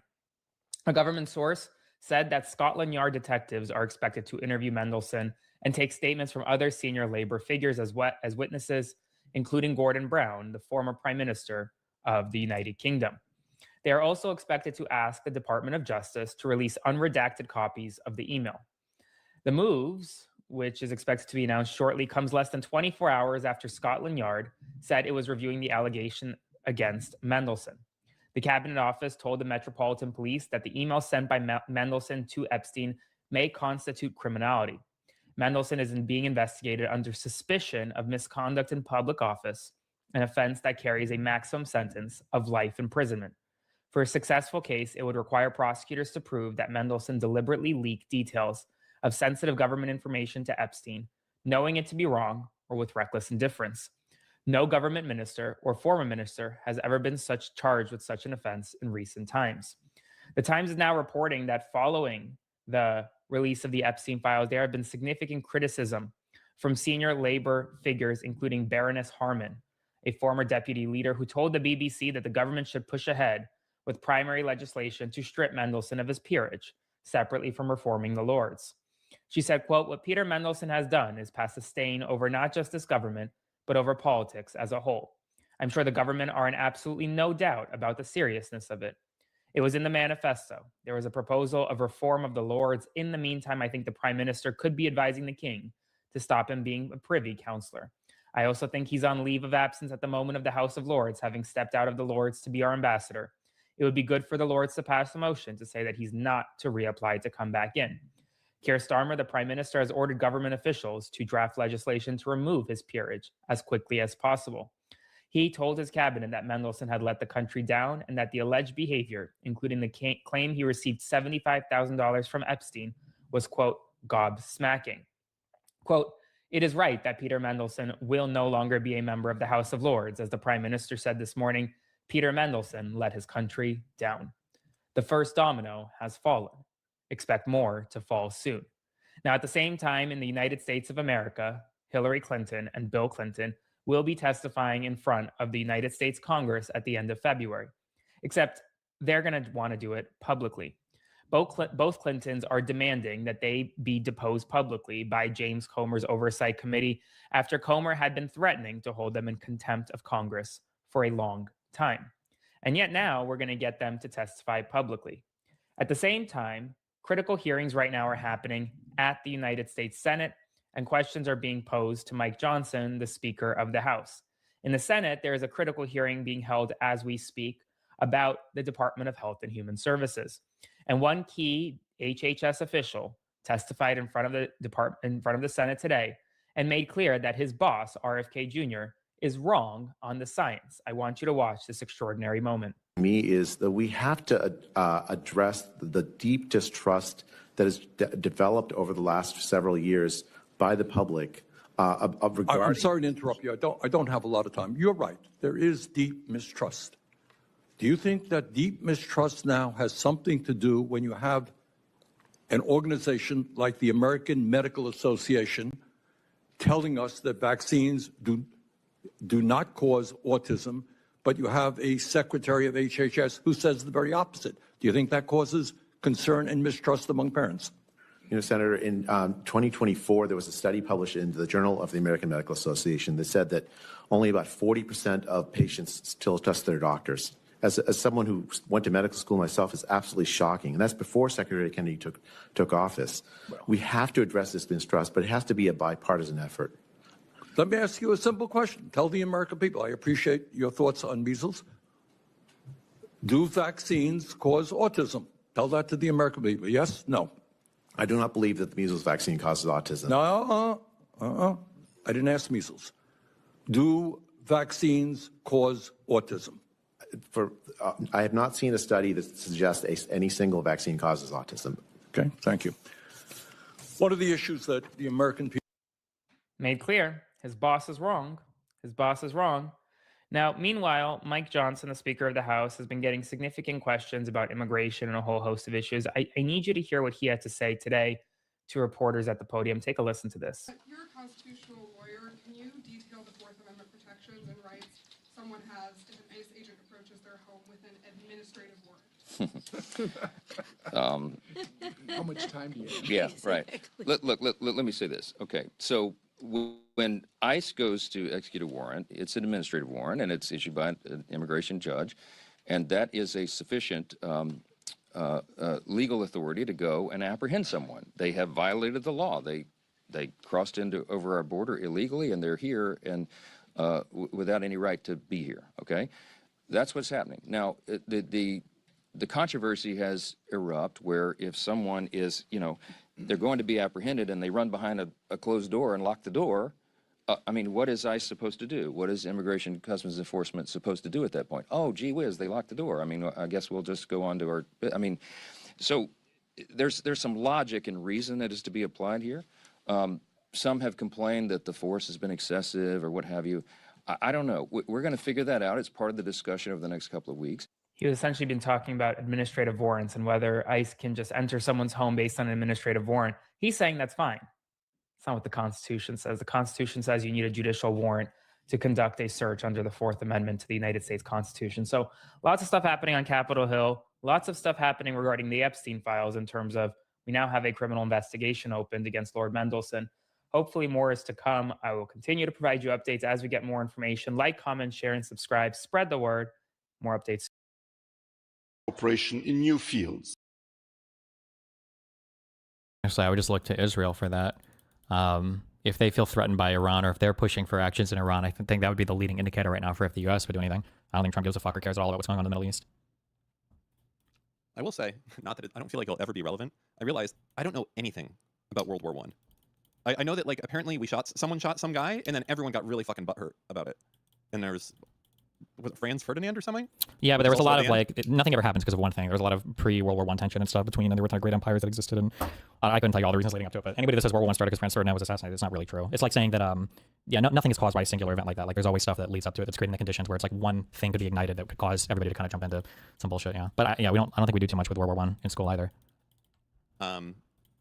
One thing, I mean, it's probably not interesting to you. One thing I think that I'd like to know more about, but I feel like it's a huge, in-depth thing, is what industries in America, like, are absolutely critical to keep going and are just heavily subsidized to do so, and to a level that we don't think about. Like, a good example of this might be like farming, right? Like, we know we have to have farmers, but like what influence and what goes into that, and how much does that cost us for those people to keep going, and how much of a, like, what happens if we try to make free market happen to that shit? Like, I feel like there's a bunch of industries like this, like airlines. Like, airlines, I don't think can exist at all unless the government literally is fucking, like, holding them by the balls and taking them everywhere. Same thing for a lot of airports that are regional as well. Like, I don't think those can exist. Just curious, like, how much of this shit is, like, already kind of socialism propped up a little bit. Like, maybe, yeah. Did you see the American Airlines reported a revenue fourth quarter, I think, of like, it was like $10+ billion, and their profit was like 100 million. yeah, exactly. Like, that's what I'm talking about. That's mental. That's like, you are walking on a line that is like the finest of lines. Yeah. Who would start an airline? Nobody. Well, that's like the saying, right? If you want to become a millionaire, like, the fastest way is to be a billionaire and buy an airline or something, right? Like, airlines fail a lot. I mean, we know this in our lifetime. How many different airlines have come and gone? Yeah. It must be fucking mental, though. Like, for people to keep doing it, they must look at the economics and be like, damn, the government really... I think the government must buy every seat that you send to certain places. Like, bumfuck Omaha. Or sorry, not Omaha, but like some random town in Nebraska where there's a regional airport. I bet you every plane that leaves there, regardless if they sell a seat or not, they're probably, like, making money off of that just by itself. Wait, does the government do this? Or what do you mean? Yeah, I think the government does shit like that. Like regional airports get money to exist, and then I think the government is literally paying money for the planes to go there as well, even if there's not enough demand for it. Maybe. I don't know anything about regional airports. That might be the case. I don't know. Yeah. Well, I don't know. Well, where are you moving to once shit starts really getting super fascist? Put any thought into it, or are you just gonna go down to the ship? Washington or Oregon. Those are the two I'm looking at. I have to figure out where I can take my guns to. And then when the Civil War happens, I'll be on their side, the West Coast side. Ooh, I feel like they're not gonna survive, right? Because the problem is all the Dems are like, we're divided. Well, for a Civil War, I feel like they'd be more united now. now. The California Republic is already on a whole ass other side of the country, bro.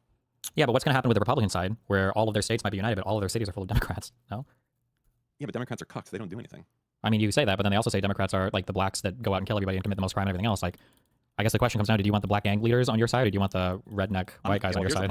I'm not even sure if the black gang leaders are going to be on the Democrat side. They would absolutely be on the Democrat side. They would be. They think, like, Trump is fucking cool and shit. I don't think that's the broad take in the black community. There might be younger ones for, like, on these Red Pill podcasts, but I don't think that most of them would skew Republican. Trump, I think, is a little bit unique just because of his celebritydom and everything, but... Have you heard of MAGA rap? You mean with that white guy with the dreads? No, God.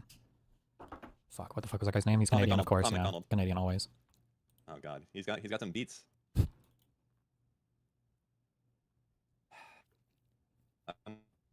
There really is. Wait, either you or Discord is lagging.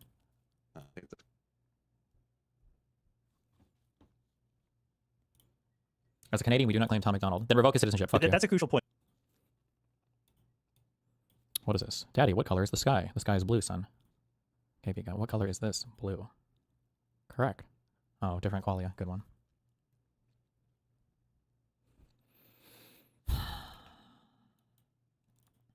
What if all the Instagram reels are melting your attention span and that's why you're so bored recently? No, I mean, I can point to why everything is boring. You've seen the recent debates. Bro, this is...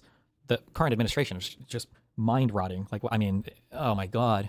We're going back to manufacturing voter fraud claims from 2020. Oh, I was going to ask, why? I still don't get it. It could be any number of things. It could be to make it so that every order that Biden gave is unconstitutional. It could be maybe Trump's like, well, if I won that election, then technically I'm on my third term, which means I could run for what? There's a billion. It could be to give the federal government an excuse to start having a more active role in administering elections, to give them a reason to deploy federal troops or have more oversight during the midterms. There's a million reasons why, theoretically. What's this fucking loser want? Hold on. Oh, my reasoning of why I said that they did it is that if they can claim that there's a huge amount of fraud, that means like this is the pretext for why they're going to be like, okay, in all these states we got to send in the feds to run the elections. Obviously, look at this. Yeah. They had election ballots under the floors. These fucking silly gooses. Yeah, something like that. Deej, what do you want? Right. First of all, what's your opinion on One Battle After Another? I thought it was a pretty good movie. Oh my god, you hated weapons and you liked One Battle After Another. Jesus. Okay, give me the most Wait, dog wait, shit wait, movie wait, of all wait, time. No. Give me one way that Weapons is better than One Battle After Another without sounding retarded. And if you can't, you have to kill yourself. All right? If you can't, you have to kill yourself. I'm sorry. All right, give me one way. Yeah, sure. It had a consistent set of characters that moved through a story that made sense conceptually and had like identifiable parts of character introduction, building action, like climax with bad character. Like it had a story arc that made sense. All the individual characters played into kind of like the theme of the movie, and it was just a good solid war movie, I guess. Yeah. Whereas One Battle After Another, I don't even know if I could fucking. Well, here, so like if you ask me to explain weapons, right? It's been a while since I've seen this or whatever, but like weapons is a group of students disappears. There's like a crazy lady who can cast crazy magical spells to control people, and then that is a plot that is uncovered by a teacher of the class of students disappeared and a cop, and eventually in the end they, with help one of the students overcomes, beats the lady, and then they win, and it's like a horror movie. How would you explain like One Battle After Another? How would you explain that movie? I would explain it as, I mean, conceptually, it's like fucking the lefty fucking militia group. It's the explainer beforehand, and it's kind of like the fucking 10, 20 years later or whatever, and there's just the aftermath of being a part of that group. Really? The aftermath of being part of a lefty group is that your daughter has a different dad because that neo-Nazi guy was fetishly obsessed with your black wife and you never knew about it? That's like a lefty theme? That's a political theme? Well, no, I didn't say it was about politics. I was saying it's the aftermath of the events that occurred in this universe. I didn't say it was like a political movie. It's literally just the aftermath of like the 10 years later, 20, I forget how much time it is. It's literally just the reoccurrence of the events that happened. I don't. It's like okay. Yeah, I don't understand. I think you lost context, but okay, go ahead. No. Just to be clear. It's not like the most fucking complex movie of all time. You literally lost like fucking 50 IQ points the moment you watch that movie. I don't like. How can you not like understand what's going on in the movie? It's not like fucking complicated, hard to follow or anything like that. I don't think it's hard to follow. I don't think it's complicated. I just think nothing really happens. There's just no real conflict. It's just kind of What do boring. you mean nothing really happened? What's like the most interesting thing in that movie to you? Well, as in like I can think of several things. I can think of several things in that movie that had the potential to be very interesting. None of them happened. So I want to know. You tell me, what is like the most interesting thing in One Battle After Another to you? I mean, this is gonna sound fucking retarded, but I think like the most like interesting thing is I don't have a thing, like a scene that's like interesting is when the dojo guy is fucking hiding him in the kitchen or whatever, and he gets caught. This is the most Reddit answer. He gets caught. Isn't it cool when that guy was so calm compared to there must have been a Redditor or a YouTuber reviewer that gave this answer, because what is so interesting about that? I think it's interesting because he doesn't get away. He gets caught. He fucking gets caught, and then he gets away again. All right, it's like a fucking it's you don't expect him to actually get caught. I think that's kind of interesting. But just to be clear, just to be as clear as possible, Weapons is the most dog shit fucking Goosebumps fucking Animorphs fucking plot of all time. It's the most retarded bullshit. Like if you ask it's just like a standard. It's like a standard horror movie. How is it so horrible? It's a standard Down syndrome. It's a standard Down syndrome movie. All right, it does what it sets out to do, which is to just be a movie that's about shit. All right, I don't understand how you can say that movie is better than One Battle After Another just because One Battle After Another isn't fucking. Well, it's hard to compare across genre, but like I think that if you ask Zach Kreger, all right, Zach Kreger, he's a pretty smart guy, right? If you watch any of his interviews, right, he's a really smart guy. If you ask Zach Kreger to talk about his own movie, Zach Kreger himself cannot come up with any explanation on what his movie's about, why his movie's about, where his movie's about. He himself cannot do it. So I ask you, how do you think that's better than One Battle? I don't know. I can't speak for him. I don't know why he can't. I'm not saying that. Maybe he's fucking retarded. I don't know. He might be. Retarded people make good movies sometimes. Look at George Lucas. Why didn't they expand on the radio thing more? Like the whole idea of like the two radios making a special sound when they come together. It just seems there are so many. Oh yeah, I thought that was gonna be like a mega relevant plot device at some point. Did he use? He must have used that to find his daughter at the end, right? It wasn't just seeing the car drive by, right?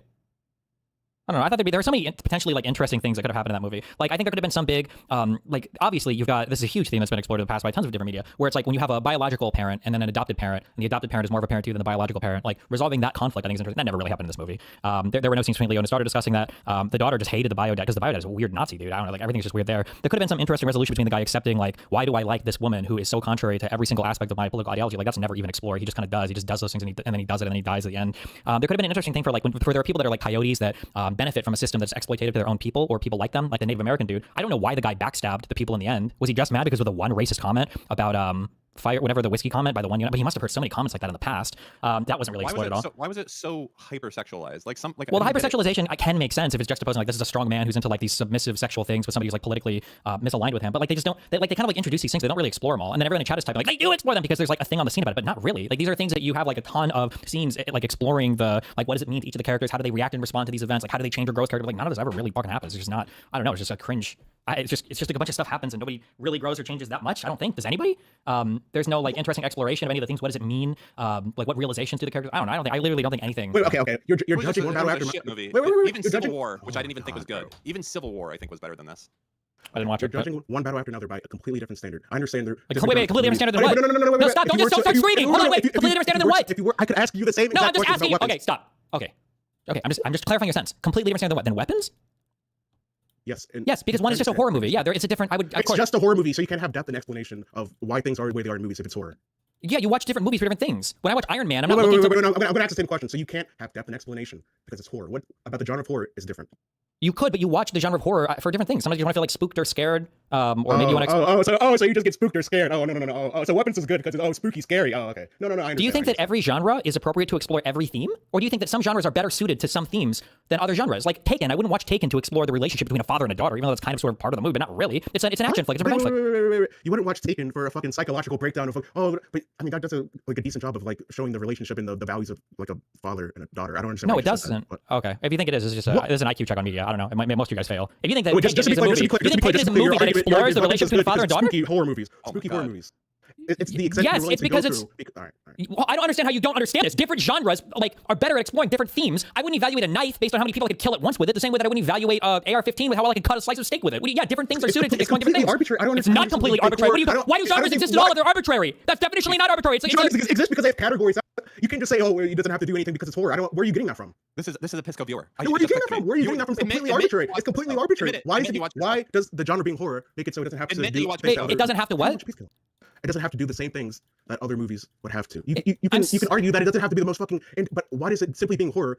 And it's spooky. Like I don't. This is a Pisco viewer. You're horror right. movies can be more. It just be spooky scary. Horror movies can be more than just be spooky scary. They could be, but different genres lend themselves towards the exploration of different themes. They just do. Hero movies like Marvel Slap or whatever lends itself to a type of like coming of age story for young men, more so than romance movies might not explore, the concept of good versus evil, or revenge flicks like John Wick or Taken might not explore deep themes of like family relations between humans, or like just like different genres lend themselves towards exploring different themes better. That's why we have different types of books and songs and everything else, right? Like. Okay, they lend themselves, but that doesn't give them an excuse to be fucking shallow. And all okay, here's when you say shallow, it depends. It depends. Stop, you gotta stop doing this. I don't know if you think I do this, or I don't know if you want this. You gotta stop doing that. Wait, stop. Hold on, I'm serving you. Okay, stop asking a question and then doing like the. Stop doing that. Holy shit, that's so fucking annoying. Okay. You yap for 10 billion minutes. I respond. I talk quickly and I'm not yapping a ton. You're asking a question and then you go off to a totally different thing. You scream before we even address the last thing you just said. Okay. So thank you. A thing being shallow. No, thank you. A thing being shallow in some areas. No, thank you. Okay. Thank you. All right, I'm good. Jesus. That guy 100% is watching Pisco nonstop, 24/7 on repeat. Like when he's in the shower, he's putting on like the best debates of Pisco of all time. Like I would bet my life on it. He's a fucking tier 5 super chatter. Hold on. Do we know anything happening right now with Elijah Schaefer? What do you want, Hussein?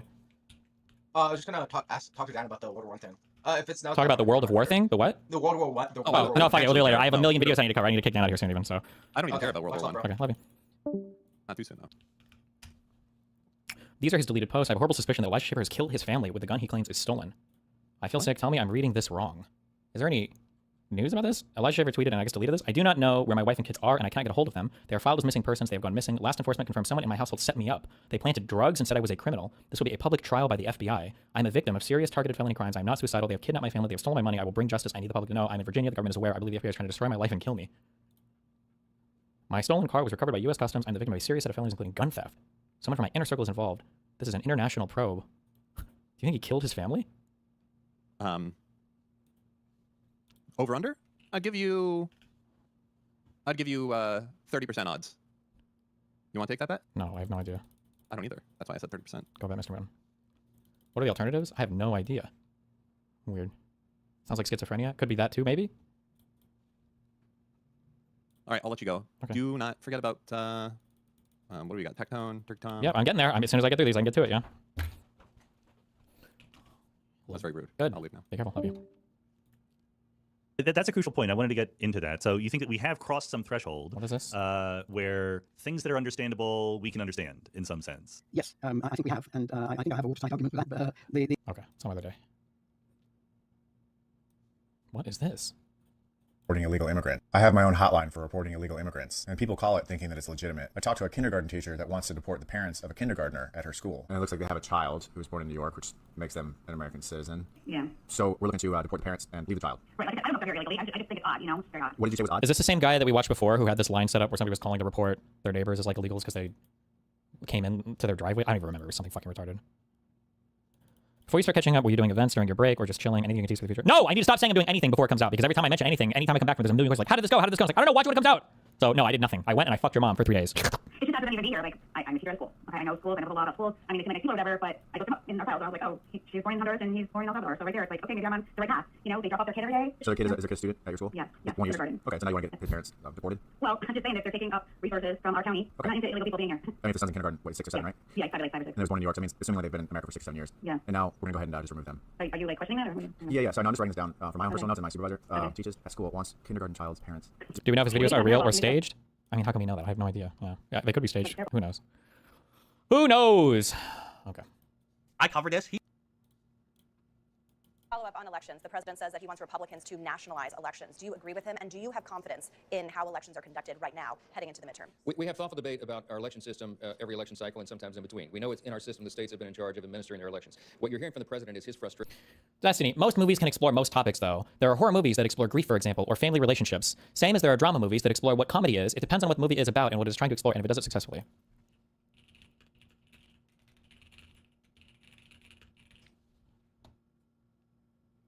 Fuck.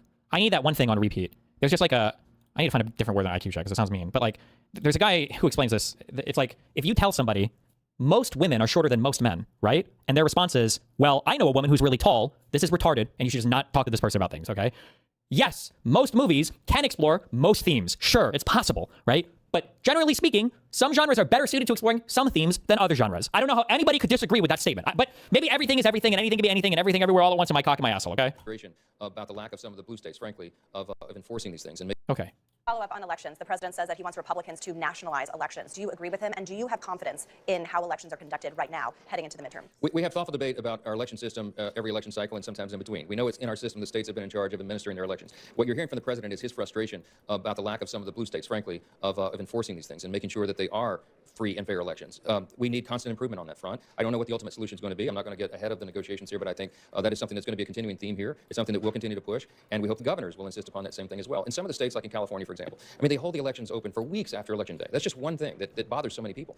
We had 3 House Republican candidates who were ahead on Election Day in the last election cycle, and every time a new tranche of ballots came in, they just magically whittled away until their leads were lost. And no series of ballots that were counted after Election Day were... Wait, is he talking 2024 or 2020? Sorry. They hold the elections open for weeks after Election Day. That's just one thing that bothers so many people. We had 3 House Republicans... Also, when he says hold the election open for weeks, is he talking about the fact that if your ballot arrives after the election day, but it's postmarked before on the election day, they're still counted? Is he talking about that? Are there any states that actually have it so you can vote after election day? Because if not, he should just be, I can't say it on YouTube. Republican candidates who were ahead on Election Day in the last election cycle. And every time a new tranche of ballots came in, they just magically whittled away. And by the way, if you're European or if you're an American retard and you're wondering, why don't we have voter ID? Europeans have voter ID. Or if you're a European, you're like, why don't Americans have voter ID? I don't understand, right? The reality is like, we probably should, we probably could. It probably wouldn't be that hard to implement. But the types of people that want to talk about it are always bad faith, demonic retards like this guy who clearly don't give a fuck about the integrity of an election system. They just want to surgically target the types of votes that they think would go against them and get rid of them. That's why we don't have it. It's because these conversations are held hostage by evil demons like Mike Johnson, right? They hate mail-in voting. They hate it because they think it favors Democrats after COVID. That's the only reason why he's talking about this. So when these are the only people that want to talk about like voter ID, they don't give a fuck about how secure an election is. They just want to shore up the how many elections did they investigate besides the 7 swing states? Seems like they didn't give a fuck about any other elections in 2020. I don't know for 2024. Oh, I don't think there was any election fraud in 2020. Or they might have said there was election fraud then because they said there's always election fraud. Trump's been claiming election fraud since 2012. He just says it all the time. Maybe there always is unprecedented huge election fraud that's just never been discovered anywhere in the United States on the levels anywhere near what these guys are saying. Who knows? If ballots came in, they just magically whittled away until their leads were lost. And no series of ballots that were counted after Election Day were our candidates ahead on any of those counts. It looks on its face to be fraudulent. Can I prove that? No, because it happened so far upstream. But we need more confidence in the American people in the election system. And it's what more do we need? Like, you guys have been searching for fraud for fucking ever and you can't fucking find any. So it seems like whatever we're doing right now seems to be working. It's outsmarting you retards. Essential, and everybody, no matter what party you're in, should agree with that. The mass mailing of paper ballots or mail-in ballots and all the other irregular. Have you got any answer from YouTube about your channel being demonetized? Nope. I'm just gonna assume I said I would give it till the 30th and then pass out. I'm just gonna assume it's gonna be perma demonetized, and then I'm just gonna make business plans based on that. Basically, I think I have a meeting tomorrow or the day after with my chief operations officer. We'll figure out how I want to make money instead. But my assumption is just that maybe in some number of months or once the political situation changes, or who knows. But yeah, it's just sitting on the thing. So good times. Regularities that have haunted us over the last couple of cycles, we need to tighten that up. Now, the red states have done a lot of good work in that front, but it's the blue states that I'm frankly concerned about. So we'll see how the law is modified and what's. Will you cover the motion to submit? Shut the fuck up. That was not ruled on. Oh, are you talking about my motion for summary judgment? Oh, I probably won't read it. It's just going to be a basic. I'm pretty sure our MSJ is basically a rehash of a motion to dismiss with a few things added about Pixie's ex-boyfriend. change, but I hope we can get consensus to get that done.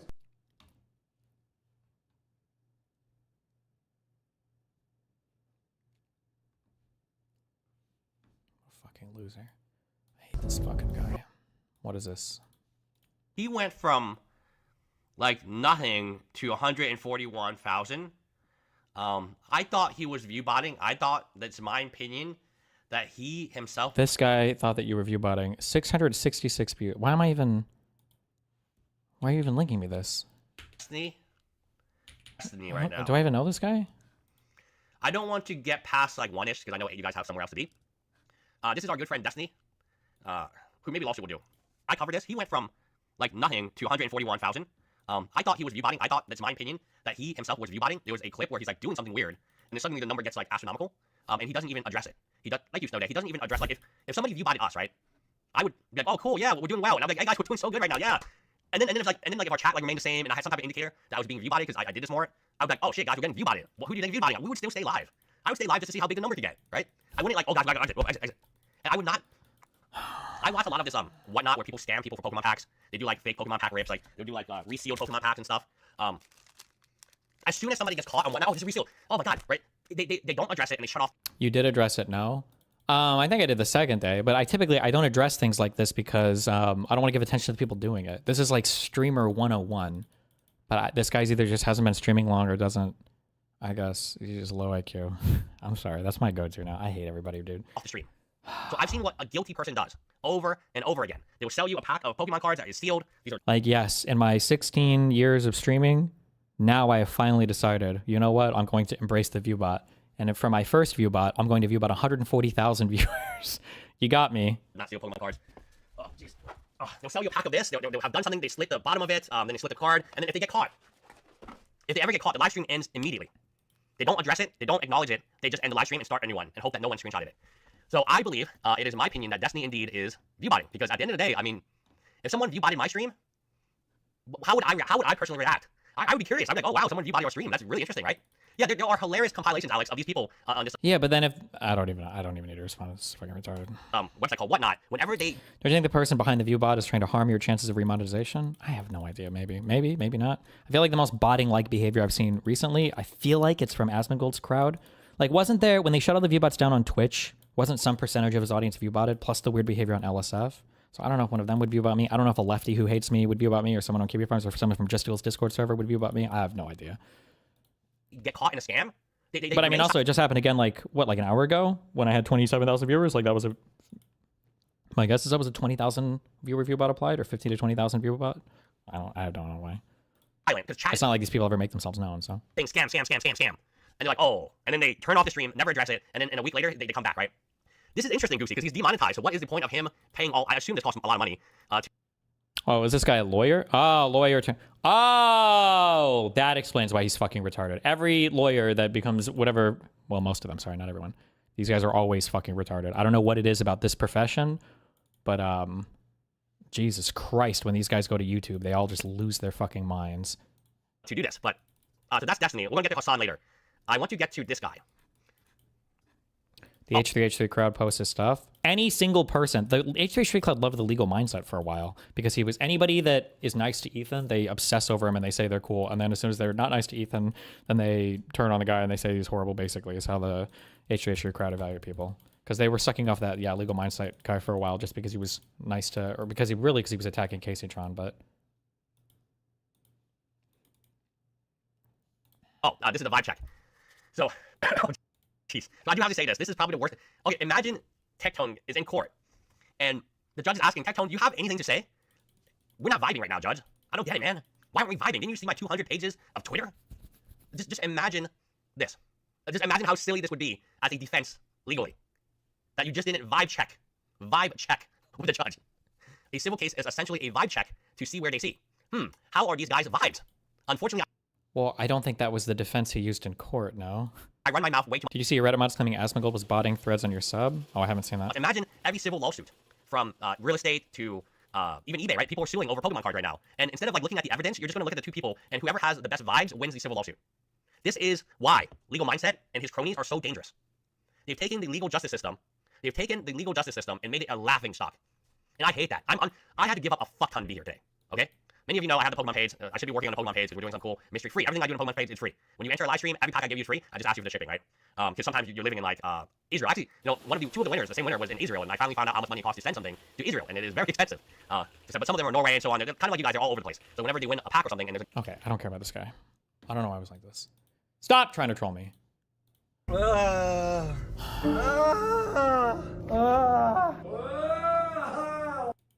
Together as my health got worse. Is he better? Did he survive? Oh, Nice. this was what I was looking for earlier. This was you in chat. Whoever asked me that question. Can't all genres do all things? You're who he's It's describing. a fast way to test someone's ability to think abstractly. Make a generalized statement about a group, something factual and based on stats, That's a such as Asian men are shorter on average. Now, what's the response? If they say anything like, not all Asian men are short, or I know a tall Asian guy, you're not dealing with disagreement, you're dealing with reasoning failure, okay? The statement was about averages and not individuals, distributions, not anecdotes, okay? And psychology calls this concrete thinking. When someone cannot separate population level trends from individual exceptions, they default to personal stories. And this is not insight, it is a lack of abstract reasoning, okay? And pointing out an exception does not invalidate a trend. It just proves you do not understand how statistics work. This is called ignoring base rates. It's a well-documented cognitive error, okay? And here's the important part. Once someone collapses a statistical idea into an emotional or anecdotal rebuttal, explaining it doesn't help, okay? They are operating on a different level of thought. You're referring to patterns. They're talking about people they know, okay? This is different conversations, right? And this is not about being rude or offensive. It's about whether someone can think beyond the literal and understand aggregates, okay? Averages describe tendencies and not guarantees. Exceptions do not disprove the rules. And the moment someone can't grasp that, you've learned that that is exactly how far the conversations will go. Here's a fast way to test someone's ability to think abstractly. Make a generalized statement about a group, something factual and based on stats, such as Asian men are shorter on average. Now, what's the response? If they say anything like, not all Asian men are short, or I know a tall Asian guy, you're not dealing with disagreement. I hope that played 2 or 3 times.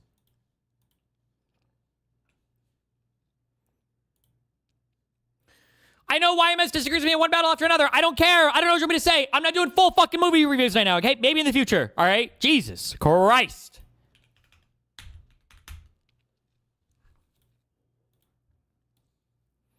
Additional emails also revealed Jeffrey Epstein's advisors were talking to former Activision CEO Bobby Kotick about microtransactions in Call of Duty back in 2013. Jeffrey Epstein made microtransactions?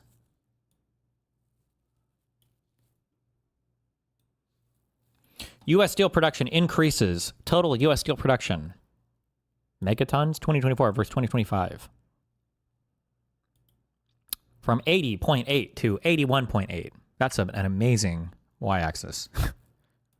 Nice. Based. Jesus.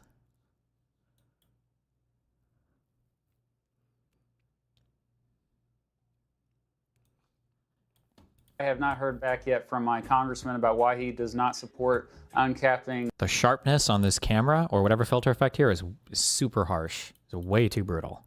Just an update, I have not heard back yet from my congressman about why he does not support uncapping the U.S. House of Representatives. I've been writing him every day for nearly a month now. I'm getting no response from my congressman.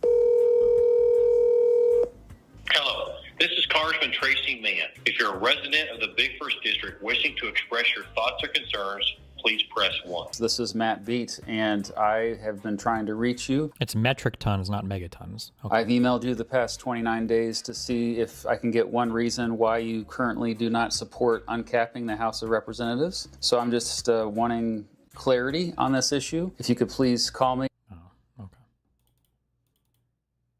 YouTube auto AI upscales people's videos without permission. Now it sucks. Does the YouTube auto AI upscaling really look like that? I feel like that's probably not true. I'm sure it auto upscales, but that sharpness is very, very, very harsh on that. That looks really bad.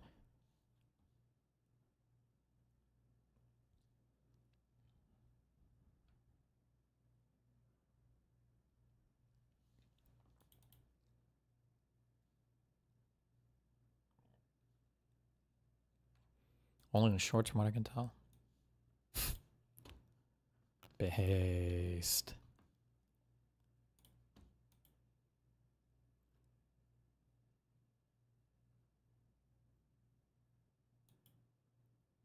Jesus. Out, asking libtards, what is a woman? Referring to her gender. In, asking rightoids, what is a woman? Referring to her age. I just locked the fuck in. Okay, other smart people. Okay, there you condemn Jeffrey Epstein, yes or no, Hutch? I do. Yeah, but if he had a D next to his name and he was running for a technical Oh my God. I would probably vote for him. I'm just saying. King. Wild. Not kidding. Wild. We're just gonna let that one Not a joke. King. What is this? Vosh being blackpilled. This is like the long that time. began, give or take, 200 years ago, right? It's brought about some great gains, but there are problems, okay? Liberalism, as an ideology, is incompatible with capitalism. A system where enormous amounts of power are accrued by very, very few cannot be compatible with democracy. And they have chosen one over the other, and we know which one they have chosen. Because every day they do things that erode liberalism and preserve the corporate oligarchy. Like, we know which side they've taken. When they take steps to work against the corporate oligarchy, it's always in some banal reformist way. Like, no, that's too much too fast. But they never really push back, not hard at least. They're only interested in a stable erosion of democracy. You know, they don't really care about, like, the actual reclaiming of lost territory. I think that the powers that be have more or less agreed that this experiment is on its way out, and what they need to do is build the economic, political, and social conditions in the United States and in other first world countries that would allow. The only way we will make progress in this country is going to be if when we figure out how to actually accurately diagnose problems, and we don't just blame some epic class of people that we don't like, lay billionaires or lay capitalists or lay fucking pedophiles or whatever the fuck else.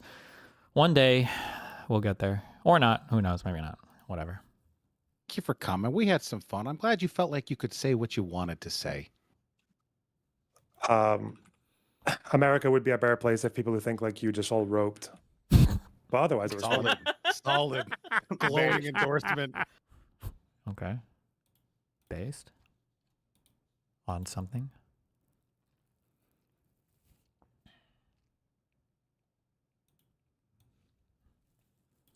Hassan clip. Complain about their union brethren being super right wing and super reactionary and voting for Donald Trump, and obviously the alternative is the Democrats, which is also a liberal party that's also a bourgeois party, and they're not necessarily representing their interests either. But What do you mean not necessarily? I mean they're not They representing. treat their them like deplorables. Remember?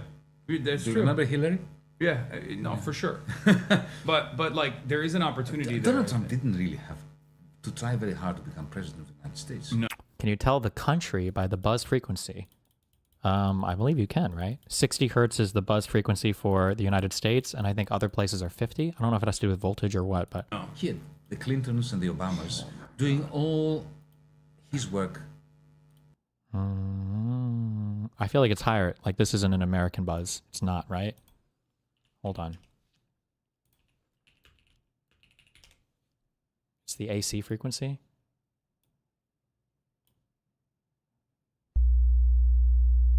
Like, this one is lower.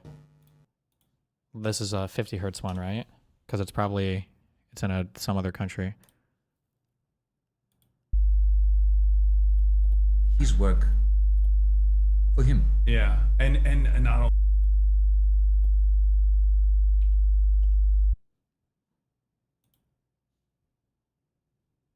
I think. Wait. I mean, even with Kamala Harris. No, it's definitely right. Hold on.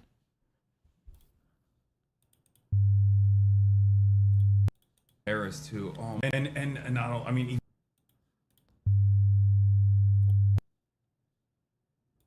I think it's 50. I think it's 50. Enough. I also stop. I wasn't watching. I was watching Hassan.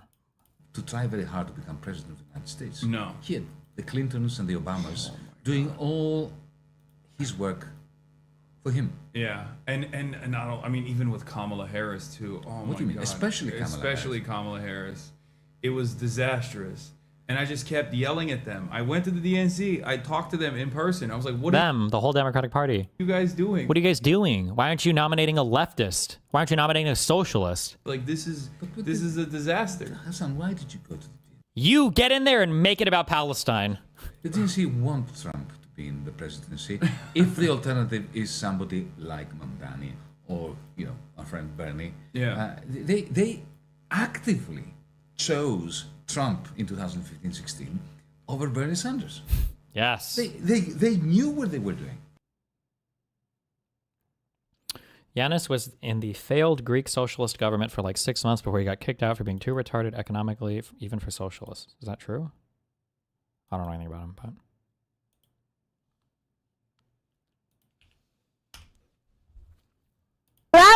Jesus. DNS. It always works great for me. My network never goes down because I use static routing. The Earth is flat, and so is my enormous OSPF LSDB. I turn off spanning tree because it is socialist. 32 loopbacks everywhere, and no hackers can touch me. My Ethernet cables are so good, they're Cat 6.7. That's 1.59 terahertz, idiots. I only use half duplex because that's the only way to have polite conversation. Latency is a myth invented by... This is epic, and if you don't think it's epic, it's just because you don't know all the stuff that we know about the internet, guys, okay? Have you thought of running in elections?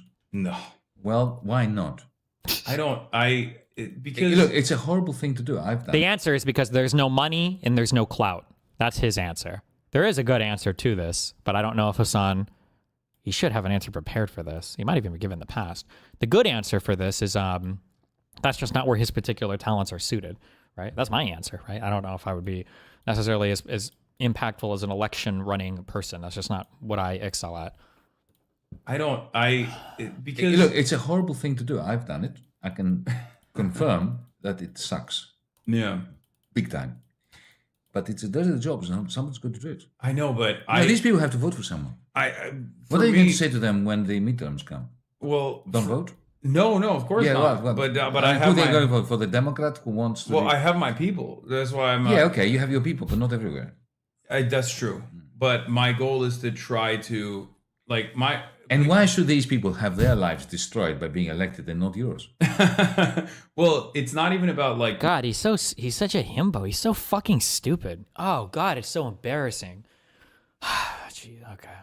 My life. He's trying to give an answer that sounds smart while also navigating the fact that he inhabits mutually exclusive positions at different times because he wants to do propaganda for liberals to convert them into more radical things, but he's trying to get away from that, I think, as of recently. He's trying to be more like the liberal guy. Now that Mamdani is elected, he wants to take credit for that election and then pretend that he's cool with the Democrats because he knows that they're probably going to win a lot of their elections in the midterms and he wants to be on the cool team or whatever. It's just so fucking cringe. Being destroyed necessarily, but because my life gets destroyed all the time doing what I'm doing anyway. I mean, come on. Gets destroyed? Yeah, seriously, come on. Gets destroyed? You're making money from one of the largest corporations on the planet. By market cap, what is Amazon? What number? What rank? Your life is destroyed? This is like the most bougie champagne socialist statement in the world. My life is destroyed. By the way, I just came back from an all-expenses-paid trip to China, and I'm giving a speech in Qatar in a few days, or I don't know how long ago this was. Really? Your life is destroyed? No, I'm able to. You're I'm having able- fun here. No, I know, but I'm able to overcome it regardless because I have like built overcome it. This resilient base of support. You haven't built anything, bro. If you got banned from Twitch, your life would be fucking over. Maybe he could make it on YouTube. If he got banned from those two platforms, he'd be gone. If he got like the Fuentes treatment, if he got the Destiny treatment, he would rope immediately. Oh, this is in Cutter? Okay, nice. And I have ways of working around it. You know, I get banned on Twitch. I go to What do you work around? You make money from Twitch, and I think YouTube. I assuming you run those channels. You make money from the two of the largest corporations in America. What are you working around? What? YouTube. But my point is, there's a finite amount of time and energy and effort that I can spend on this, and I feel like this is how I can maximize my output. Sure. Doing agitative propaganda, I think, and also creating a community that is then going out and participating in their own local elections, as many people in my community have already, to success. At some point, you have to go to graduate to the level where you're doing actual work. Yes, yeah, more than just making a fuck ton of money on YouTube and Twitch. Take their voice and you put it into some kind of. Say you did it with Mamdani. That'll make me come. Please say you did it. I did that with Mamdani, New York. Assembly.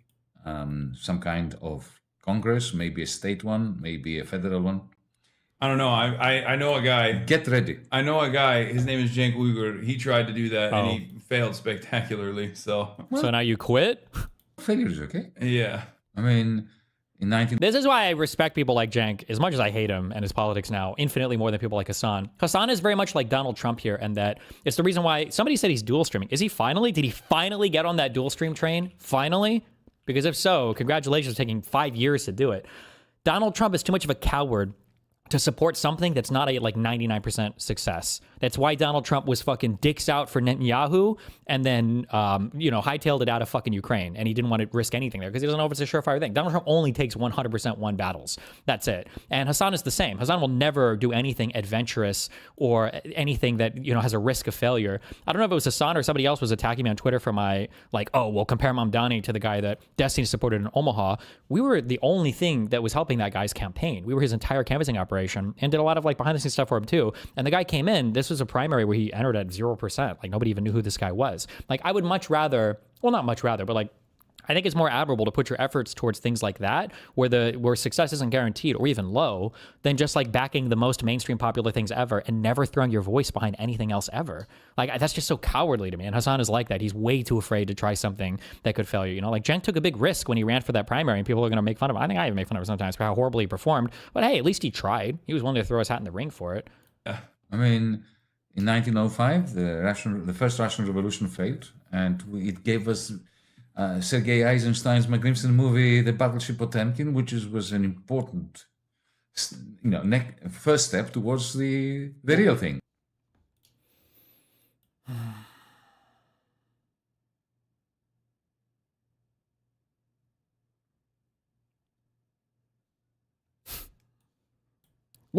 Honestly, we could get Hassan in Congress easily. Oh my God. Do you think Gudgel could have won if you didn't get shafted? I don't know, maybe. It would have been a fight. I mean, like I said, he came in as a super underdog for that. Would depend on a lot of things. Who knows? I don't think it was me. I'm not attacking Gudgel either. I don't think it was me getting shafted that was the problem. I think it was the way that Gudgel responded to it, which was the thing I didn't consider beforehand, is that are you ready to do politics? Because it can get very brutal. Rather than seizing on the publicity around that, they kind of folded immediately. I say that sounds all negatively loaded, but this guy was a super nice dude who's been loved by everybody in his life because he did a lot of nice, cool shit. He just seemed like a really lovable guy. And then he had people calling him, trying to threaten his teaching license. I just don't think he was ready for how brutal the political scene was.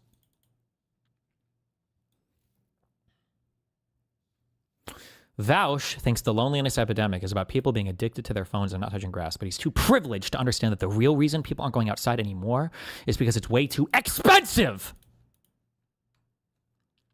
People aren't socializing less because they're phone addicts or they're antisocial or any of the bourgeois rich-splaining you can usually expect from Vaush. Damn, oh my God. This is bait? Are you saying this is bait because it's actually bait, or you're saying it's bait because it's retarded and you can't believe anything is ever written on the internet that's stupid?